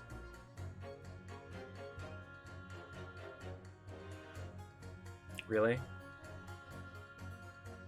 Really, Ryunosuke? Okay. Alright. Sure. Devil worship. Of course not. It was an angel cake to celebrate my birthday, obviously. Seems that a common custom here in Great Britain, Mr. Naruhodo. Anyway, I mustered all my puff and blow to blow them out. Only I must have blown wrong somehow. Flames didn't go out, but the candles went flying all over the room. The furniture caught and everything went up. The whole place smelled of smoke. Definitely sounds like devil worship to me. Jesus fucking Christ. And by the sneezes, I presume you mean a cold. But how did you catch a cold in a fire? Oh, what a fiasco it was. Grandchildren, bless them. They watered over me as I tried to put out the flames. And then because the whole room had filled up with smoke, of course, you had to open up all the windows to clear it. The window. Oh. Being, the biting winter rushed over me like the devil dancing on my grave, it did. Got a terrible cold from it. They put me in a hospital for a while. I won't forget that birthday in a hurry. I knew it was devil worship all along. Something about this old man's story is playing on my mind for some reason. You demonstrate who apart from Shinotsume could have guessed. I know that.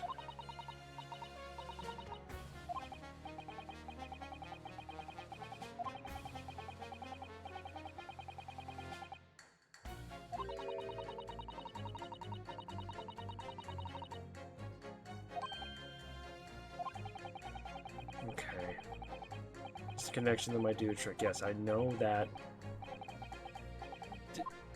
At least with some of the other cases and some of the other games, I have to say, those afterthoughts are almost like are actually kind of helpful. This is just like, hey, you have to find a contradiction, asshole.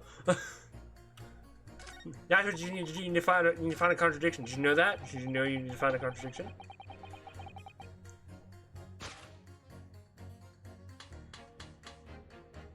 Ah, Winter has this fire. Yeah. There we go. Objection! These two jurors' statements clearly contradict one another. They do? How exactly, counsel? Don't point to me again. I told you it wasn't me. What's that you say? Speak up, lad, speak up. Juror number 3. Do you see? Oh, me? See? See what, sir? Did you hear juror number 6's account of his birthday celebrations last year? It seems despite it being a Londoner, he once opened his windows in the middle of winter. Well, yes, of course, because it was an emergency. I mean, obviously, if the room was for the smoke from the fire, then you'd be mad not to open... Oh. Exactly. On the day in question, at the time of the incident, there was a fire in the Garadeb's household. And Mr. Garadeb had the following to say about it. He said, load battery, please charge. That wasn't in the audio, I hope.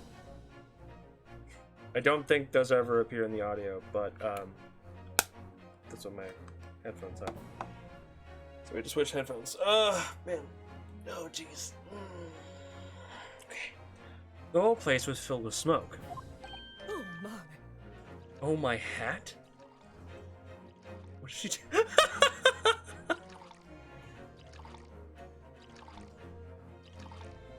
Well, okay, we're definitely gonna need to... Excuse me! Juror number 4, do you have something to say about that? Infinite T. Mrs. Garadeb! Oh, dearie me. What's the meaning of this? How dare you imply that I'm hiding who I really am? It's imperative that you confirm something for the court. So please, it's time to drop the pretense now. What is it? When the fire started in your house that day, did you or your husband open the window? Well, I beg your pardon? What are you insinuating? The room would have been thick with smoke after the carpet and bookcase caught fire as they did. In a situation like that, it's inconceivable that you would not have opened the window. And what if we did? Oh, all right then. Yes, you're right. My husband was frantically trying to open the window, which can't have been easy since I continued to give him justly deserved book battering. Even though your house was on fire? Oh, you never stop throwing until anger subsides. It would be terribly bad for the nerves to do otherwise. What the fuck? Yeah, sure, okay. Whatever. Of course, I should have realized. That's a significant step forward, Mr. Naruhodo. You've managed to establish the window was open. We simply must have added have that added to Mrs. Garrett's formal statement. Now you mention it, yes, the window was open at the time. I'd clean forgotten, but it's true.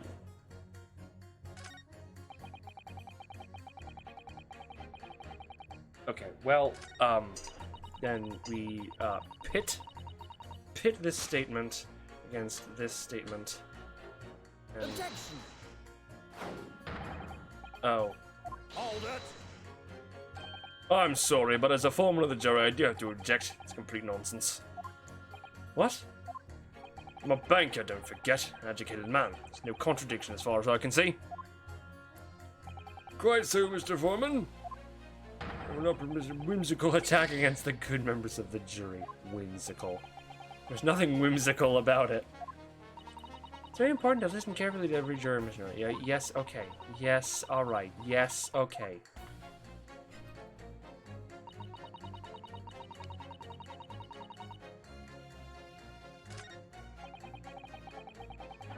Huh. Well, I guess I have to press these, right? Hold it! The point, we know there was a small house fire in the Garrideb household, the opposite side of the street. Well, yes, it certainly seems that way. On account of the smoke, I imagine they would have had the windows wide open in spite of the cold. And we also know that Mrs. Garrideb was throwing flaming books at her husband. Her husband, who was backed into a corner by the window during his wife's frenzied attack. Yes, that's right. So there's definitely a chance that one of the books could have flown at the man's out past the man out the window. Only what? Yeah, I can't really see how it could have gone all the way over to the side of the road, that's all. So I don't really see how I can change my decision, really. Oh, I see. That wasn't enough? What's it going to take to persuade these people? Window was open at the time, I'd clean forgotten, but it's true. I don't...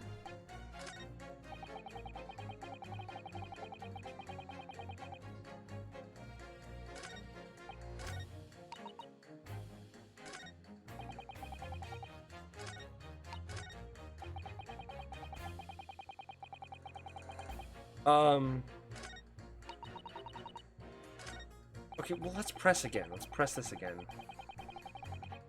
Hold it! It's probably, yeah, okay, this is still...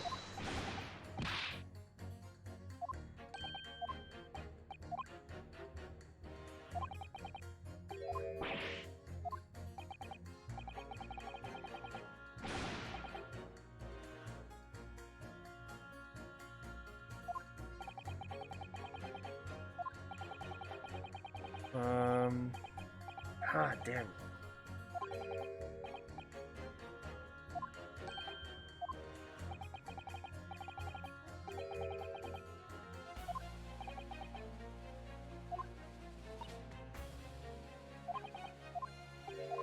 Some way to jog his memory. Okay, well, then do this. Fourth book found in the scene of the crime shows very obvious signs of fire damage. The title of the book is The Lion's Pride. The same title, in fact, as the book Mr. Garrideb told us he'd been reading. Well, I really couldn't say. On the day in question, did you or did you not throw at your husband the copy of The Lion's Pride that he'd been reading?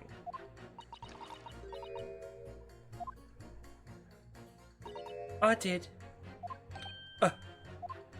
It was the first thing I could lay my hands on, so I held it straight at him. And now you come to mention it, yes. He was rather enjoying reading it, you're right. Why did you not reveal this information to the court from the outset? My gosh, I couldn't, you insolent little man, I didn't remember. Times like that, you pick up and throw whatever you can lay your hands on as well as you know.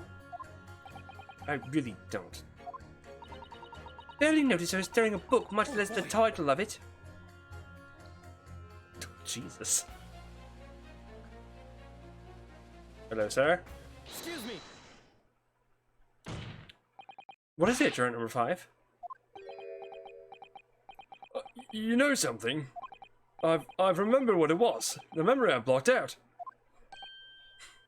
I was listening to what Granny was saying, and what this Granny was saying, but we're all floating back. Who are you calling a granny, you cheeky devil? Mrs. Garrideb or the maid? I'm Mrs. Garrideb or the maid. I'll have you know. The man doesn't even flinch. Please tell me that's not because he's so used to being hit all the time. It was 2 weeks ago now. Just got back home after work, like. My hand in my pocket of the wage I just earned that day, and I nearly died. There was a hole. Every last penny had dropped out. Oh dear, what a disaster. You haven't heard the half of it, boy. Oh? My wife was cutting up some chicken at the time. I could hardly get words out, but I told her straight, I've lost the day's wages, love. Next thing I knew, the blade was whistling past my ear. Stuck into the wall next to me, it did. About an inch deep. No words, just terror. I could smell it then, you know. God awful stench of the Thames. I was sure it was going to end up face down in the muddy banks that night, I can tell you. No, that's a real disaster, isn't it? I'll never use the word lightly again. Anyway, the point I'm trying to make is this. When women lose their rag, they'll throw anything at you. Knives, hatchets, hammers, you know. Knives. Oh, yeah, I know. I wasn't thinking that. Throwing household objects at people is, well, it's so uncivilized. At least attack with honor, using a bow or the like. What? Attack? Who are you going to attack? Never mind. Anyway, this man's words. Hold on. Yeah, we'll come back to the border thing if I dare.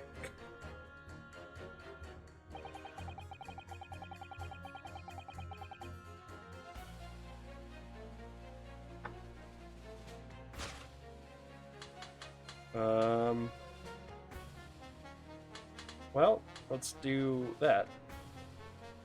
Hit the statements.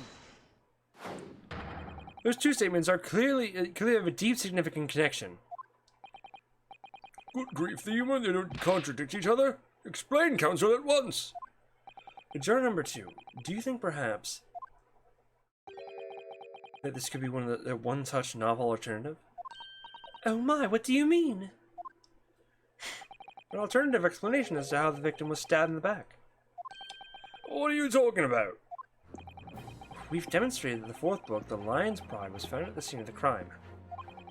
Originated in Mr. Garrideb's room on the top floor of his house. Therefore, it's equally possible that some other object besides the book could have found its way to Garrideb's household on the street below. What's that now? After all, Mrs. Garrideb could have thrown any number of different objects at her husband. Isn't that right, juror number 4? What are you insinuating now, you little beanpole? Thank you, accent, for not working. I was beginning to think that ever since the true origin of the book came to light, perhaps she had a feeling this might be what happened. Now you listen to you, Eastern Gala. As the foreman of the jury, I demand a straight answer. You give us this yarn about some other object making its way out of the house. Well, what? What was it?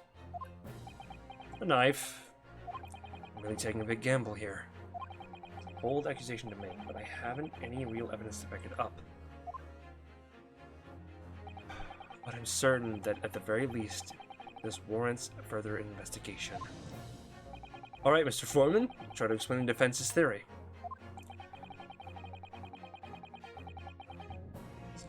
It's a jackknife. Okay, God, we are overtime. We'll get after, we'll end after this summation explanation, summation examination. Take that! Oh my God, the slowdown. Juror number 4, Mrs. Garadev. Well, what now?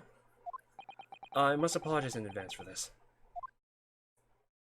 But I need you to confirm something else with the court. This knife. Have you ever seen this knife before? Ah. Good Lord, Counsel, what on earth are you doing? That's the weapon that was lodged in the victim's back, man. Have you seen it?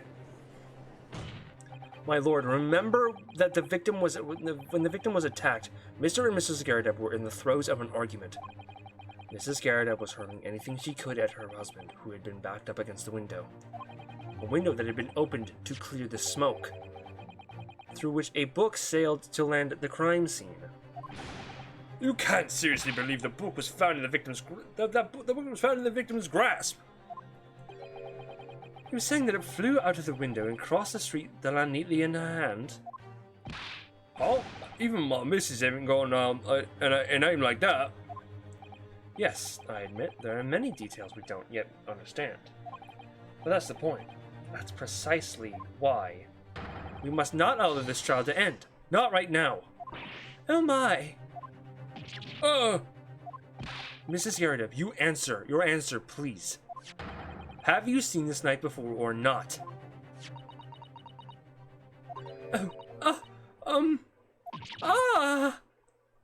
Uh-oh. Thud. Ooh, she fainted. My lord! I wish to change my decision. I'm a woman of my word after all. Thank you, madam. Yes, I agree. Certainly didn't see this coming, but I just don't think it would be right for this trial to come to an end with so many unanswered questions. Mr. Foreman? I'd have to agree. Not that I think Granny did it, mind. Yes, you know what? I'm not quite happy about this at the moment either. All together now, ladies and gents.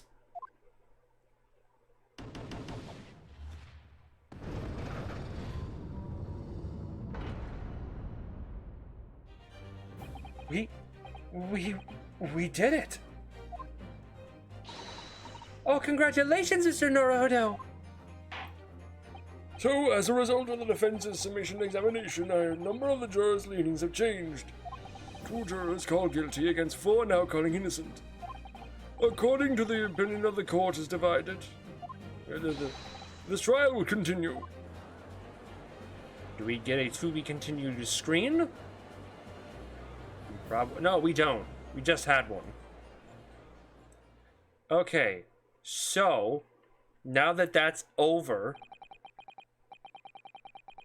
we'll find out how how he wishes to proceed in a next time's thing. So next time, again, this is a thing we're gonna be doing until we fucking finish it. So Thursday is our next day off. So is my next day off. So that is like fucking like 3 days from now, which is fine. But in 3 days' time, we will be continuing and hopefully concluding this case. In which case we will also be, moving on to case 5, which is the last case in the game. And I am hoping to God that we get this done. I like this game. I like this game a lot. This is very good. This is very good. Ace Attorney.